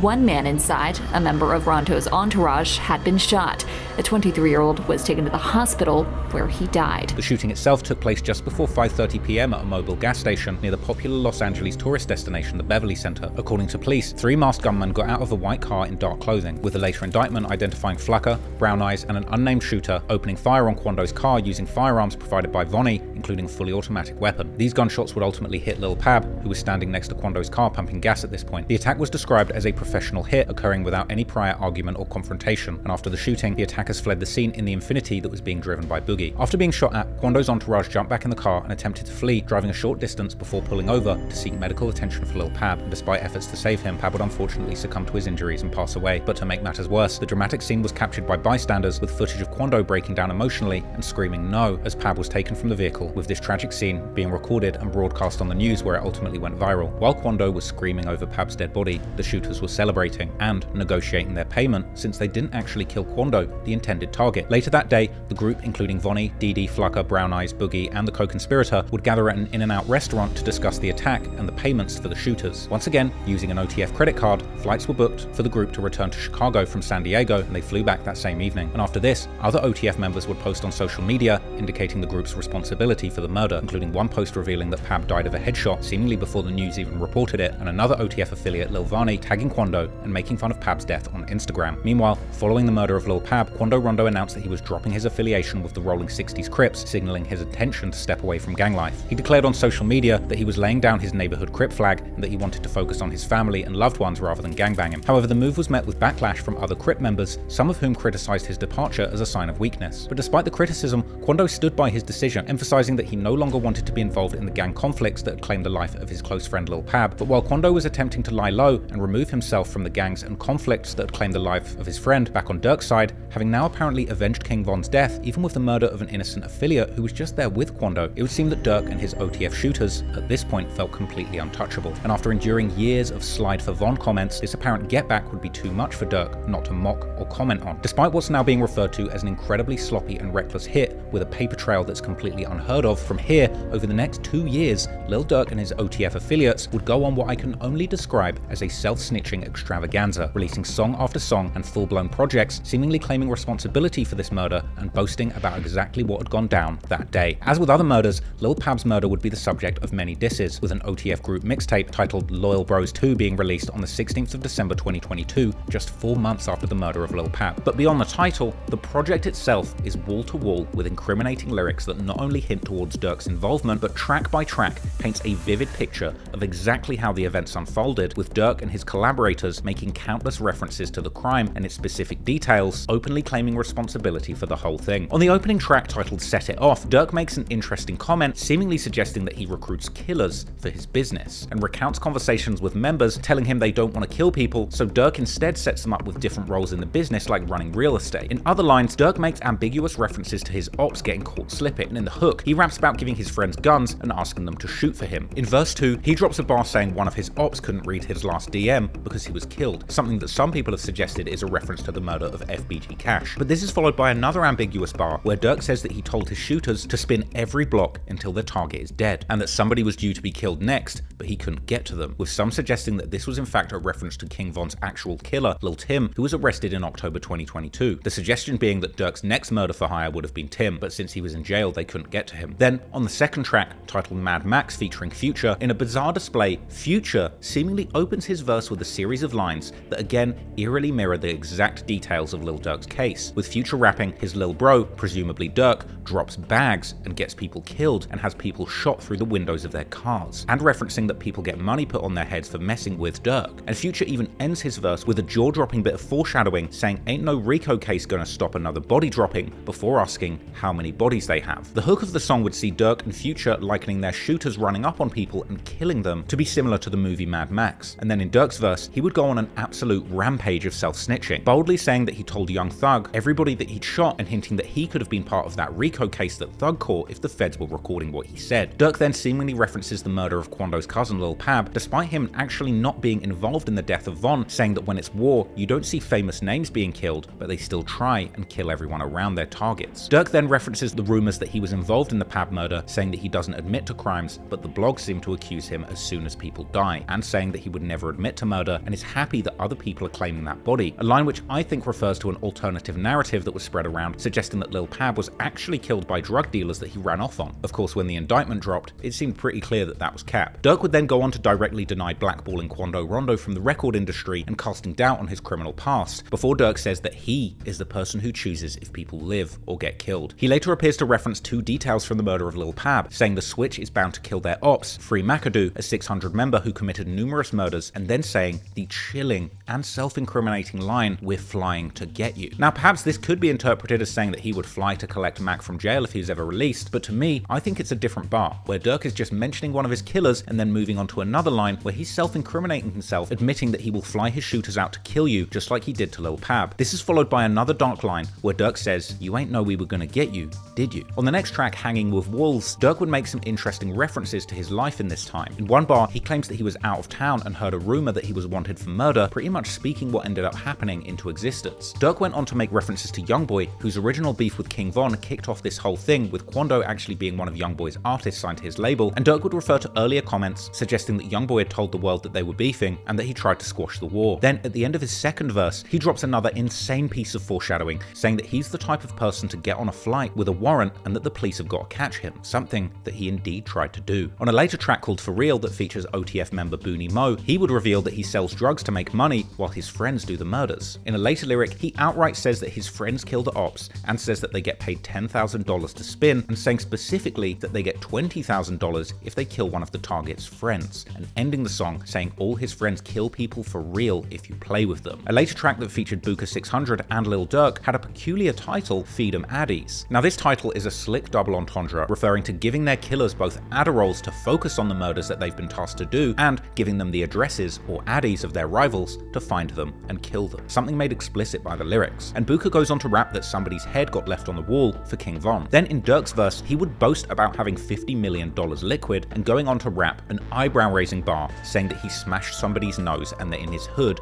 he's Pablo. Likely a reference to Pablo Escobar, but knowing Durk's lyrical abilities, it wouldn't surprise me if this was another coded reference to Lul Pab, whose nickname was also Pablo. He then goes on to drop a series of bars that sound to me like they're directly referencing Lul Pab's murder, saying that he doesn't speak on murders or people trolling, and seemingly referencing Quando's relationship being signed to Youngboy's label, saying why you signed to the dudes that purged it. Then rapping the brutal lyric referring to the murder of Pab and Quando's reaction being broadcast on the news, saying, "When I seen he died, I kept scrolling," and admitting that he's into beef with someone's friend, another reference to Youngboy and Quando's relationship. The next track is seemingly another bold admission of the OTF crew's activities in the streets, the aptly titled track We Did It. This sees Booney Mo from OTF rapping back to back with a posthumous verse and ad-libs from none other than King Von, whose death sparked this deadly crime spree. The song featured a brazen chorus which saw Booney Mo rapping repeatedly, "They know that we did it," whilst backed up by King Von ad-libs. "What did you guys do, Booney?" Booney would then repeat the line, this time following the line about having diamonds on his chain, saying that they know we winning, with that line about winning followed by another King Von ad-lib saying they know. He goes on to rap, "You know how we're spinning," and naming what guns they use and saying if they catch an op, you know we gonna get them, and he would end the hook saying that now they're smoking on their ops. In the verse, he mentions OTF DD or D-Ski locating ops for the gang and chasing ops in rental cars, which according to the indictment happened. And he would even end his verse with a buffet of self-incrimination, rapping that he pays his shorties to slide and that he bets they're going to get you, following that up saying OTF, that's mob ties, ain't nothing realer. The second verse was a posthumous King Von verse, where in the final line, as Von has done countless times before, admitting to murder, saying that he ducked that sentence, but they know I did it. Now, I'm sure people might argue that this is an ambiguous song which could be referring to absolutely anything, but to me, the fact that this project and song dropped just 4 months after the supposed murder that was Get Back for King Von, combining this song with the King Von ad-libs and a posthumous verse from Von, and repeatedly using the brazen line, "You know that we did it," to me, makes me think that the very purpose of this song was indeed to covertly confirm to the whole world that OTF did indeed kill Pab for Von so that they could brag about it. The next track would feature OTF DD or D-Ski, which you'll likely know is one of the members who was central to the alleged murder for hire plot and is all over that indictment. And on the track Seen It All, DD would commence with another incredibly self-incriminating verse, rapping that his team do hits regardless, and rapping that they're going to risk it all and put their ops in coffins for their friends, rapping that they stalk their ops in traffic, something alleged in the indictment with photographic evidence, and saying that they leave their ops on stretchers. And in his verse, continuing the self-snitching, rapping that they bully their ops with switches and shoot the fastest, and rapping how they don't give their enemies passes, they walk them down or kill them. Even admitting that his friends stood on business or got vengeance, and he raps they're coming to get you, and that their bullets will leave you dead in public. And I don't know if it gets more public than outside the Beverly Center. But then on the next track, Ain't Hidin', OTF's Chief Wook would continue to rap bars that seem to hint at OTF's deadly activities in the streets, saying that their lil bros hop out of cars and chase people and give their ops facelifts. Next on the project is the song Savage Stuff, where OTF frontliner Doody Low would continue to openly tell the world about his gang's murders, saying that he's with real killers who up the murder rate. A later track with the very ironic title Block Is Hot would see Durk and DD going back and forth together on the same song, and Durk would start his verse with more jaw-dropping lyrics, rapping that his shorties hop out of cars, shoot people 4 times, and send them to the morgue. Durk would then go on to snitch on himself to an alarming degree, rapping that he's got money on people's heads and that he tells his people to grab the cars and shoot them. He would then reference an apparent attempt by Quando Rondo calling for peace in leaked DMs that circulated online, rapping that they were scared and wanted peace, but Durk rejected it. And Durk would go on to rap that if they can't catch who they want when they ride past, then they'll get his friend, likely another reference to Lul Pab. Durk would then go on to boast that he could be outside by himself, but no one would have a chance to get him, and that he rolls with OTF DD when it comes to the war on the block. And Durk ends his verse with haunting bars where he says that he's the reason that you got shot and that his music is what you hear when you die. Then in verse 2, DD would jump on the mic and raps lyrics which quite frankly are a prosecutor's wet dream, rapping that he's a threat, warning his ops not to get caught lacking or that he will leave you like the last person he caught. Then going on to rap how did his ops die and answering that the bullets ate his face and left him dead on arrival. Didi would rap that knowing how to die is the only thing that his ops can beat them at, and at the end of the verse, in a line that will probably come back to haunt him, rapping that his friends face murders and beat the state charges. Unfortunately, with songs like this out, it's incredibly hard to imagine Didi beating the state on these charges. Now the following song will be titled Thug Life and features OTF veterans Chief Wook and Doody Lo, along with some very interesting lyrics, with a line in the second verse that said, "Your cousin with you claiming he innocent, he's still getting shot," which sounds to me like it could be a direct reference to Lul Pab, who is indeed Quando's cousin, although at the time of the murder, many people reported that he was simply Quando's friend. The next track takes the irony to a whole new level, a song titled Federal Freestyle featuring none other than OTF Jam, OTF's suspected resident informant. Now there's nothing super incriminating in this song, but these lyrics and OTF Jam's backstory as the alleged informant is something I'll be breaking down in greater detail another time. But later on the project, Durk drops perhaps the single most incriminating song on the entire project, a track titled Threats to Everybody. Durk opens the song saying that by spending money, he can have new killers who you have never seen before come outside, rapping that he puts belts to his ops and that he has his killers shoot so much that their fingers hurt. He references both OTF Jam and OTF Didi, saying that he bought them both the same gun, and then in another absolutely incredible display of detailed self-snitching, Durk references shootings at gas stations, suggesting that his ops want to avoid stopping to refuel, and later saying that if he finds out his ops are outside, he wants his shooters to pull up on them curbside. This actually ended up being the song that included the bold lyric about leaving FBG Cash dead by the tree, and Durk would end the song saying that they should have killed him sooner. On the next track, titled Who Are You, Doody Lo would reference King Von, saying that he has killers that will murder in exchange for a recorded rap verse, which could refer to Doody or Durk himself, which ironically matches up with the accusation in the indictment that OTF members were actually encouraged to kill in exchange for support in their rap careers. Before Doody goes on to say that they killed someone and put them in the dirt, and that dissing King Von will indeed get you killed. Now a lot of people will argue that these lyrics don't prove anything, and that these could all be generic references to the street life, but I do not buy it. People often argue that rap lyrics shouldn't be used as evidence in court, often citing Bob Marley's I Shot the Sheriff, but no sheriffs got murdered on camera, and the sheriff's deputy was not on the news screaming no. To me, this project was a bold declaration by Lil Durk and the wider OTF to take credit for these heinous and public crimes. This was the first project released since the murder of Lul Pab, the apparent revenge attack for Von's murder. How many times had Durk been baited in comments with people saying slide for Von? Well, it seemed that he'd finally done it, and OTF quite literally used this whole album, the songs and lyrics, to tell the world we did it. To me, Loyal Bros 2 might well go down as one of the most incriminating rap projects in music history, and it really just goes to show you just how inexplicably stupid some of these gangster rappers can be when it comes to admitting crimes in their music. I'm genuinely baffled as to why the people involved in this alleged crime, specifically Lil Durk and OTF Didi, would be so reckless as to release a project with such specific details about these crimes that they allegedly really did. Lines about paying for hits, renting cars, flying shooters out, scrolling past the news about your murdered enemies being on the news, and quite literally saying we did it is mind-boggling. But this wasn't the end. In fact, it was only the beginning, and as time went on, Durk and the OTF crew would continue to self-incriminate and openly rap chilling details that would connect them to this crime. As I said at the start, this is only the tip of the iceberg when it comes to the insane depths of the self-incrimination that Durk and his OTF crew did. After Loyal Bros 2, perhaps the single most self-incriminating lyric would come in the form of a feature that Durk dropped on the song Wonderful Wayne and Jackie Boy off of Babyface Ray's album M.O.B. that dropped on December 2nd, 2022. And in his feature, Lil Durk would rap the jaw-dropping lines, got location, go, go,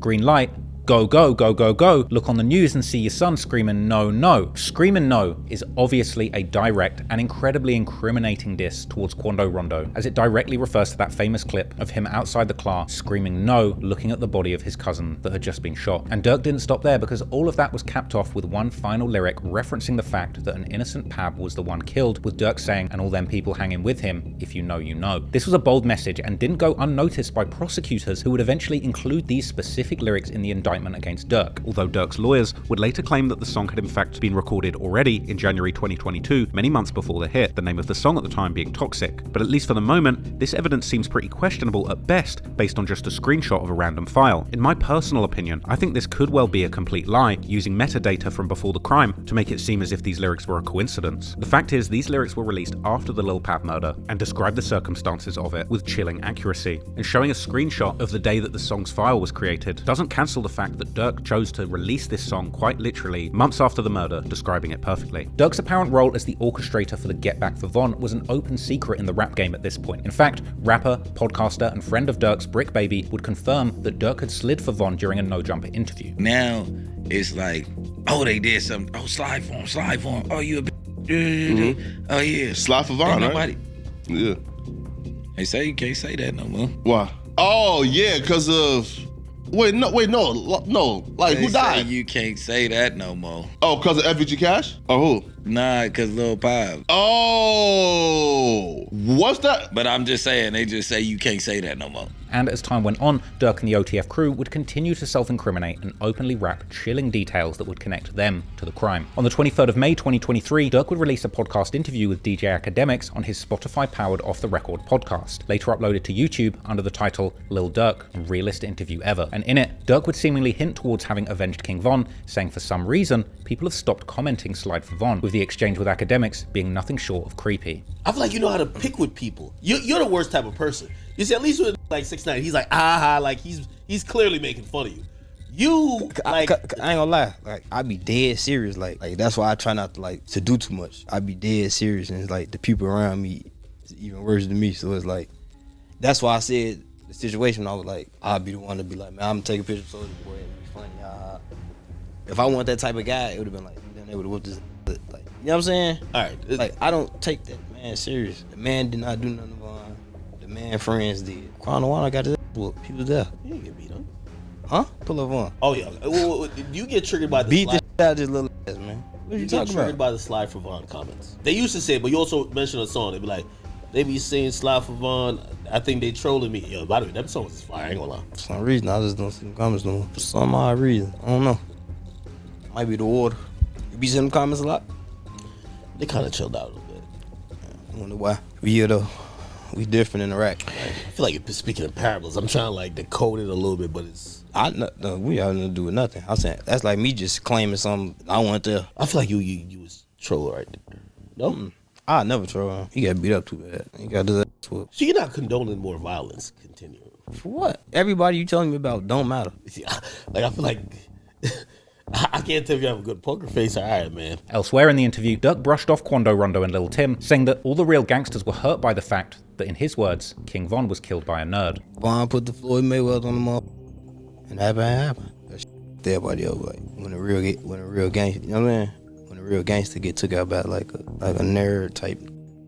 This interview would pretty much be the biggest promo piece in anticipation of Durk's 8th studio album, Almost Healed, released on the 26th of May 2023. Debuting at number 3 on the Billboard charts, this project would have a cohesive theme and an eye-catching artwork that depicted Durk crying blood with a bandage covering his face, this seemingly being a reference to his mindset at the time, declaring that he had almost healed from the many traumas he'd suffered. Almost, but not quite. Now, I'd offer a darker interpretation, as Durk actually suggesting that he's almost fulfilled his needs to seek revenge for those he'd lost, but perhaps hinting that he was still dangerous and not done. The opening track of Almost Healed, titled Therapy Session, would set a reflective tone for the album. It featured a skit with Alicia Keys acting as a therapist for Lil Durk, which immediately emphasized the themes of vulnerability and self-reflection that ran throughout the project. Alicia Keys addresses Durk's traumatic past, directly mentioning the loss of King Von in November 2020 and his brother Dthang in June 2021. Keys would ask how Durk feels about the rap beef, being a warrior, a leader in the rap industry, and the voice in the community, essentially setting up the themes of the album and Durk's plans to rap candidly about these topics, saying, "You can feel safe in this room to express your vulnerabilities and emotions." The next track, Pellicoat, would appear to hint towards Durk's status as a threat, striking fear into his enemies. Durk would open with the line, "They scared to come outside," which became a recurring refrain throughout the song, a lyric which was actually a nod to the chorus of Mo3's hit song Outside. Durk would then drop an ironic line, which if I'm completely honest, I think is aimed at literally me, rapping how YouTubers are trying to paint a picture of him, but warning that it doesn't last. Now, having made a series of videos about Durk's life and his past at this point, not to mention the countless other channels who at this point had long been speculating on Durk's role in these recent murders, clearly Durk was frustrated with the new media, having picked up some of the clues that he was leaving behind after committing crimes. But this was nothing new. Durk had dissed us YouTube documentary makers before, rapping on the song Golden Child that the feds are only able to crack these cases with the help of YouTube videos, which at the time people believed was aimed at academics and me. Anyway, back to Pellicoat, and after dissing YouTubers for misportraying him, Durk appears to go on to say that he's silent about violence, but is glad that someone is no longer here, simultaneously saying he doesn't tell on himself, but then alluding to having gotten rid of people. Later in the track, he would also touch on snitching's prevalence in the streets, mentioning that even killers with numerous bodies to their names can still turn into snitches. Later, Durk raps that he never posts guns used in crimes on his social media because he knows the authorities are watching, and later, pretty much openly saying that he got back and got his revenge. And then, in a line that appeared to respond to 6ix9ine and the the Slide for Von slogan, rapping that 6ix9ine and others had told Durk to slide and that he wouldn't do it purely for fame. Durk would in the third verse directly reference Quando Rondo, saying that Von died because he beat up a Goofy and that the drama had nothing to do with Von's relationship with Asian Doll. Durk would end the track on a somber note, saying that every morning he plays to Allah for forgiveness for the things that he had done. Interestingly, Islam had become a big part of Durk's life by this point. On the track Mad Max, Durk even references praying on the phone with an imam. Seemingly influenced by his Muslim father after his release from jail, Durk would begin to take religion more seriously and build it into his brand, even changing his name legally from Durk Banks to Mustafa Abdul Malak, potentially in hopes of distancing himself from his old self, Durk Banks, the given name that would ultimately end up on the indictment. The third track on Almost Healed was the smash hit All My Life with J. Cole. The song was an effort by Durk to clean up his image and spread an inspirational message to the youth, with bars where Durk bragged about having made it out the streets, rubbing shoulders with the mayor and politicians, and saying that you can't judge his past anymore. And the choir-assisted hook was an inspirational anthem that could resonate with the whole world, as Durk raps how his whole life people have tried to keep him down, but they can never break his spirit. The hook was infectious and it had hit song written all over it. All My Life would hit #2 on the Billboard charts, matching his earlier hit with Drake as his top charting track, as well as being an international hit too, landing on charts in 18 different countries. It was an industry favorite as well, winning the 2024 Grammy for Best Melodic Rap Performance. And the Grammy goes to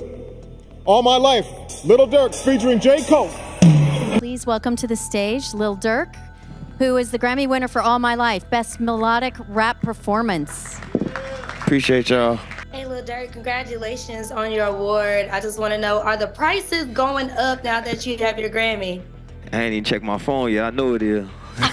All My Life was a humongous hit, but if you ask me, there was something quite dark going on in J. Cole's verse, as J. Cole drops a number of bars and metaphors that when you look back at them now appear to coincidentally echo Lil Durk's Future perfectly. Just like how Future had seemingly rapped things that describe the crimes that Durk was allegedly involved in before, J. Cole makes a series of double entendres that strangely predict Durk's future, where he raps that his lyrics are so good that they're a cheat code, and he then likens putting out hit records to paying for hits on people, saying that he puts out so many hits that he could be facing RICO charges, topping it off with the lines, and another one, and another one. Now normally you might chalk this up to coincidence, but then again this is J. Cole, whose lyrical ability is much higher than your average drill rapper. And it really wouldn't surprise me if J. Cole felt daring enough to slip in a little double entendre like this to hint to the world that he knew what Durk was getting up to away from the microphone, and using this line to paint a picture of Durk and J. Cole's contrasting verses and lifestyles, which is really the deeper meaning of the song. On the next track, Never Again, Durk just jumps straight out the window with the self-snitching again, rapping on his second verse that he sends shots when he comes to the city, but he shoots with his money, and that Big Threat or OTFDD is going to protect him. Track 5, Put 'Em on Ice, had a title seemingly alluding to murder and a menacing hook where he repeats that he told him ain't nobody safe. Track 6, Big Dog with Chief Wook, would see Durk saying that one person can't stop the killings and that his money talks in the streets, and later rapping that he can't be told what to do by anyone. He's with the murders and he stands by what he's done. On track 7, Never Imagined, another collaboration with Future, just like he did on Mad Max, Future would seemingly be rapping bars that described Durk's situation perfectly, with lines about having shooters ready to kill for him, saying that he has demons that he sends on hits to have people killed for less than the price of a car, and seemingly describing Durk's own career, saying that once he started making millions, people began getting killed, as Future would drop a chilling bar where he would essentially admit to paying for the murder, saying that all it takes is a little money, or manyan, to have an enemy killed,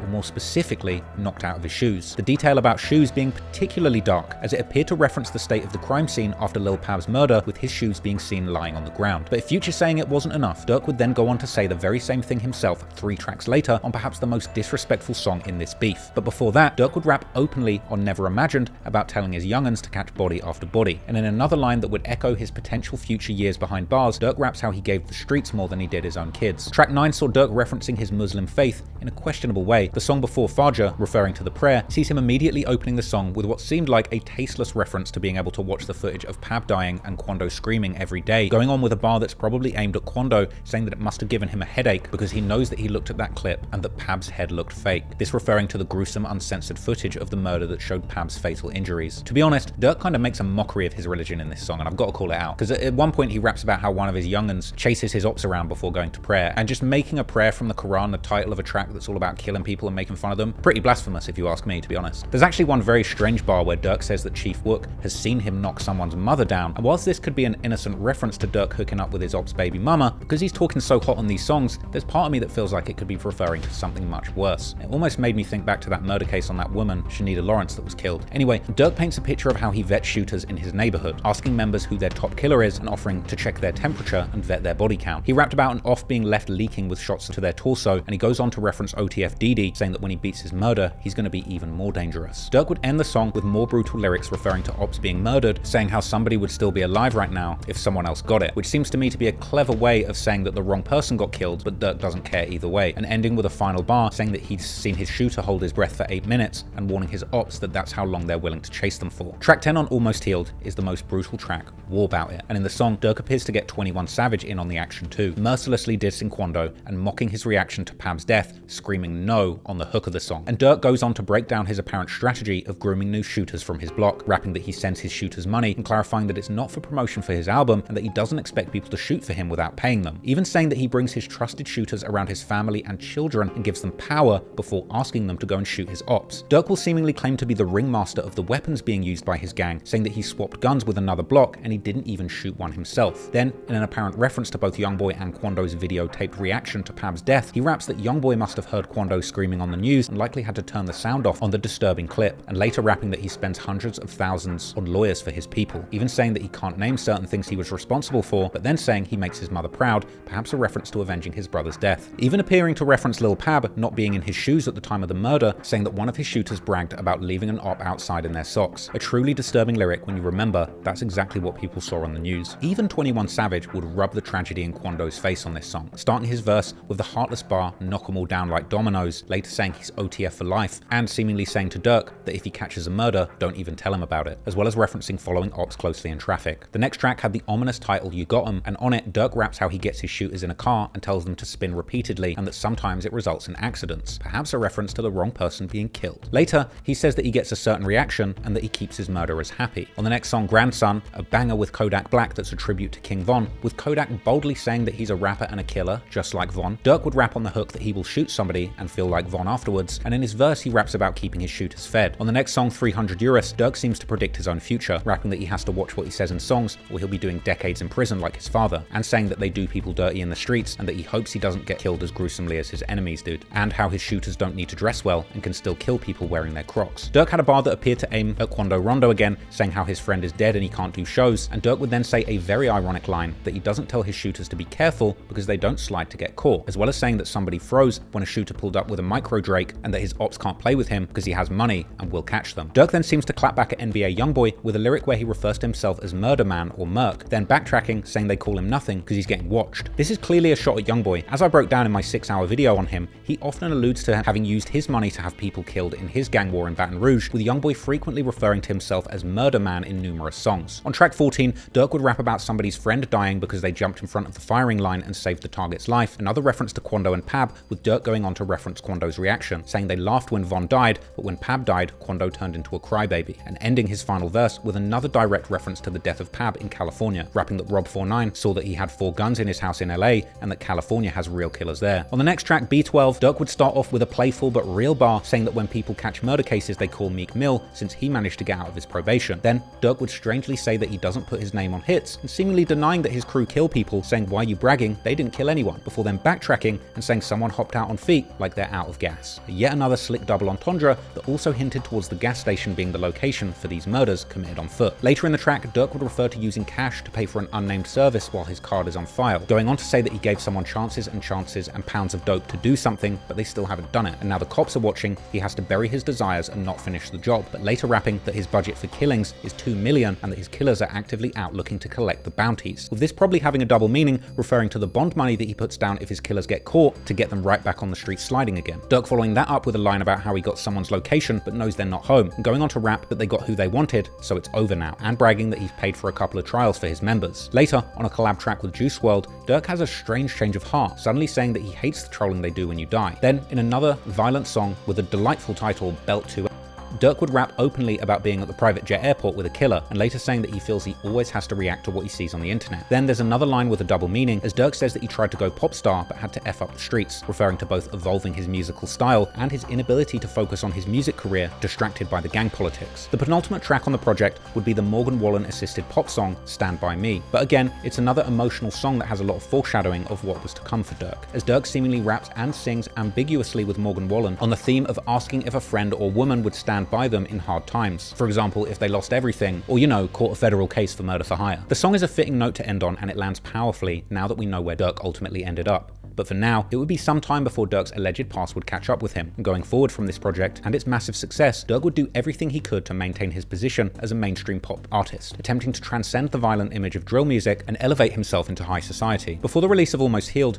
Durk would meet with Chicago Mayor Lori Lightfoot, and during the subsequent elections, Durk would make a $150,000 campaign donation to future Mayor Brandon Johnson. From the outside, it looked like Durk was a million miles away from the streets and having hits planned. He continued rolling in the circles at the very top of the music industry, in August walking out Drake for his Los Angeles set of his It's All a Blur stadium tour. But behind it all, Lil Durk was living a lie. One minute he was in the halls of political power, rubbing shoulders with current and future mayors. The next, he was in the studio, surrounded by his OTF demons, making some of the most violent and incriminating music ever released. And Durk's next music project would see him yet again shining a spotlight on some of the very people allegedly orchestrating murders for him. November the 17th, 2023, Durk and OTF released another group album, Nightmares in the Trenches, and it would seem that even the album cover itself had a hidden message of self-snitching on it, a label saying that this disc contains raw accounts of activities that occurred in various areas of the world. It doesn't say these are fictional stories or that the guns are props. This is hinting that this is a raw and real explanation of things that actually happened. And if you ask me, the part about all areas of the world is another covert hint towards that murder happening in California, rather than saying something like these are stories about the streets of Chicago. On the project, Durk would rap about Didi beating his body with witnesses testifying. Durk would shout out one rap YouTuber that he respects, 1090 Jake, saying that he shows his videos about people being snitched onto his people and warning people against trolling him and acting like OTF are down on the gang. Later on the song Posted At with Kokilla and Bezu would ironically diss OTF accidentally, saying that you're not a real killer if you catch an accidental body, with Kokilla later rapping how they take ops souls and how he smokes dead ops with Didi. Later on, Bezu would claim to have made the score 3-0, inferring that he has 3 bodies, saying that he beat them because he doesn't leave a witness. Kokilla would rap about people getting shot, their friends dying, and crying about it. Then on the Durk solo track Them Ones, he predicts his future again, saying that the judge might put a RICO case on him because of the people he's around, with Durk later bragging that people are mad that his music career is going so well since he's promoting revenge. Durk would rap a spooky bar on the hook that I think is aimed at Quando too, since his career had been struggling even before the death of Von, with Durk rapping he ain't turned no more,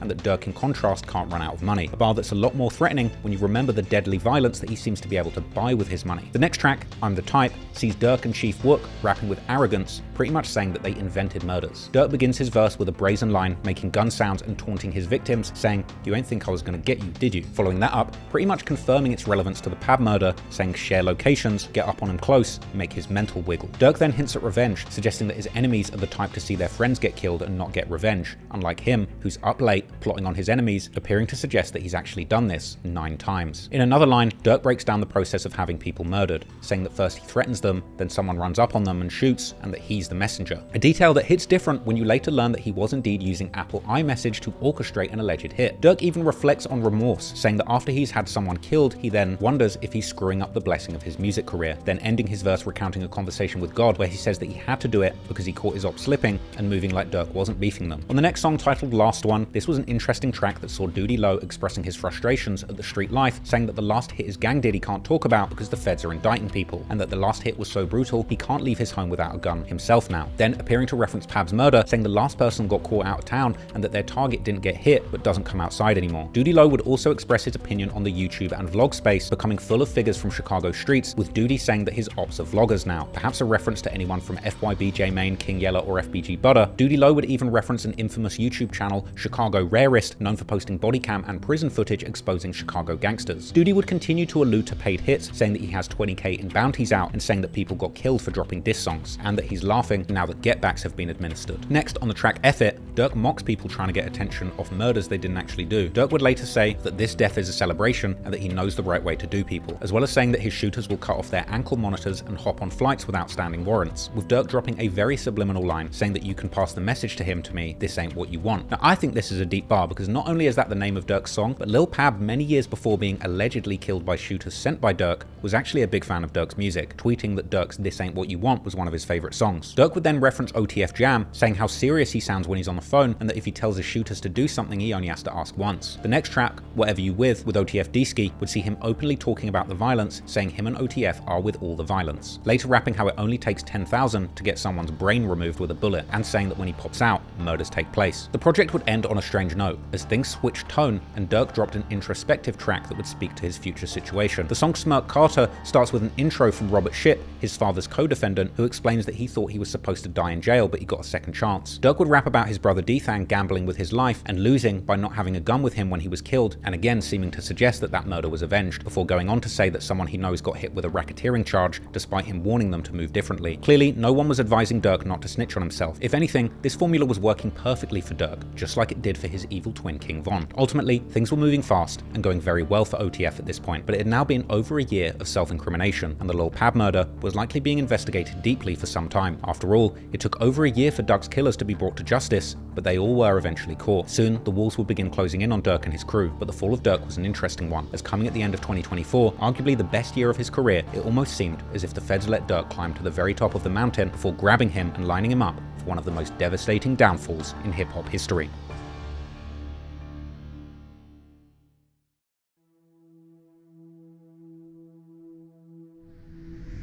With all of the self-incrimination that Durk had done over the course of 2023, it would only be a matter of time before people began to put things together, and unfortunately for Durk, on the internet, Reddit forums, and in YouTube videos, people would continue to speculate on these quite obvious crimes. I personally released a 4-hour documentary about Quando Rondo's life and the attempts to end it in 2023 that had over 4 million views before the feds officially filed charges. But I was by no means the only one making these speculations. In his February 2024 interview with DJ Vlad, FBG Butter would ask how Durk is still outside when everybody knows that he paid to have Quando killed and got Pab killed by mistake. Who the f you know name get brought up and with actually proven facts that you done paid me some money to go kill a motherfucker. And I done killed the wrong motherfucker too. Butter then, seemingly with inside knowledge at this point, months before any arrest took place, would hint towards one of Pab's shooters actually telling the police that he did it for Durk.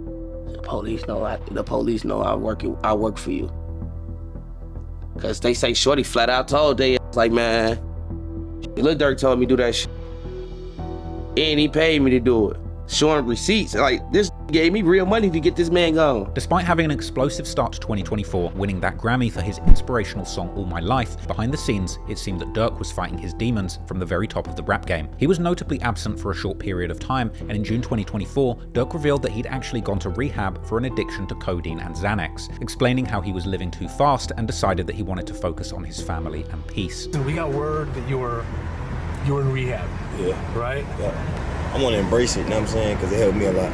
I won't even say it was tough at first. It was tough at first, but it ain't that tough because I really knew what I wanted. You know what I'm saying? I knew what was holding me back.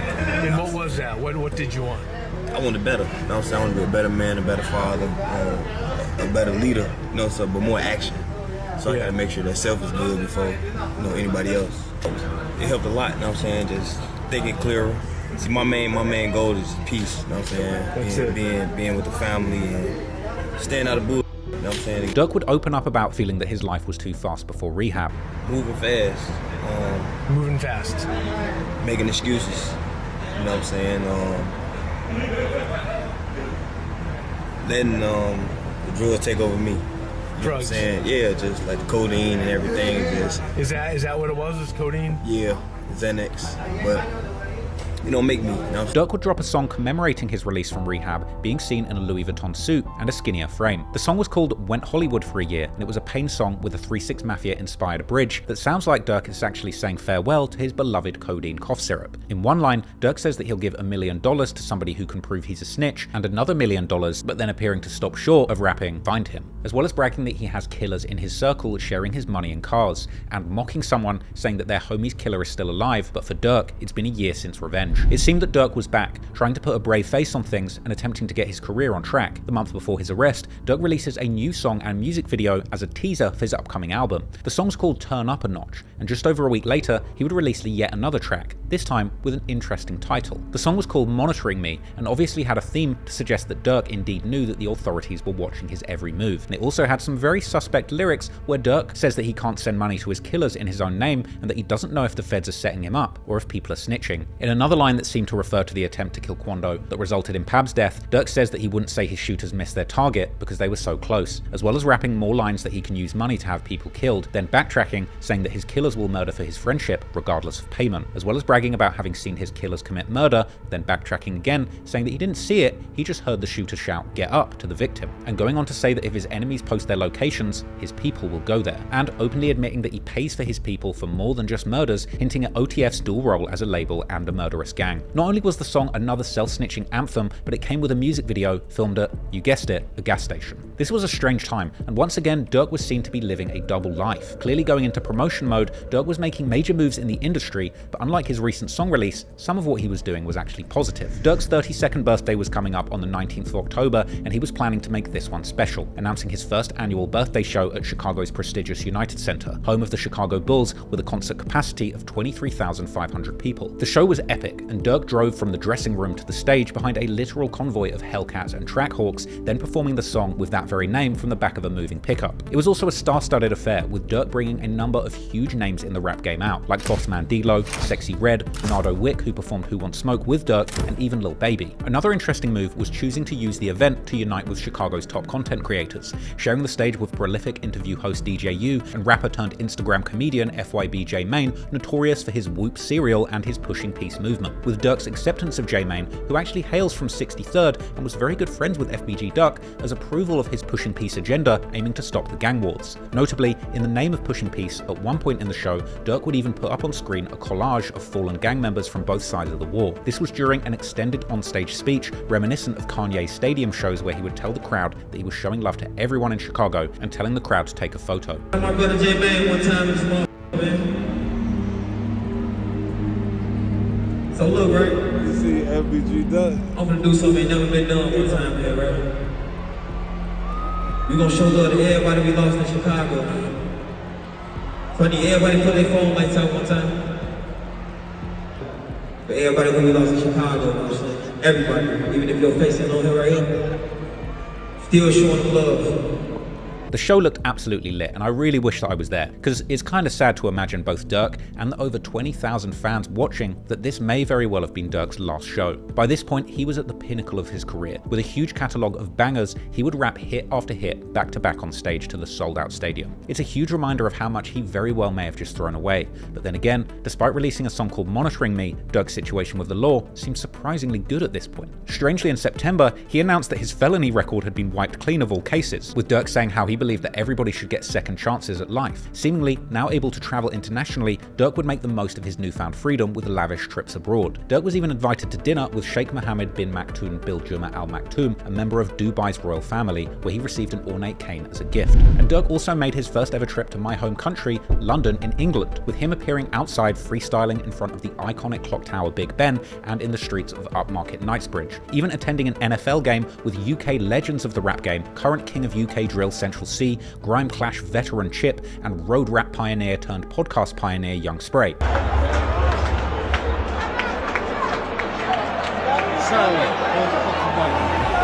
Bad people, you get me? Come on, man. Bad people. But despite the smiles, many people thought that Durk was cleaning house, knowing that bad news was just around the corner. In Durk's last IG Live, he was seen praying, perhaps asking the Lord to spare him from the consequences that may have been lurking. Also in October 2024, rap media would report that Durk's children had been sent on a trip to Disneyland. Perhaps this was truly an acknowledgement that their father was going to be absent for the remainder of their childhood, as the heartbreaking news would only be days away. And ultimately, on October the 23rd, 2024, things would come crashing down, when 5 affiliates of Lil Durk's Only the Family record label were arrested and indicted on serious charges, including conspiracy to commit murder for hire, committing murder for hire involving a death, and the use of a machine gun in a violent crime resulting in death. After the 5 members of his Only the Family crew were arrested in Chicago, it was only a matter of time before the feds would grab Durk himself. He likely knew the clock was ticking after news broke of his close OTF associates being taken off the streets. Durk would reportedly book multiple international flights in an attempt to not only get away, but also confuse the authorities and keep them guessing what his next move might be, with 3 flights all being booked to Switzerland, Dubai, and 1 private jet that was headed to Italy. Durk was in Miami in South Florida at the time, and according to an affidavit by FBI agent Sarah Corcoran, the Chicago rapper was attempting to flee to Italy before his arrest. All international flight bookings made on Durk's behalf would raise suspicions that Durk was planning to evade capture, and the feds would immediately swoop in, and then the music would finally stop. As 2 days after his 5 friends were arrested, before Durk could board that private flight to Italy, federal agents would intercept him in Broward County, Florida on October the 25th. US Marshals would apprehend him, charging him with conspiracy for allegedly arranging that hit on fellow rapper Quando Rondo. The U.S. Attorney's Office for the Central District of California would announce the arrest of Lil Durk on charges of conspiracy to use interstate facilities in a murder-for-hire plot that resulted in a fatality. I want to begin now with some breaking news. Rapper Lil Durk is charged in a murder-for-hire plot. Lil Durk's real name is Dirk Bank, and he is from Chicago. This is his mugshot from Florida, where he was arrested last night and is being held without bond. This comes only hours after 5 people associated with his music business were also accused in taking part in that murder-for-hire plot. Now, the plot targeted rapper Quando Rondo's cousin, who was killed in 2022. Investigators believe it was retaliation for the earlier murder of Chicago rapper King Von. Local rapper and Grammy winner Lil Durk is being held behind bars in South Florida, charged in a murder-for-hire plot back in 2022. The FBI says he was arrested while trying to flee the country. Investigators believe Lil Durk put out a hit on another rapper, Quando Rondo, in retaliation for the earlier murder of Chicago rapper King Von. Rondo's cousin also died in a shooting at a Los Angeles gas station caught on camera.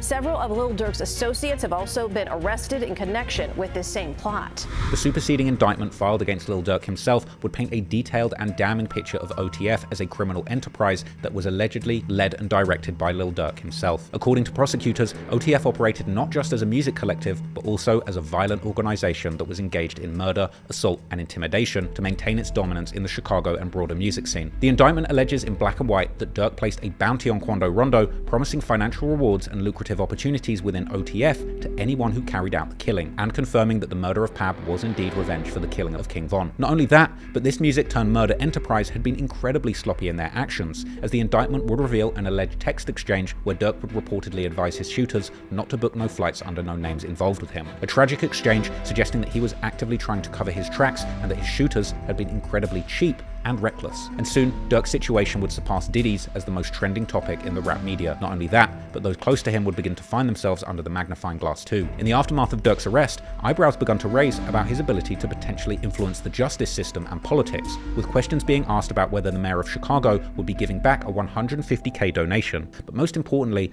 all eyes would be on those in the indictment, both named and unnamed, as people would begin to uncover the dark, violent backstories of the perpetrators, as well as intensely speculating on exactly who might have been the informant and who might have been the connection in California who told Durk and his demons to fly out and kill Quando. The first of the OTF crew in this indictment who seems to have been heavily involved in planning and executing Quando Rondo's hit was Tavon London Grant, aka OTF Vonnie. OTF Vonnie is a key figure in OTF's inner circle for years, with his loyalty and presence around Lil Durk and King Von being well documented. Vonnie is also King Von's cousin and played a significant role in Lil Durk's operation as his business manager. Back in July 2019, Vonnie would be spotted with Durk and Von at the iconic Icebox jewelry store. Can I get an OTF chain, man? The way things are looking this week, yeah. Woo! Not gonna happen. A1, right? A1, right? A1, right? And by early 2020, he would once again be seen accompanying King Von as Von worked on designing and purchasing custom O-block chains that many believe were actually given out as trophies to celebrate the successful murder plot on FBG Duck. Slim roll or just one? Yeah, right. And I like the, you see how these letters, I like them kind of like graffiti style. Just like, check this out. That's a Z. Like the O, like a, I don't know, like longer instead of wider. Like, see, that's kind of wide. I appreciate you guys once again. Thank you so much. Definitely. Hey, thank you, bro. Alright, definitely. Yeah, Scally, big dog. I don't big dog. Yeah. So that's the only way I want to. Yeah, rich big. Yeah, a little rich. Me, it look like a big rock. Since you're not picking these up today, I'm gonna send you a sample image of all of them. Alright, I'm texting to you anyway. We're gonna text everything I write, so. Well, I can text this back to you. Yeah. Following King Von's death in late 2020, Vonnie's proximity to Lil Durk only grew, and by September 2021, he was back at Icebox, this time with Durk acting as a negotiator during a major jewelry purchase. In footage from the store, Vonnie can be seen haggling prices on Durk's behalf and carrying a massive stack of cash for the transactions. 3 1/4 and 2 1/4. 2 and a 2.75. 2 3/4. 3 1/4, 2 3/4. That's about 15% difference. How much would it be? That's what he had before.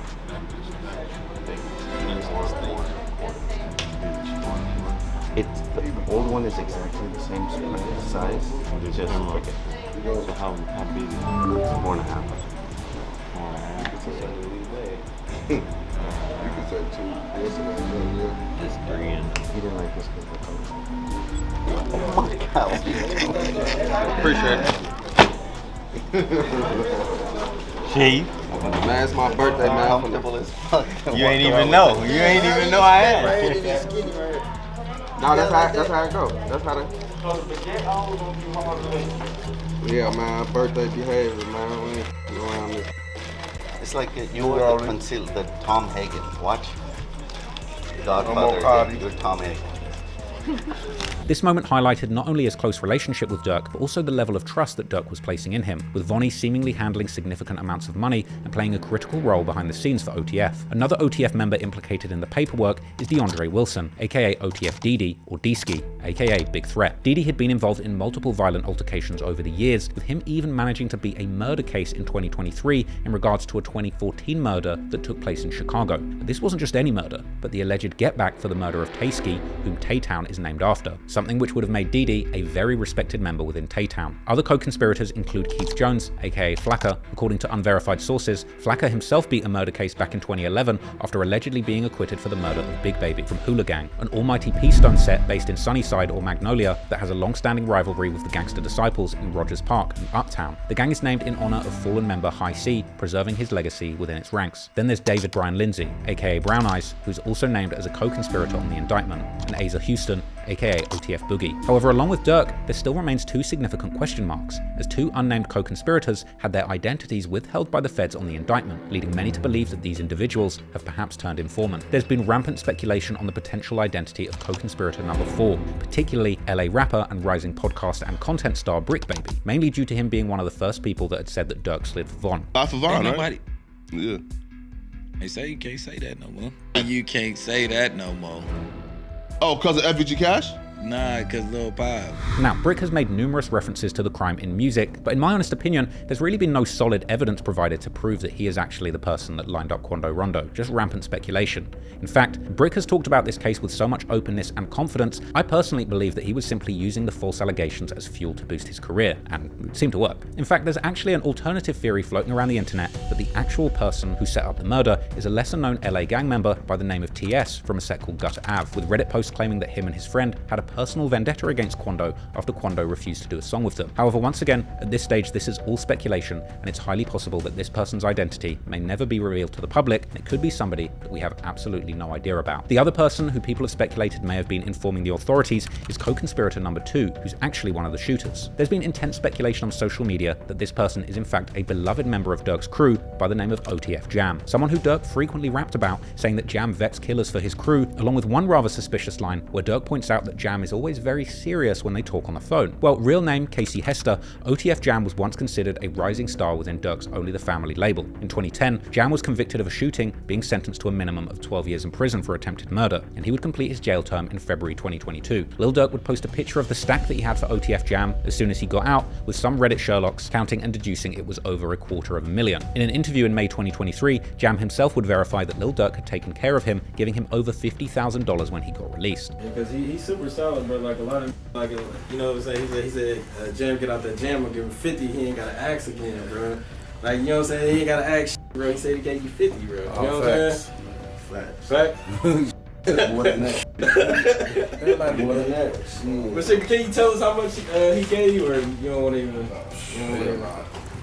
No, we ain't gotta get into all that, but bro made sure he made a way for me to be straight, like he's saying, gotta ask again, you know, like crib, car, all that. He was able to take care of anything I had to take care of, period. Like, it's still up.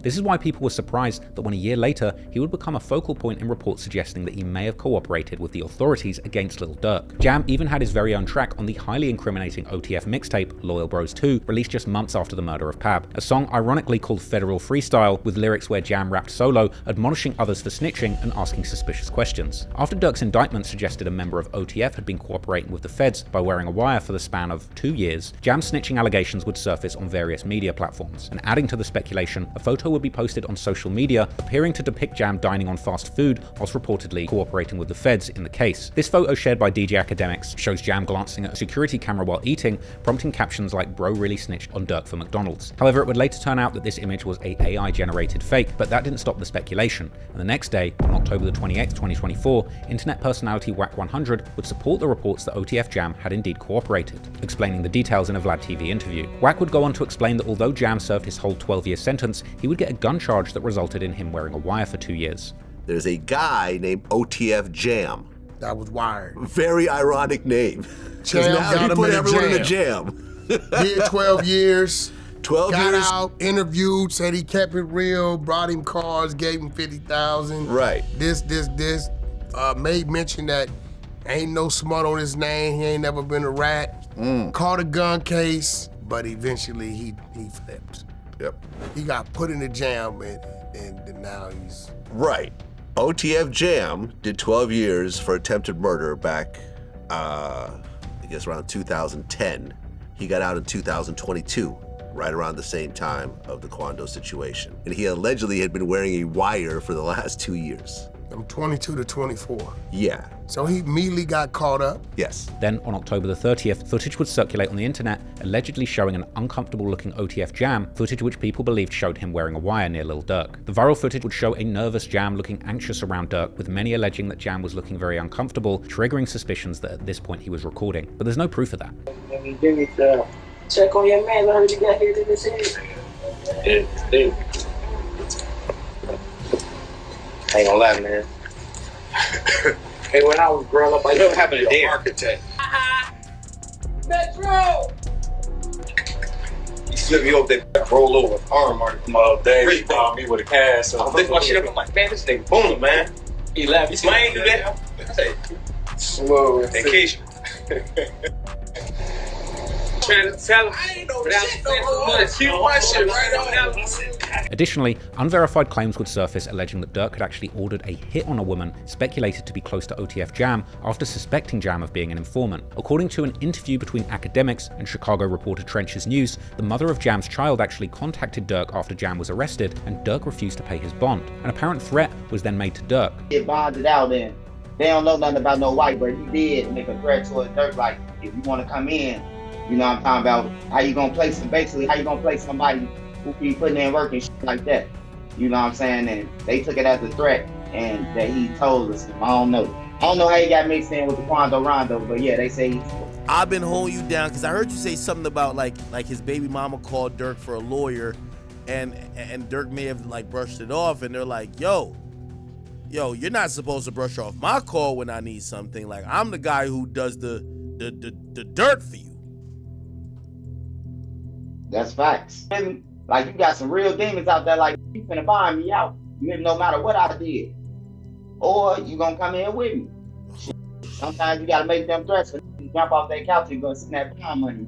According to news reports, on July the 19th, 2024, Octavia Redmond, a 48-year-old postal worker, had been brutally gunned down in broad daylight whilst delivering mail in Chicago's West Pullman neighborhood. A 15-year-old kid ran up to her in front of a house, shooting her 26 times execution style, and she would die in the hospital. Developing this morning, Chicago police have released surveillance video of a person of interest in the deadly shooting of a postal worker. The shooting happened last month in the West Pullman neighborhood. Mugo Odigwe is live in the newsroom this morning with a look at that new video. So Mugo, what does it show?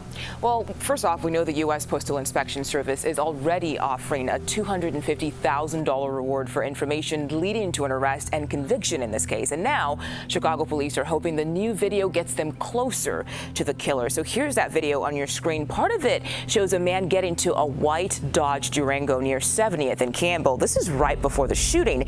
Then at some point, the same video shows a man getting out of that Durango near 121st and Harvard. He runs across the street and out of view. Then he runs back to the car before it drives off. Police say on that day, Friday, July 19th, around 11:40 in the morning, 48-year-old postal worker Octavia Redmond was in front of a home near 121st and Harvard when a man walked up to her and shot her. She died at the hospital. The Dodge Durango used in the shooting was later found abandoned and torched in the middle of a field on South Holland Avenue. Now, anyone with information information on this shooting is asked to call Area 2 detectives, or you can leave anonymous tips at cpdtip.com. A $250,000 reward would be offered for any information leading to the arrest and conviction of the perpetrator, with an anonymous tip leading up to the arrest of the juvenile killer in Iowa. Breaking news at this hour, a 15-year-old boy is charged with shooting and killing an on-duty U.S. Postal Service worker. He's accused of murdering 48-year-old Octavia Redmond on 121st at Harvard back in July. Chicago police officers and the U.S. Marshals Great Lakes Regional Fugitive Task Force took him into custody yesterday in Cedar Rapids, Iowa. The teen was extradited to Chicago and is set to appear in juvenile court sometime this morning. Detectives received an anonymous tip that helped identify the suspect. This murder had been circulated with many headlines that suggested that this was OTF Jam's baby mother. However, a user on X would debunk these claims, alleging that Redmond had absolutely no connection or affiliation to OTF. Official reports and reputable news outlets have not since established any link between Redmond and OTF Jam, hence there's no credible evidence to support the assertion that they had any personal or familial ties. Some users, however, have still ran with this speculation, suggesting that the killing was somehow a targeted attack, with the shooter intentionally approaching her and mistaking her identity as the intended target, with some going even as far as to suggest that this was another hit sent from Durk that ended up killing an innocent bystander. I personally don't buy it. Now, it's important to note that the criminal complaint and indictment documents do not explicitly name Jam as an informant, though they do reference an unnamed individuals and key witnesses by their initials. This has even led to subreddits questioning whether or not it's really Jam who got Durk in the jam, and while I personally believe it's likely that Jam could be the informant, at this stage there's still no proven paperwork to confirm this, and there's really no way of knowing for sure until this goes to trial. In December 2024, OTF Jam would finally break his silence with a scathing social media post denying being the snitch in the case and accusing other OTF members of disloyalty and sloppy behavior, attracting the attention of law enforcement rather than him. Currently, Durk, Vonnie, Didi, and Boogie are held at the Metropolitan Detention Center, or MDC, Los Angeles, awaiting trial. And since his arrest, the only thing we've heard from Durk is a phone call from jail that would suggest that despite his celebrity status, he turned down protective custody and is now navigating life behind bars in general population. Say what, bro? I said, I know you're rich, but if you need anything, you know I got you. You know I appreciate it. You know the thought that count, yeah, hell yeah. I know how that shit be, but it don't matter, but we ain't never moved our money except for that first time. Once it was that, it was that. Once it was like then, everything was history. Yeah. You know, I feel back to the same. I came up here like, yeah, where you from? What you got going? I came to it, yeah. Man, what? Like a PC. Hey.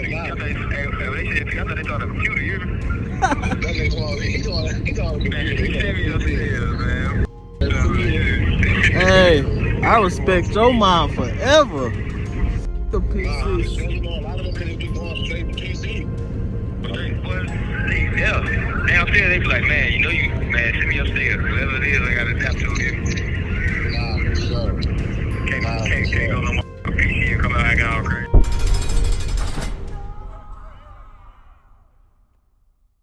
While we still don't know how Durk's trial is set to unfold, if the fate of the killers of FBG Duck is anything to go by, things aren't looking good for OTF. Durk's fall may well go down as one of the most dramatic falls in hip-hop history. In 2024, Lil Durk was at the peak of his career, having just gotten a Grammy Award and being listed as a top 10 rapper by various music publications. He truly built himself a legacy like no other in the rap game, arguably the most successful drill rapper of all time, and certainly the voice of his generation of gangster rap. Fans and the Reddit communities who had closely followed the rise and evolution of the Chicago drill movement compared Durk's arrest to a dramatic season finale of this more than a decade-long saga in the drill scene, with countless deaths claiming major figures and prison sentences taking others. Only a select few, like Chief Keef, G Herbo, and Lil Bibby, had managed to escape that early drill era with their lives and freedom. Durk was for years the poster child for what making it out of the streets and becoming a mainstream pop sensation really looked like, but it would seem the pull of the past was just too much for him. Durk's commitment to the street code and getting revenge for his fallen friends and family may have ultimately cost him everything he worked so hard to build, and now, as he sits in jail awaiting trial, he's left to confront the harsh reality of the many lessons he ignored, lessons that he could have learned from, the mistakes and tragedies of those closest to him. Durk's story should serve as a cautionary tale, a stark example of what not to be, especially for anyone fortunate enough to rise above the trenches. With dozens of people depending on him, including his own family, Durk had every reason to steer clear of the path he chose. He should have taken to heart the lesson etched into his own past with the incarceration of his father, but now his children will grow up without him, all for a revenge that didn't even need to happen. The fact is, King Von was a ruthless killer, and Durk should have never never brought him into his inner circle. If Von was still alive today, it's very possible that he would be serving life for the murder of FBG Duck, and him and Durk may well have even faced trial for that attempted murder in Atlanta. Ultimately, Von lost his life after sucker punching another gangster rapper and grossly underestimating the consequences. Von was completely in the wrong that night, and Durk was completely in the wrong for allegedly trying to kill Quando and taking the life of an innocent young black man in the process. The facade of all my life, Durk pleading that his whole life people have been trying to take him down unfairly, has fallen apart. And if Durk ends up getting convicted of this murder for hire, he has only himself to blame, and he can't say that the media or society unfairly portrayed him. In fact,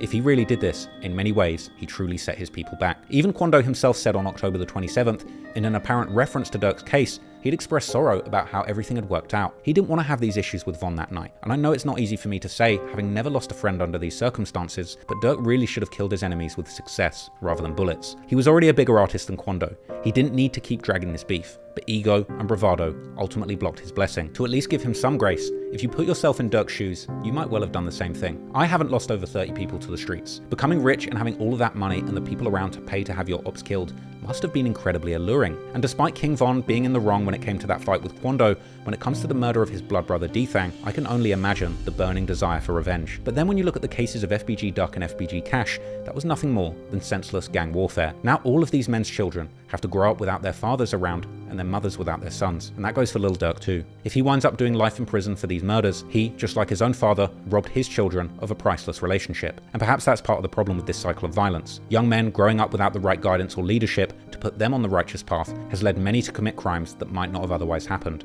The problem with this is that Durk was really a two-faced example, flip-flopping between his persona of the voice and pushing a positive message for the youth trying to be a role model, but then in the same album, as that role model, with the ears of the youth open to him, he then took on his evil twin persona, pushing the violence, mocking the victims, and teaching the youth that murder and revenge is cool. All of this made Durk an incredible artist, but a flawed man. Durk ultimately isn't the role model that people thought he was, and that's the biggest tragedy here. So if I can end this video with one message, it's that there's nothing cool about taking lives. Nothing cool about spending your whole life looking over your shoulder, and nothing cool about spending decades in prison away from your friends and family. No amount of praying can protect you from judgment. So if you're a young person in a difficult position with hard choices to make, you ultimately should look at Durk as a shining example of what not to do. He seemingly made terrible choices and may well end up paying the ultimate price. It's truly heartbreaking to see what was supposed to be a shining example of getting out of the streets and doing something positive with your life wind up being shattered. At the end of the day, we need a lot more J Mains and a lot less Lil Durks so that the next generation can put the guns down, stop the violence, and really push some peace. I hope you found that video interesting. Thank you for your time, and once again, rest in peace to everybody who lost their lives.